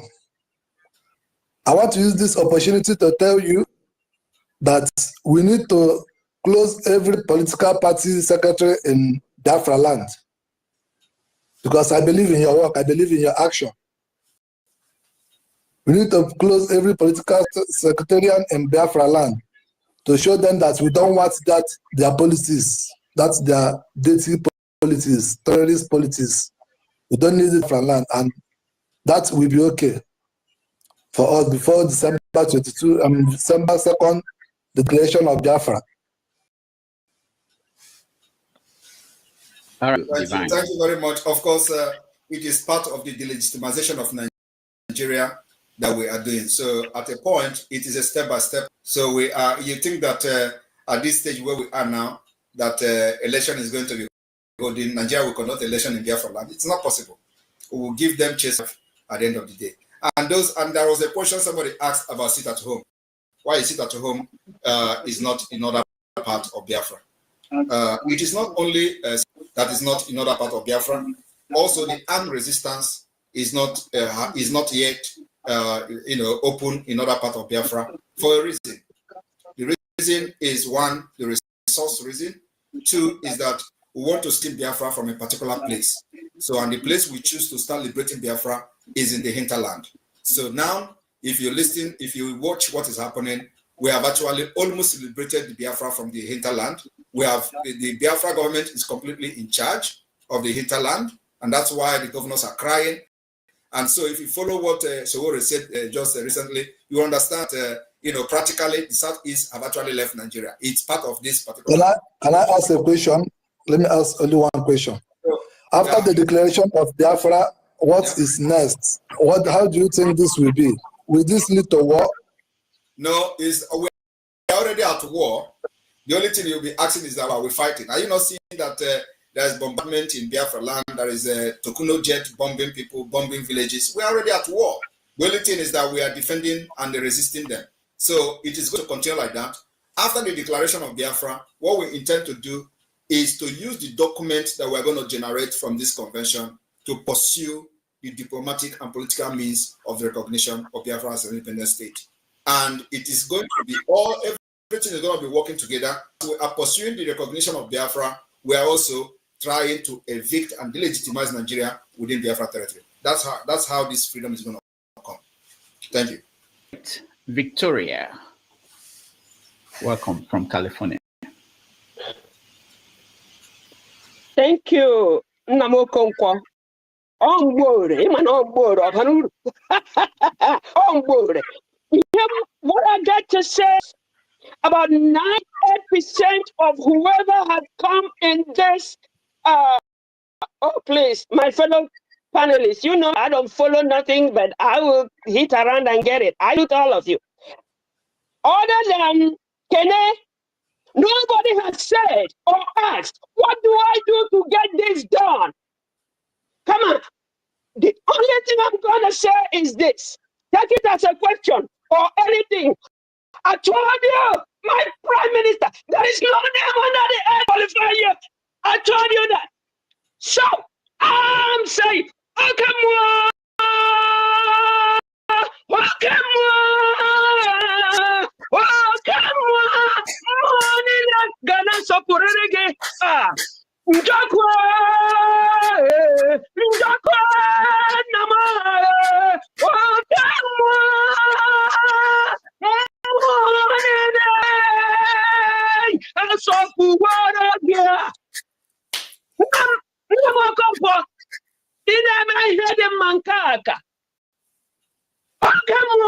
jiri gawa Chineke no where jiri gawa.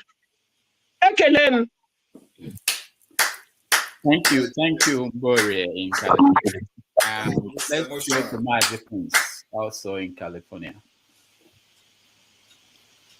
Yeah, Dr. Damages and Mazi Simon Ekpa, you know, I don't know about that Prime Minister of a thing. However, with no disrespect, how come the Monday sit at home, you know, that is ongoing in most part of the East is not happening in your village in a Ebonyi State? And that's my question, please. Charity at home. Thank you. Anybody that's told you that there's no sit at home in Ebonyi State, the person lying. And those propaganda doesn't move us again. The entire Southeast, as Nigeria call it, is under lockdown. No place that is not observing it. And just for you to know, from India. All right. Thank you. I'm only helping Biafrans to get their freedom. I'm from here. If that is gonna be enough. Let's go to Becky. Becky, you're next.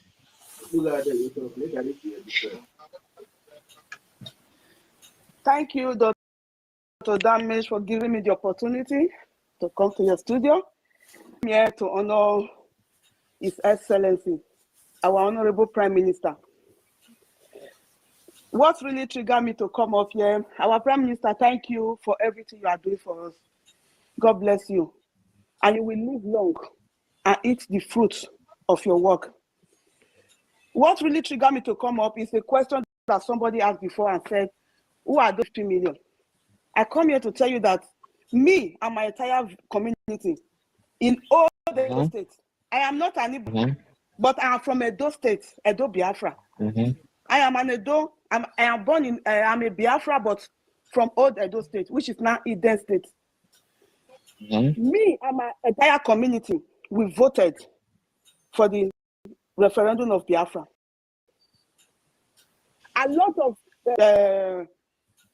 Kingsmen in the Edo, a lot of Enoge, they were very pleased. Even the time they were uploading picture, they sent their picture. Chiefs, they sent their picture for me to vote for them, for me to assist them for the voting for the Biafra referendum. I'm telling you that the entire old Edo State supports His Excellency for what he's doing for us, because he's here to give us that freedom we have been fighting for. We have been a slave in our own country. Do you know what it means for your mother to die of ordinary stomach ulcer in that contraption called Nigeria? Stomach ulcer is like an appendix here in Europe. I live in Germany. Stomach ulcer is just like an appendix, but in that contraption, that war zone called biological Nigeria. Sorry for that word. You said no insult here. I'm not insulting anybody, but that is what it is. You will go out in the morning. It's a war zone. When you go out in the morning from your house, you will not know if you will come back home.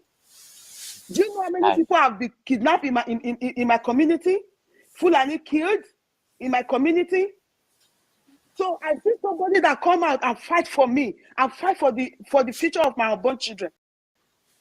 So you that is asked that question, shame on you. If you are from Igbo, if you are Igbo speaking Biafra, shame on you for not supporting our Prime Minister for the good work that he's doing. Because we we are proud of His Excellency. We are proud of what he's doing for us. We are proud for the fight he's fighting for us, for our people. All right. For that woman that is going out there with 3 months baby on your back, you will be inside the sun, you will be inside the rain, walking with everything that we have in that country, but everybody is suffering. Now you see somebody that come out to fight for you. Instead of you to support, you are there asking stupid questions. Thank you very much. My Excellency, my Honorable Prime Minister, I'm here today to say thank you. Thank you for fighting for me. Thank you for everything you are doing. All right, thank you. Thank you, Becky. For those watching, please like and share so that more people can see this opportunity to have a conversation with Simon Ekpa. Let's go to Michael. Michael, you're next.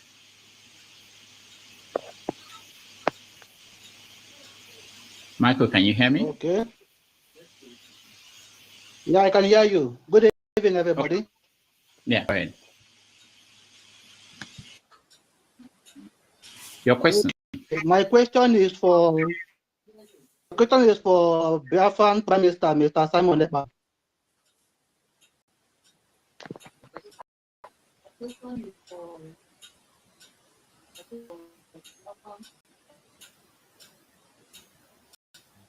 Go ahead. Go ahead, Michael. All right, let's skip Michael. I think he's... Michael, can you hear me? Can hear you. All right, we skip Michael. Let's go to Agolo. Nwa Henry. You're next. Okay. Good evening, Dr. Rudmanake. Okay. Good evening, my Prime Minister, His Excellency, Mazi Simon Ekpa. I called into the program not for any question, but a testimonial of what is going on and how it is. First of all, coming out is something. That's why I and Dr. Rudolph had a little off and on. I'm calling from the homeland and from Biafralands precisely, and I can tell you that it is testimony of what's going on. Before the arrival, for those of you, because most of you saying this, most of you based in America, you're based in the USA, you're based in Europe, you're not in the homeland. But I will tell you this for free today that EML, Edeji Benwe, and that thing is what I'm here to tell you. Understand? Before the emergence of PM, we know how the zoo, then we know how here has been. We know how the zoo has been. And since the existence of PM, who can testify how the zoo has been, which is of good. I'll use the answers as an example because most of you may not experience answers, but you heard and watch of it. Now, what answers? Military and a young boy in a white Hilux, in a white Lexus. Now that caused answers, and during answer protest, which is a civil demonstration, youths were gone down. You understand? And up to today, justice for them is of nowhere. All these things are happening in the homeland. We know how youths are going down on a daily basis. And now that Prime Minister has emerged, I can tell you this for free that of this axis is very cool. Of this axis is very cool, not like before anymore. And kudos to him and his team and what he's doing. Kudos to the Biafran army. I'm going to say that because I am calling direct from the homeland, and I'll tell you that we are feeling it. We know how everything is. We know how bad it is. We know how everything from checkpoint to checkpoint. I will tell you for free, when I and my friend were driving just for nothing, we were, like, should I call it, because that thing is an illegal kidnap. It's an illegal arrest. That thing is something else. We are taken from one ISO to another to Upo division, where we were collected money for free for something we do not do. For example, that's Nigeria for you. So whatever our Prime Minister is doing, kudos to him and every other Igbo person or every other reasonable person. You can see North, for example. The North has gone. Here where we are, the North are coming out from the North to this side, the young ones. I was to interview one of them. I asked what brought you to this side. He said the parents asked him to leave, that the elderly ones are asking the young ones to leave. And I asked him why, and I know why, but I'm asking him to confirm what's going on.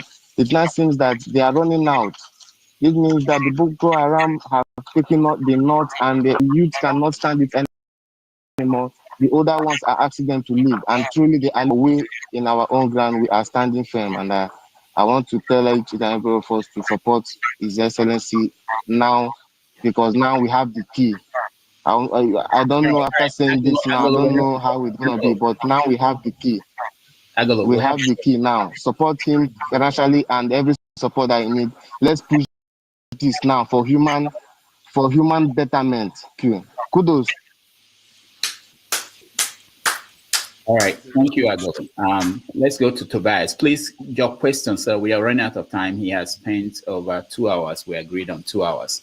So just go straight to your question. Tobias, you're next. Yeah, Dr. Damage, good evening. Good evening, Prime Minister Simon Ekpa. Greetings. Yeah, I just have a few questions to ask. Because, no, one question. Why few? One question, please. Okay, just one question. Yeah, just find the best. Okay, Mr. Simon Ekpa, the Prime Minister, is actually doing a good job. Attention is coming to the East. And definitely with the level of things and the way things are going, we're going to see resistance. What will happen if it gets to the level where our people are being attacked outside East? And what will happen if this attack is being brought to the East to attack the people? How are you forming our defense for the people at home?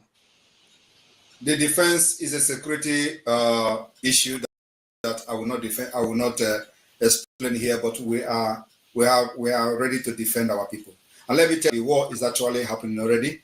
You can see that the killing of our people outside Biafra land did not start today. It was what led to the war in the 60s. And after election in last year, our people were killed in Lagos and other parts of Nigeria. So it is not a new thing to us. The only thing I will advise our people outside Nigeria, outside the Biafra land, is to know how to defend themselves when the time comes. But you see, Biafra land, I will seal it. Anybody that crosses there will never leave when the time comes. I'm telling you the fact. Biafra will seal Biafra land, and let me just keep it here. But yes, we're already in that war with them, and we will defend our land to the last drop of our blood. No. No, Tobias, we can't get equal questions. Let's go to Emma. Emma, welcome. Thank you, Dr. Rudolph. Thank you, Mazi. I am in U.S. Army for 10 years now. So I'm from Anambra State, live in California. I have been seeing things happening in Biafra land, like Fulani terrorists, how they invade the farm and all the atrocities they are doing. So based on like let's say 5 Eastern governors, I believe that the reason why most of them, like people like Soludo, people are not paying too much attention to him, is because they are failing the people. They are not delivering according to their promises. So now I feel like what will make our people not to be divided but to come together and support you so much will be if you find a means to provide some level of great values in times of, and I believe it's so easy. For instance, if the diaspora, they contribute, let's say, $10, $500, $1,000, we raise such a money, build a technical, technological school in times of, I know that no kind of well. So, but there are other things besides Elwell in terms of technologies, because I want to use Israel as an example. Israel today, because they are highly technological, highly scientific, and they build their own people in terms of education, in terms of technology, with the back of US. They are a small nation in Middle East, but they are dismantling every challenge on their path, including Iran and everything. So I am looking at the war of, let's say now, I know that the war of attribution, just as you said, is good, is great, because the Fulani terrorists, they want to Islamize Nigeria. That one's for sure. And they are doing all kinds of atrocities. So now, if there is a way, since our people are suffering, if there's a way for diaspora to contribute money, like, you know, maybe in terms of agriculture, scientifically raise a kind of a support. All right, Emma, can you round up, please? Okay. So my question, yeah, in rounding up, that's my own suggestion. If there's a way to help people back home economically, you know, and also. No, also. Thank you, Emma. All right. Thank you very much. Your idea is very, very good and very nice and sounds so lovely when you are in it. But unfortunately, it is not possible under Nigeria. That's why we have to do everything to get our freedom, create ourselves. And then this kind of idea you are talking about is why we are fighting what we are fighting, because it can never happen under Nigeria. Nigeria can never give you the atmosphere, the opportunity to create this kind of ideas and life that will help you to develop innovatively and to compete among nations. It is not possible. And why is it not possible? It is not possible because Nigeria have only one agenda for this whole 100 years of Nigeria. The only agenda they have is to Islamize Nigeria. And then they will begin to do whatever they want to do. So the issue of this particular, building, and if you, in case you don't know, Nigeria have a center to eradicate this thing you are saying now, and they call it a center for eradication of innovation and embracing Sunai. I don't know whether you are aware of that. Are you aware that they have a center to eradicate innovation? Google it now. Google Center to Eradicate Innovation in Nigeria. You're going to see them. They have it in Yoruba land. So you see that the ideology, the idea is not really, it is not compatible. Now you are bringing idea of developing, building something, some kind of technical center or scientist center or innovation center. While Nigeria Constitution under Islamic law, they have a center to eradicate it. So you see, it is not working. And this is what we are shouting about.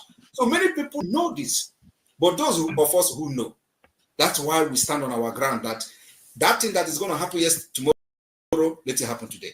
But our people must be liberated. And we have the template to get Biafra out of Nigeria. Thank you. All right, thank you, Ma. Let's go to Samuel Nande here next. Dr. Damages, I believe that history will remember you.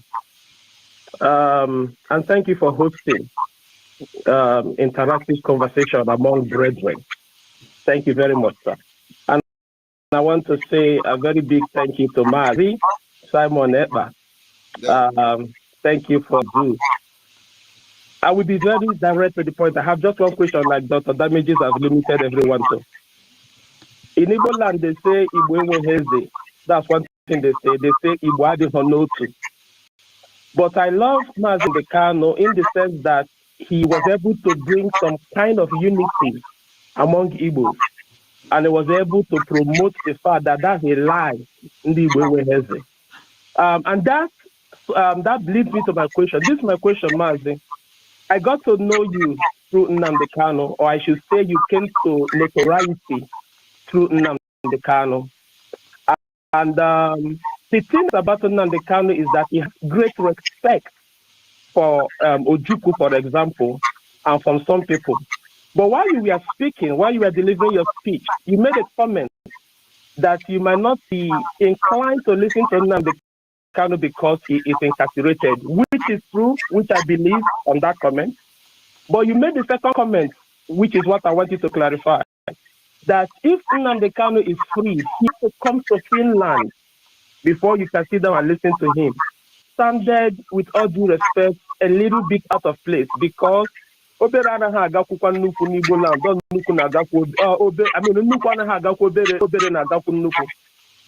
you had said that you guys will meet at a central place, United States, somewhere, just somewhere central, that would have sounded a little bit like someone who almost did there ahead of him. But to say that no academic in Finland, there are many Igbo people that will not go well to their hearing. How do you clarify that? I want you to clarify that. That's my question. All right, thank you very much. Never understand. And it is not everything I will explain here for you. And I'm not here to entice everybody with my speeches. Take those that are good, that I have made, and remove those that you feel are not good. Take the good part of me and throw away the bad part of me. But the reason I made that meant those who are in the spirit will understand me. And I'm not making it for people to love me, but that is a fact. We are fighting a demonic state, a state that is ready to destroy anything and anyone in order to maintain the status quo.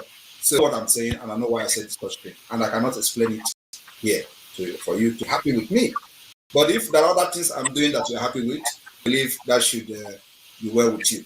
But one thing you should also know is that what you don't know is bigger than you. All right, thank you. Let's go to Uchechukwu Nwa Jesus.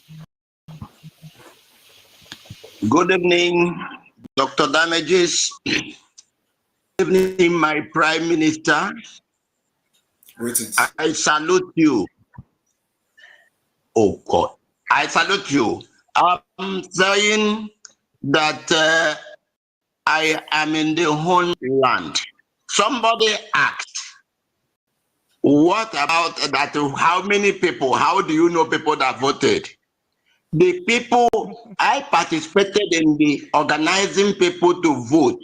The people that voted, they have name, they have their home, they have their villages and everything. And a lot of people are willing today. People are rushing to vote. So any person that is asking question is making a mistake. And if you stay in London, you will only know about London. You don't know what we that are here are passing through. So my question now is, my Prime Minister, it was since 2021 we got to know each other. Even if you check your mail, you will still see my mails to you.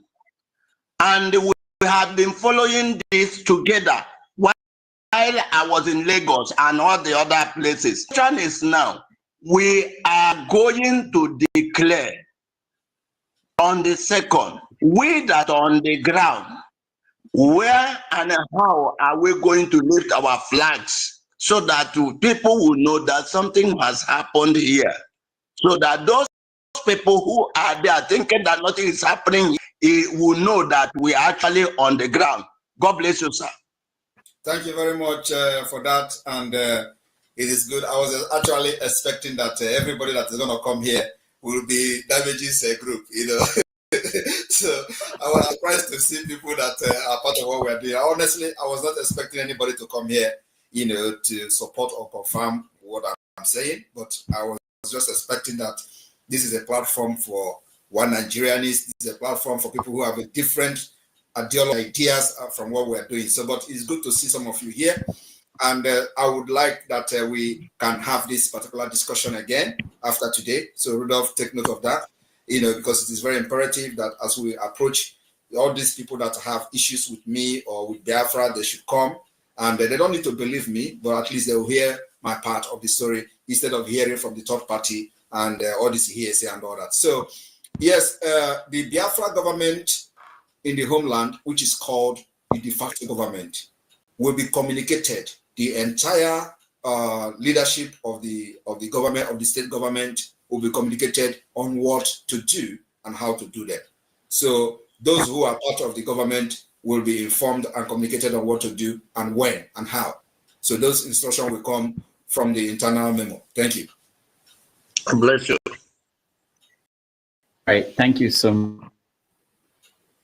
Rudolph, you mute yourself. Thank you, Uchechukwu. Let's hear from Prince Sike. Mr. Rudolph, I thank you for hosting our Prime Minister. Our Prime Minister, once again, I want to say I appreciate you for standing before the world to clarify some things that one Nigerians have been trying to a kind of make people not to understand. I just came online because of one thing. One of the things that made me to come online was when somebody was asking you who voted you. So I came in here to let everybody know that we the Biafrans voted you as the minister. So you are our prime minister, and that is the job you are doing. So once again, I want to appreciate you, but I will also end it with a question for the whole world to hear. There is one thing you always say when you started. You always told us that you know when Biafra will come. And this thing always a kind of, I believe a lot of people don't understand. But right now, the whole world can see that Biafra is here. We want to appreciate you, Prime Minister, and we say may the good Lord continue to keep you. Thank you so much. We thank you. Thank you. Thank you very much. And let me also make some comment based on what you said. And yes, I just want to inform Biafrans that my Prime Minister of Biafra today is going to be, this government will be dissolved. Immediately we start getting recognition from the international community. And then we'll start the preparation for the transitional government. That is the reason we have the different functional. The structure is already in place. So as soon as the recognition start coming from the United States, every other person follows. The United Nations follows. And that will start the preparation for transitional government. So those people that are putting their coat in a very high places like OGOJA or Konje, all of them, they'll also be running, and that's when they will know that they are Biafra people. But of course, everybody will put their hands on the deck for all have the desired nation to have all fought for. So as soon as that happens, the government in exile will be dissolved. Thank you. All right. Thank you, Prince CK. Dr. Chidi, you're next.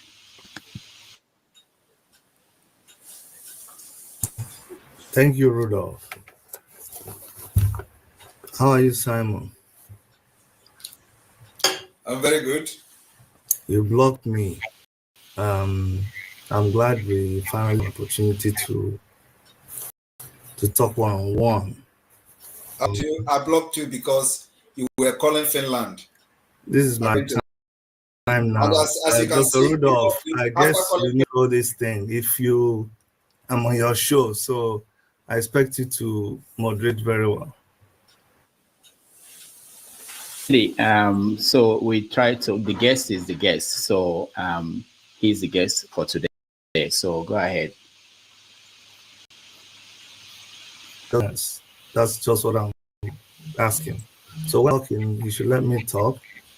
And then when he's talking, I'll let him talk. Okay, go ahead. Thank you. So you blocked me when I was asking you about the people that told me that you duped them. But that's a story for another day. I'm glad that we have this opportunity to talk to each other one-on-one. The most painful thing about this madness of yours is just the life Rudolph, if he's here to ask questions, he can ask questions. The life that I'm coming to address me as madness of yours, please. You're a crazy man. The only thing is the life that you're losing. The lives that are lost as a result of your actions, that is what is bothering me. Cause for Ebonyi people, your brothers and sisters of Ebonyi state in particular, who are murdered here now and then, and other young boys. My friend, let me finish talking now. This is your madness. Let me finish. Like Stupid man.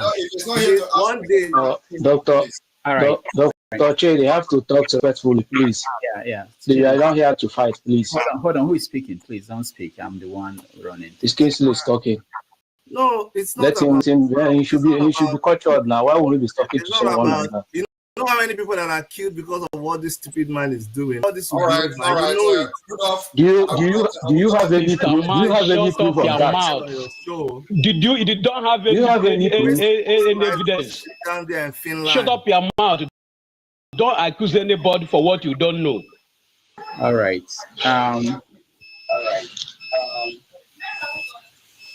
I'm sorry, guys. This is not good. I don't entertain people who are not moderating, trying to help the moderator.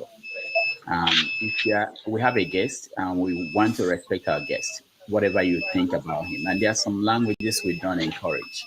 You can ask your question, any question you want. But you don't have to use words like stupid, and it's not acceptable. I know that in the past, so I will bring back Chidi, but I will make sure Chidi make sure that just give us your question, whatever question. Don't use, people should not use those kind of languages. But before I bring back Chidi, let me go to Annie Zubike. You're next.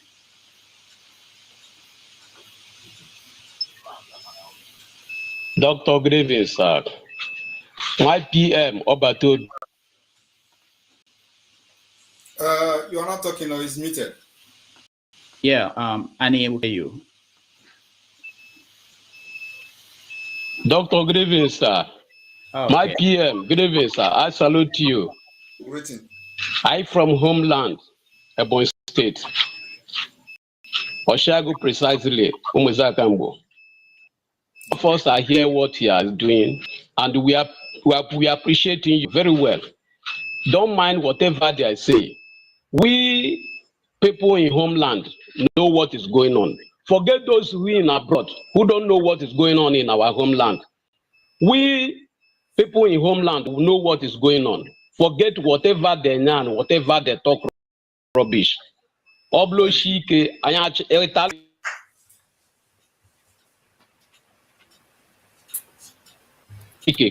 you very much. Thank you very much. All right, Annie, thank you so much. Let's go to Revolution. You're next.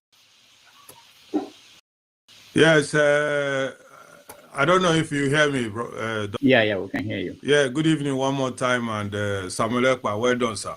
Greetings. You can see the underlining of my name, Revolution. I always support anybody who is trying to help Nigeria, because that country has been brought to nonsense. People are just fooling themselves. And I want to say I'll be in Finland on the 2nd of December. I live in Sweden here. So anybody supporting anything that will bring sun in that country, I'm behind you, and you can see. Great. You can look at it very well. It's not just talking. So I was just listening, but today you have cleared so many things. I know some people saying sit at home is causing this and that, but there's no freedom without bloodshed. Yes. Thank you, brother. Thank you very much. All right. Thank you, Revolution. I'll go back to Chidi. So Chidi, Dr. Chidi, please go straight to your question. My brother, the reason why I came on is because I don't even know, out of respect for you, Rudolph, because I invited Simon to my platform. We had an interview, but when all these things, when things started going south, and I'm going to try to control my language out of respect for your platform. But when he derailed, as I think he did, we never got an opportunity to have to address him. So all I'll say in a few seconds is that I feel sorry for what the struggle has come to and what I believe he has made the struggle. And I just pray that one day we will all wake up and nightmare of Simon Ekpa will be over. I just plead for Biafrans to just be It's a very sorrowful thing. It's a very mournful thing with Mazi Nnamdi Kanu in prison. A lot of our people dying every day. I'm just hoping that one day all this will be sorted out, and this madness will be over. Thank you for having me, Rudolph. Thank you very much. Thank you, Doctor. All right, let me also address what he said and make a comment. I hope that one day when Biafra has been restored and recognized through this my madness, you will come and we'll sort our differences differently in Biafra court. Thank you. All right, thank you, Mazi Simon. Let's go to rounding up now. Eze, thank God, you're next. And just last one, please. He said something that so that this nightmare will end. And indeed, that is actually the exact word to describe what I'm doing to Nigeria. I'm the Nigerian nightmare, the terrorist Nigerian. So he actually said the right word. So that's all. All right. Thank you. So is it thank God you're next? Good evening, my peer Simon Ekpa. Good evening, the co-host, all of you inside here. I greet everyone. Honestly, I came in to appreciate the good work my PM is doing. I am here in the hinterland of Biafra. I hear someone saying that Boy State is not is not sitting at home. That is lie. We are sitting at home here every Monday and every other day. As occasion Warat sit at home, sit at home. It is only a foolish man that we say that Nnamdi Kanu has not tried or is not working for him or is not working for his freedom or cannot be aggressive seeing Nnamdi Kanu being kidnapped and detained illegally. Even the prominent, even the politicians, we know what they are doing us here. We know how much we are buying fuel now, 1,200 naira. Go to, even pure water now is, one sachet of pure water is 15 naira. 300 naira. We know the hardship we are in here. We know what Nigeria government has cost all of us here. So whoever is talking otherwise is an agent. For me, is an agent to Nigeria government. Is a even the politician advocating for Nnamdi Kanu release. Even as we see them as wicked as they are advocating for Nnamdi Kanu's release.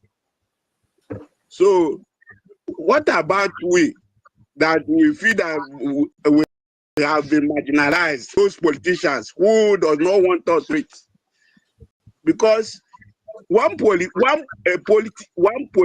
like this will be packing money. You will see him with how many kilo, with how many convoy. But you are not seeing, you are not feeding even a meal in the day. What are you just even saying here? I appreciate the hard work of our Prime Minister and the Biafra Republic government in exile. And we will look forward to the declaration of the restoration of Biafra, 2nd December, because the suffering is too much. But they release Nnamdi Kanu. Why are they holding him there? But they release Nnamdi Kanu so that everybody, if it is to divide the country. If the country is too big for one man to rule, divide it. Let everybody go and solve the whole problem in his own region. What are they even talking, sir?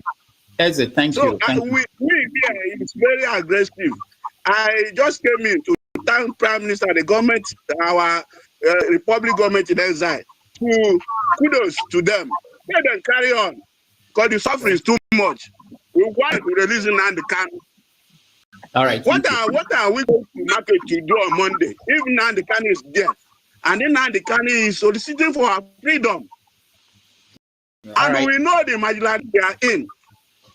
How many people are killed in As a thank you. I'm sorry. We have to cut you short. We appreciate All right, it. let me just comment on that. Thank you very much. And one thing everybody should understand is that Nigeria government have this kind of pattern of or system of propaganda that never worked. Even during Mazi Nnamdi Kanu, they will tell you, Abia State is not doing this. He is from Abia State, and that's not going on in Abia State. Only try to demoralize people using this propaganda. The same thing now, Ebonyi State. These are the people who say, I'm not an Igbo person. They will come to tell you, Ebonyi State is not sitting at home. But look at people from Ebonyi State telling you what the way it is, because they want to use that propaganda. Ebonyi is not observing it. The same thing they did to Mazi Nnamdi Kanu. Abia State is not observing it. Abia State is not doing this. So those kind of propaganda does not move us anymore. Thank you. Mazi, do you want to continue or take a break? Because we have about 5 more people and then we round up. Okay, just we can have maybe 2 minutes break. Okay, all right. And you see that I have added 15 minutes to you. Yeah, I know. You did very well. Thank you. Yeah, and I have another meeting. I have a meeting I have to attend, but I will stay here till 3 hours, 10 minutes. Okay, all right. I have like 20 minutes to go. Okay, so let's take a break, and then when we come back, we will finish up with people who are currently in the studio. Thank you so much for joining us. We appreciate all of you.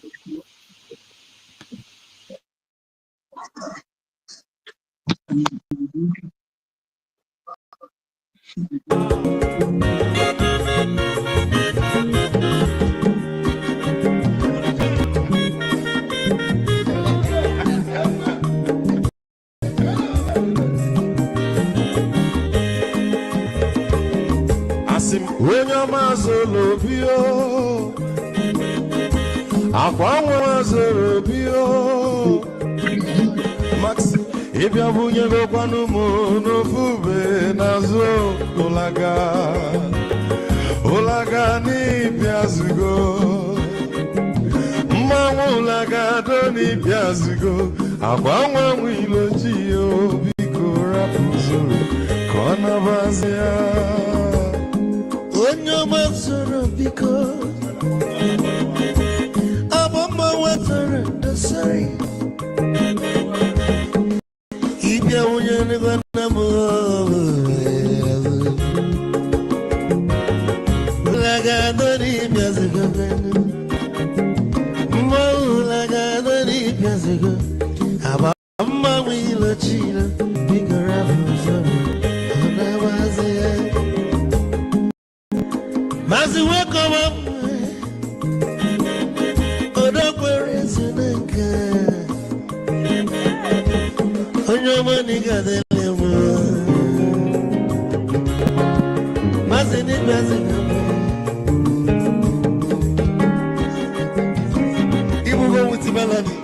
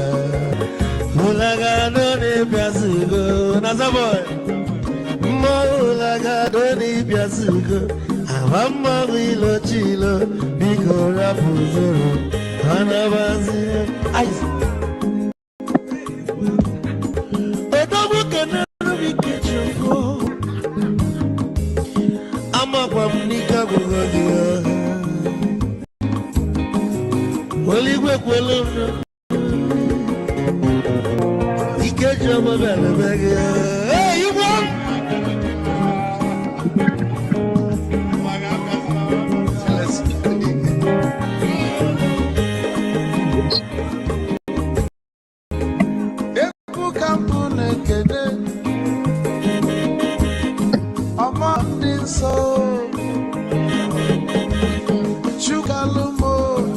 chukwu negaji esi nwanne m ekene ịlapụlụ ife niile na-eme wee bịa nke gosili na anyị na gị bụ nwanne Wisdom ga-adị ka nye gị maịkị ka ogobanya bụ egwu isili mmasị ọ bụ na-etiri egwu a malụkwa malụ n'imego m ife ọjọọ wee sị gị nwanne m ife ọkụ na ịchọlụ na nga-eme Wisdom onume ekene gị agbamanwụ ihe ihe biko lapụ na basị ya zoro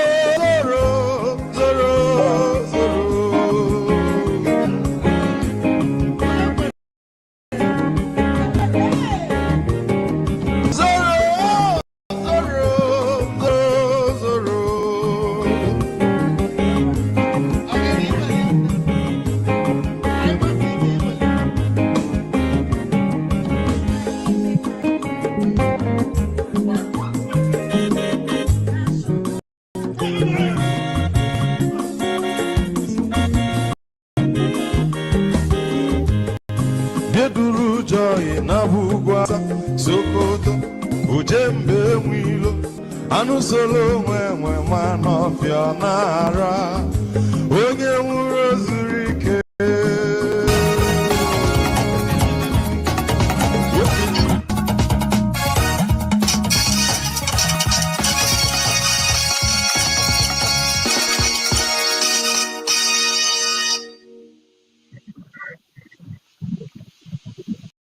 All right.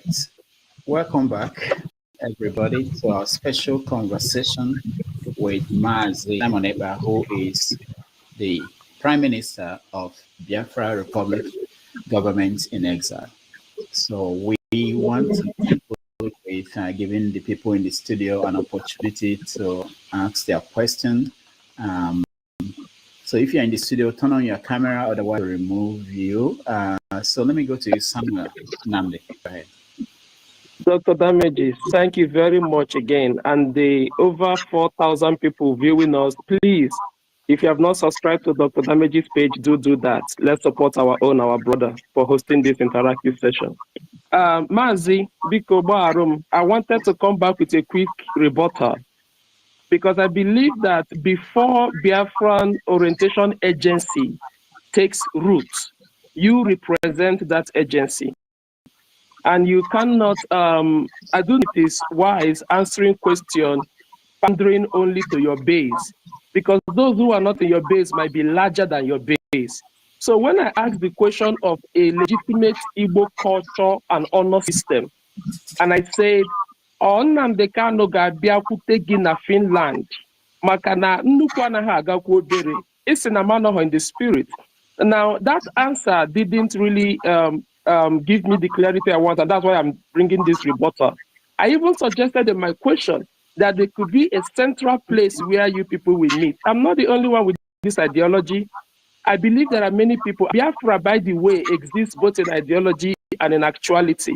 So how do you appeal to people with different ideology as your orientation agency? Get us involved, because there were many people, like I said, I didn't know you, if not for Nnamdi Kanu. Nnamdi Kanu promoted you. Nnamdi Kanu blew your trumpet. So if you have popularity today, it's in Nnamdi Kanu. How can you now say that he will come to Finland and meet you? That's not Igbo culture. Okay. That's not the principle. All right. If you are asking me a question about what I'm doing to restore Biafra and how I'm going to do it, and I did not answer you and address you, then you should be concerned that you want to know how I want to get your freedom. But here you are asking me a question about personal things, about individuals, a person who were leading the struggle before he was kidnapped. And I told you that this borders on security. And I don't expect me to come here and start telling you why I want Mazi Nnamdi Kanu to come to Finland. It borders on, it is the same reason I said I am not going to take instruction from him, from the DSS. The same reason is the reason I said he must come to Finland to meet me. And he understands. If he hear this, I said, why I said it. So you don't expect me to come here and start elaborating the reason why I said he must come to Finland. It borders focused on security and his own security as well. It does not mean that I'm disrespecting him or that I'm looking down on him as a leader or anything. No, it has to do with the interest of the struggle. It has to do with his own security and his own life as well. So with such a statement, like I'm not going to take order from him in it is the same reason why I will not take order from him in DSS. It's the same reason I want him to come to Finland before I can listen to him. Because you don't expect me to start listening to him while he is Nigeria, where they'll be pointing gun at him and say, go and talk to Simon Ekpa, and then he will be telling you, look, I'm a free man, you must stop Biafra. You're expecting that he must not come out today and they tell him, go and say, Simon Ekpa, stop. And then he come and say he's not in Afaruku, I should stop. And you think that it's going to be the same thing when he come out of Nigeria? The answer is no. So I'm not going to start elaborating this. Like I said, people who understand me when I said I will not take order from him in DSS custody, they understand why I say he must come to Finland. All right, thank you. Thank you, Samuel. Adeniyi, you're next. Yeah. Good evening, all. I just want to welcome Simon for the first time. I'm a retired army, and Rudolph, I've been talking to Rudolph for some time, so I'm aware of the program that is running. Now, I want to ask a question, Simon. I'm a Yoruba man, and we all know what is happening in the country. And I believe in one night, I've served in the military, the armed forces for the country. I have a lot of things from the east, from the north, from all over the country. So I want a better Nigeria. Now, what I want to ask you is this, Simon. If today we have a better system of government, are you hearing me? A better system of government that is taking care of both the people and the security of the people across the country. Are you going to change your mind about Biafra? Because the problem in the country, let me just finish, because the problem in the country today is just bad governance. If we have a better system of governance that make institutions to work at government level, where the basics amenities, basic services are provided to the people, education, healthcare, affordable foodstuff, good living condition, where all those basics are provided, and at the center, people are well represented across the country, so that nobody will talk of marginalization. Are you going to change your mind about Biafra? No. Why? Right, because Biafra is looking for a better government. Yeah, let me explain to you. Because, okay. This thing you are saying is not possible under Nigeria structure. Even if, are you a Christian or Muslim? I'm a Christian. Even if you bring Jesus Christ to come and govern Nigeria, he can never change anything. Even as Jesus Christ was born, he was crucified and killed by people. Now, Nigeria was not structured to provide these things and this leadership we are talking about. And that is the problem of many of you, because if you understand the problem of Nigeria, you will be in the forefront like Sunday Igboho fighting for the liberation of the Yoruba people. But because you do not understand that, that's why you are here to tell me if this work, if this happened, if this, where are you going to start? Okay, let me just answer you. Because me, I've gone too far a lot in the country, and I've been trained to the highest level administration in the country as a retired senior army officer. I looked at the problem of the country, and I decided to come up with a new constitution for Nigeria. I don't know if you can see a copy here. I came up with a constitution that takes care of all the tribes, all the all the groups in Nigeria. If you are going to ever go, don't have your ID card though. If what? Don't ever go to Southeast with your ID card if you are a Nigeria army. Or no, I know there's problem in the Southeast now. We are trying to. I'm just advising you as person. I understand you. We are trying to solve problems now. You know one thing, Simon. When we got independence, we had problem in Nigeria when we were running parliamentary system. And how did the problem happen? The problem happened in the western part of the country. Today, if any group or any region decide to secede from them, and you don't have the right system of government, the same problem we are facing in Nigeria today, we will face it in any of the regions. Okay, so you believe the problem of Nigeria is in the constitution? Of course, that's why I have to write the new constitution. But that is not true. Let me explain. Now, let me explain. No, Adeni, we have less than 10 minutes, and there are 3 more people left. So yeah, let me address him, because his argument is based on the constitution, that once he presents this constitution, Nigeria will work. Now let me address him. The problem of Nigeria is not constitution. And when I listen to people talking about 1999 constitution as a problem, I just laugh at them.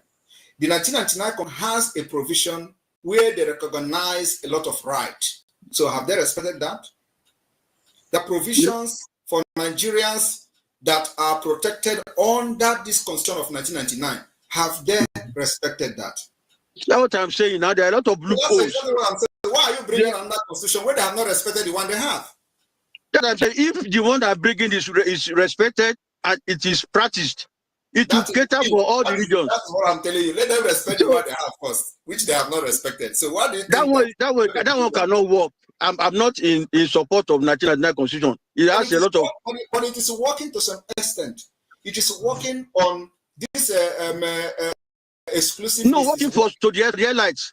The airlines exploiting their loopholes to do things for their benefit. That's what I'm saying. That if if you and I, yes, if you and I together now fight the loopholes, are able to block those loopholes and come with the right of the country will move on. Because if you go Biafra now and I go OGOJA, and at the end of the day, we don't have the right constitution for our various groups to be fighting each other. No, you understand me? That is the point, because the Nigeria problem is not in the constitution. It is an ideological. Listen, let me tell you now, it's a historical, ideological, and just problem. So, and this cannot be solved under the current mentality that Nigeria has for many decades. It's a historic problem. So, as you are now as a military personnel, you know how you serve Nigeria. And then you compare it to the people in your status that are from the northern Nigeria. Which rank did you attain before you retired? I think it was a colonel, but if you want me let's say it was a colonel. Now I will ask him. Did he think that if he is from the northern Nigeria and have probably the kind of education he has acquired under Nigerian military, he will retire as a colonel? Is a question. You see, if there are a lot of things happening. Just yes, it is possible, or no, it is not. As you are now a Yoruba man, you serve in the army and retire as a colonel. And before retirement, you have acquired a lot of education, including training. So I'm asking you now, you are from northern Nigeria. Would you retire with your experience and education? Would you retire as a colonel? Of course, there are a lot of people of my status. You are not that have left as lieutenant colonel, that I even left as majors. You see, let us not bring sentiment to this thing. But that is the problem. Yes, you know, there are some people from my side who left as major general, my colleagues too. You have not answered my question. My question is: I've answered you. I said the standard. After you have reached the rank of, it is politics now this time around and law. But that is not that. Yes. And you know that it is the something in the educational system that is what we call the quota system in Nigeria. So how do you address that? And how do you think that the northern Nigeria are going to agree to the quota system? Now, the president is from your own tribe, and they are trying to bring a tax bill. Do you know the people that are rejecting the tax bill? There is no single governor from the southern Nigeria. Only the northern Nigeria governors have rejected the bill, and they have dropped it. So how do you fix a system like that? You see, it is no point wasting your time, your resources, your energy, and your life trying to save a failing marriage. And this marriage is not marriage. It was a marriage that was forced by the barrels of the gun. So now we are saying we are not ready to try again. I'm ready to bring everything down. As you are looking at me, I'm ready to burn down Nigeria for the interest and the life of my people. And if I have the opportunity today, I will order the burning down from Aso Rock, because that's where the killings of my people are being planned. I will bring it down. And the luck they have is that I don't have a nuclear weapon or a ballistic missile yet. But if I have it, I will start from Aso Rock, because that is where the terrorism against my people are being planned. Once Aso Rock is down, everybody will rest. I will discuss the peace. All right, Denny, another chance to have this conversation. So please let me go to other people because he has to go. I want them to be able to say something. Chief Chukwemeka, you are next.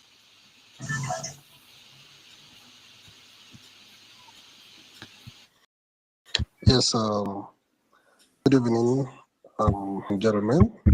Yeah. I greet you. Biafra, your days belong. Yeah, I came off because I've been listening to some commentary by people, and then I know that today the zoo of Nigeria is over 60 years, and they've been trying for more than 60 years. They never got better. Instead, they get worse, and now they are worse than worst. Now, before we used to hear that the full at 40 there, and most of the people in that country, they have been, fools at more than 40 years. Now, I'll tell you, some politicians, they come to complain about the activities of the Biafran government. They complain about the sit at home. Chief, we can't hear you. We can't hear you well. If you have a question, just go straight to your point, please. Yes. What I want to ask first, I want to commend the Prime Minister and his cabinet for what they have been doing for the Biafran people. Yes, and I want to tell him to keep it up. That Biafrans are solidly in support of the Prime Minister and the cabinet and the entire Biafra government. And I want to tell him that the sit at home is not as worst as the economic terrorism that the government of Nigeria is meted on the people, where they cannot, afford to even have ordinary a square meal. It's not difficult. People that own cars in that country, we can no longer drive our cars because you can't afford fuel. You now walk a long distance to go to wherever you want to go. I now bought a bike to be able to navigate my way because terrorism economically is no longer bearable. So the solution is liberation, and we support. Chukwemeka, we have to leave it at that. Thank you so much. All right, let's go to one for Biafra. One for Biafra, go ahead. All right.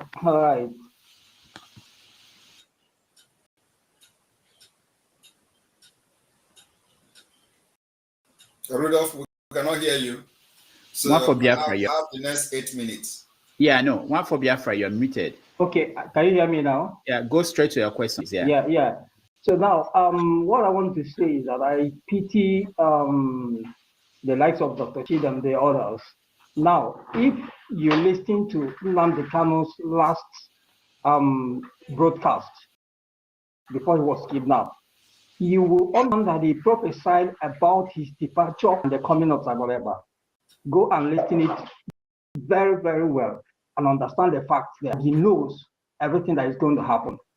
Therefore, I have no too much. That's exactly the point I want to bring out to those who are asking useless questions here. So go and listen and hear Nnamdi Kanu prophesy about his departure and the coming of Zagoreba. And that's all about it. So I congratulate you, my PM. We are waiting for December 2nd, and God will make it a reality. God will make it a success.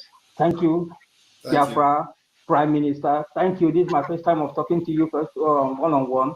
God bless you. We are supporting you. We are behind you. And thank you very much. Come 2nd December, everything is going to come to reality. Thank you. All right. Thank you. Now the final person is Jeffrey Azuka. Go ahead. Yeah. Good evening, everybody. Good evening, Dr. Damages, and good evening, Prime Minister. Simon Ekpa.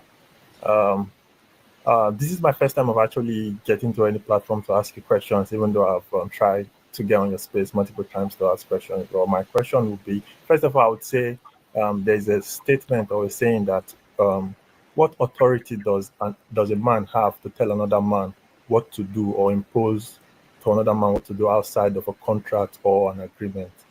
So I have gone through the Biafra charter and tried to read through it multiple times over and over again, and I've seen a lot of information which is really good. I can say it's almost similar to that of the American what they say constitution, like they have the First Amendment and all that.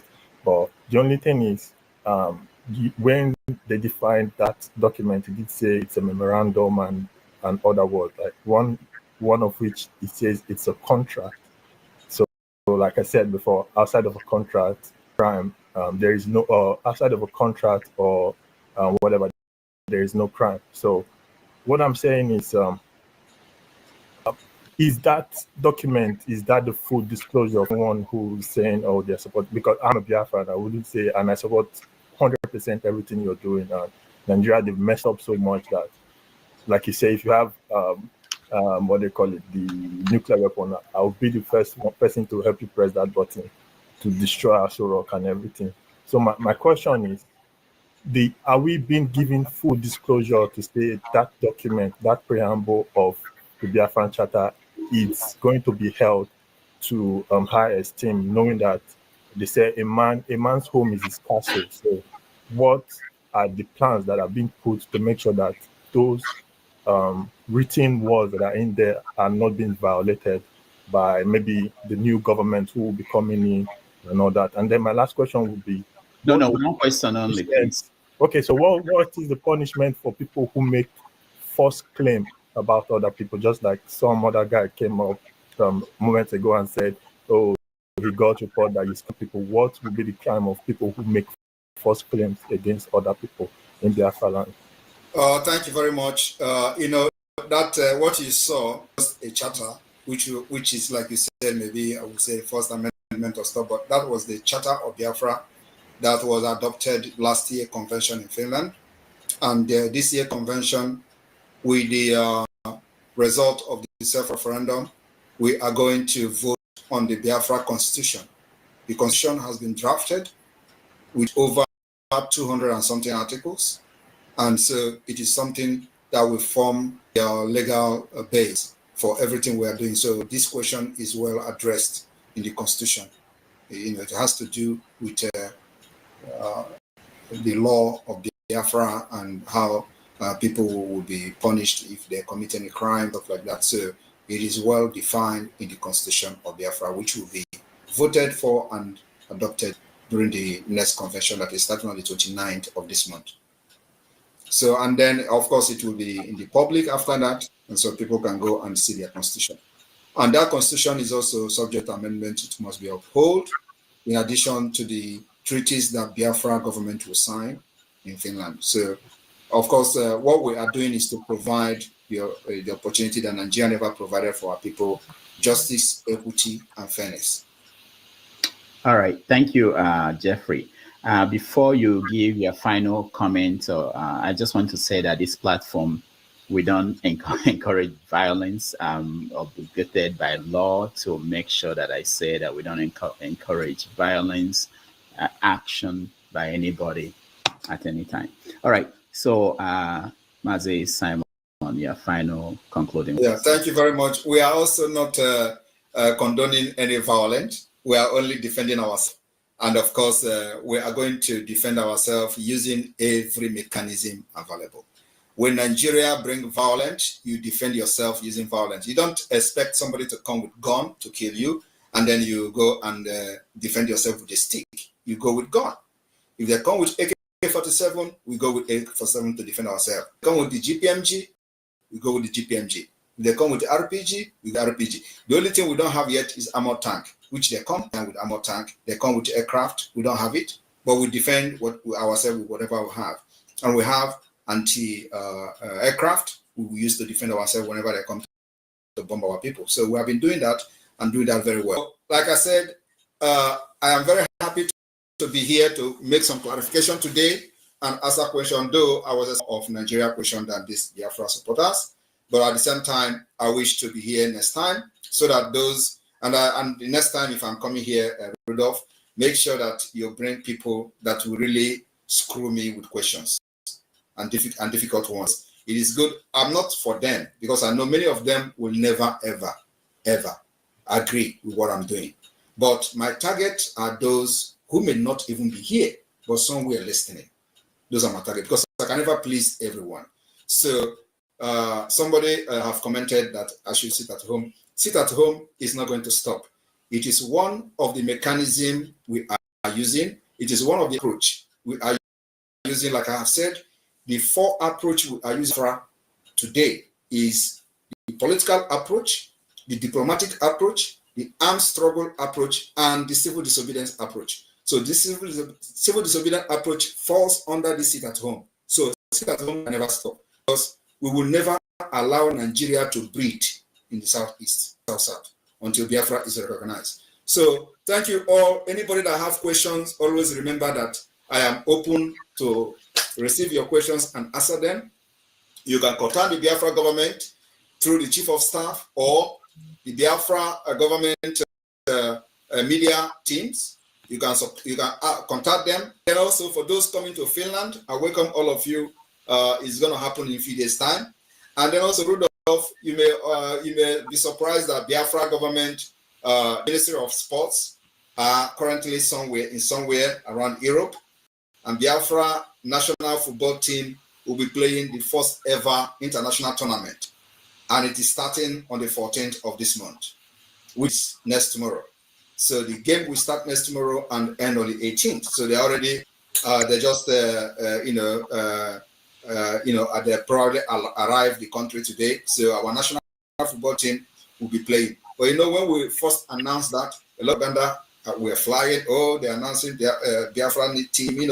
Everything we said, they believe it's a lie or they believe it's propaganda. But what they don't know is that this is the government, and we're not here to start lying to people to like what we're doing. But when we say it, we're also going to bring it publicly for you to see.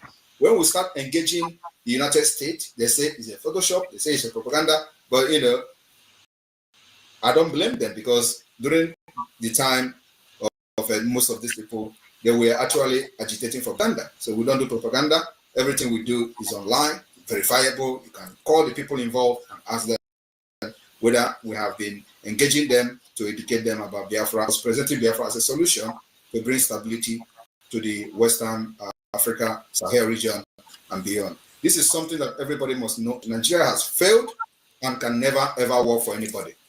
So the only thing you can do as a Biafran, if you are a Biafran, is to support or remain silent and watch how we will liberate you from Nigeria. Thank you very much, Rudolph. Looking forward to having this conversation again with you. Thank you, appreciate you, and I want to thank everybody that joined us. If you have not liked this show, please do, and if you have not subscribed, please do, so that more people can see this. Thank you, Master Simon, and I will see you next time. Thank you. Thank you.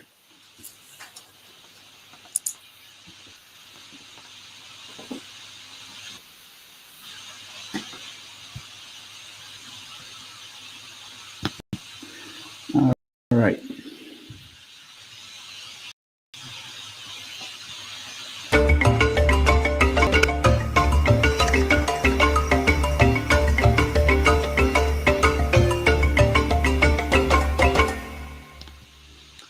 Okay, welcome everybody, and let's do a quick recap of what happened. I appreciate all of you, those that joined us, those that sang songs, those that were dancing, those that were pissed off. Welcome all of you back. Those that have the map of Biafra, those that those that were in the closet and they're now coming out. We appreciate all of you. including those that are busy with hunting other people. So let's do a quick recap. We're not going to stay long. I want to start with the people that didn't get a chance to question or comment. So let me start with you, Tunde. Tunde, your comment. Can you hear me? No? Is Tunde still here? All right, I can't see him. Oh, he's here, but he can't hear me. All right, let's start from electricity down. Am I? Oh, okay, Tunde, go ahead. Am I given opportunity to talk? Yeah. You're the first. Oh, God bless you. I just want to say thank you, my Prime Minister. The man Chede made a lot of mistakes in talking rubbish to our Prime Minister. Any evil on the head of our Prime Minister is directly or indirectly on every Biafran man. So respect should be given to our Prime Minister. Mazi Simon Ekpa is doing a marvelous work. So any disrespect to Simon Ekpa is also disrespect to Mazi Nnamdi Kanu. I love Simon Ekpa, what he's doing, and I love Nnamdi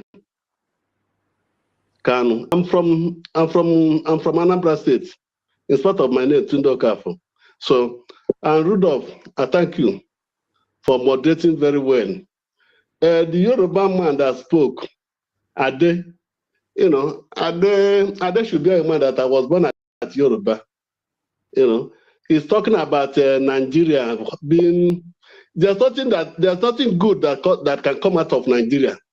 For the past 60, am I still on? Am I still on? Yeah, you're on. Yeah. Yes, you are. Yeah. There's nothing good that can come out from Nigeria. Nigeria is a place where nothing works except bribery and corruption. Quote me any day, anytime. Nigeria is a place where nothing can work except bribery and corruption. How can we continue to live as a Nigeria for the past 60 years and nothing is working? I was in Potiskum where I did my youth corps. I was discriminated. I was regarded as a foreigner. I did my youth corps in Fika Government Secondary School, Potiskum. I was ashamed. So I'm not proud to say that I'm a Nigerian, although I have Italian passport. But, Mama mia, please bear with me. I just want to say thank you, my Prime Minister. Those people who conspire and kidnap Nnamdi Kanu, it can never be well with them. That's my prayer. Amen. Thank you, Mr. Rudolph Okonkwo. All right. Very nice job. Thank you, Tunde. Thank you so much. Yeah. What I would do is anybody that if you speak, I'll move you so that there are people back and at the back end who are interested in coming in. So let me go to who is all right. Let me start with you, Pastor. Go ahead. Pastor, electricity. Sorry, can you skip me for now, please? All right. All right. More in California. Anyway, can you hear me, everybody? Yeah. Thank you very much, Namokonkwo. And good whatever time it is over there in your country. And good morning to the rest of the panel.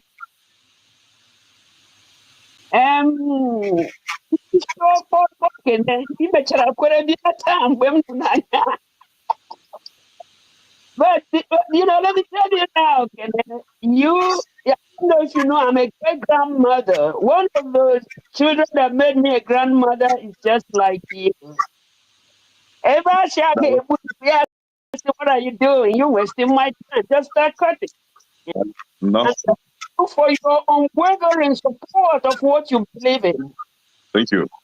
Yeah. Nigeria or whatever that is. Here they say, oh, you are from Africa. I say, I don't think so. What is the meaning of Africa? You are from Nigeria. That's if you know what Nigeria is, or you just answer to any concoction that is being stuffed down your throat. Nigeria will never work because it was never meant to work. Or I would say Nigeria is working the way they wanted it to work. It wouldn't work for people who know anything about equity, fairness, just no, because it wasn't meant to work that way. The people who are making sure that it doesn't work, whether it is the Fulanis or if they have addiction, they said from inception that they are not in a hurry. And they are so very much doing that, making sure that even if it is eternity that it takes them, they will kill, they will annihilate, they will pillage, they will, and they have continued. You know what is reading now, the newcomers, I don't even want to know their name. But the important thing there is, can we step out fearlessly? If we die, boy, we die. For somebody like this great grandma, life and death is the same. Just what did you do with whichever one you have? What exactly did you do? You are afraid your person will be changed. You are afraid Christ will do that. You are afraid. Or will you be afraid whether you are here or anywhere? So I am so proud of you, Kenneth. The way when you come out, you are not afraid of whoever is the so is CM and a few others. So, Okamwa, that is Simon that came.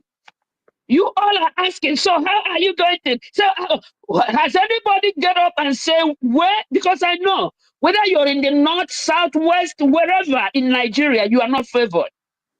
What are you doing? You think it is a Makaranta book? It won't take you anywhere. It's because of your command of English. It don't mean nothing. So whoever is trying to do something, when you start doing something, believe me, you will know how it will be done. So I am so thankful that there are people who are ready to dare. So keep on daring, Kene, you and the rest like you. And I yield. You can take me off, big boy. All right, thank you, Bore. Can I say something? No, hold on. I'll come to you. I know you're in Nigeria. Okay, maybe we should go to you first. Okay, thank you. Adini, go ahead.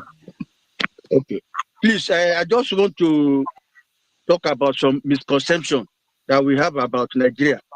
You see, let us go back to history. China's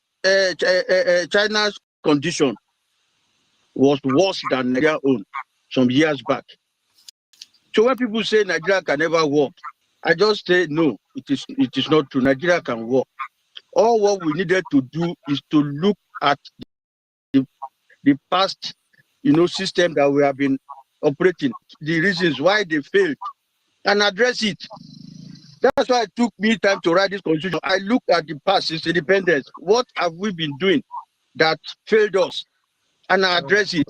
If you don't do that, if all of us don't come together to look at what we have been doing wrong in the past, and this is what politicians are exploiting for their own interest, they will come and say Nigeria will never work. No, Nigeria can work. China was worse than Nigeria before, and it worked. Asian countries, Singapore, Malaysia, all of them, they were worse than Nigeria. But they sat down and fixed their institutions, fixed the political system they were operating, and it is working for them.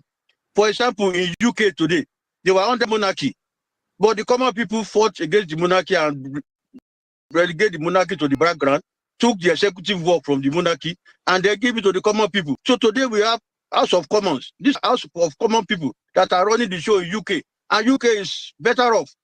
So if we sit down today now because of some people that are, benefiting from the loopholes in the constitution and in the system, and we come and say Nigeria is not working, then we are not helping Nigeria.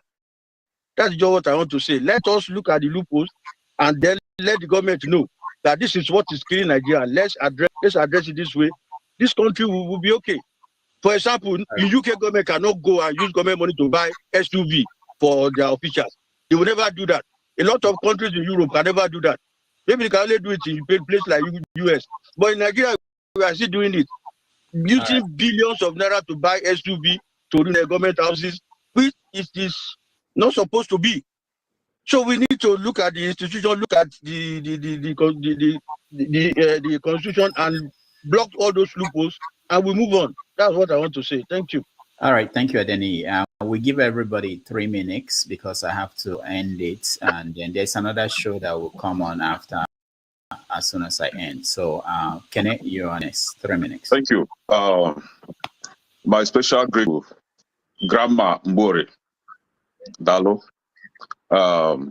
They say that onye Jezioku ihera de emie. Dr. Damages, I would like to thank you immensely for inviting our leader here. Whether anybody likes it or not, it is today. Simon Epa is one of our Biafran leaders. As you all know, I'm a strong supporter of Nnamdi Kanu. Akajin Nnamdi Kanu. Today, Simon Epa is on the front line, and I'm a strong supporter of Nnamdi Kanu. Simon Epa. Yes, Dr. Damages, please, I would like you to share that complaint form, please. I need to complain about some people with spanner here because I'm being attacked personally. Yeah, I can hear you. I will share it. Don't bring Yes. up any issue about Yes. but I will share. I said I will share. Check your comment section and you see. Okay. All right. So yeah, go ahead. Round up. So the thing is, some of us are still sleeping, and when I mean some of us, the Biafrans, BU Igbo Biafran, non-Igbo Biafran, that is against this movement. You are still sleeping. Like I always say, I can only pray for you to save salvation. The eyes will open. Maybe it will be too late for you. But I don't think, our hands are always open to embrace our own. And my brother, Revolution, special thanks to you for identifying with a fellow revolutionist. You are a good man, and I see that spirit in you. Gradually, we all will one day join hands together. BU, Igbo, Orobo, Ishekiri, Ishan, Bini, we are all same.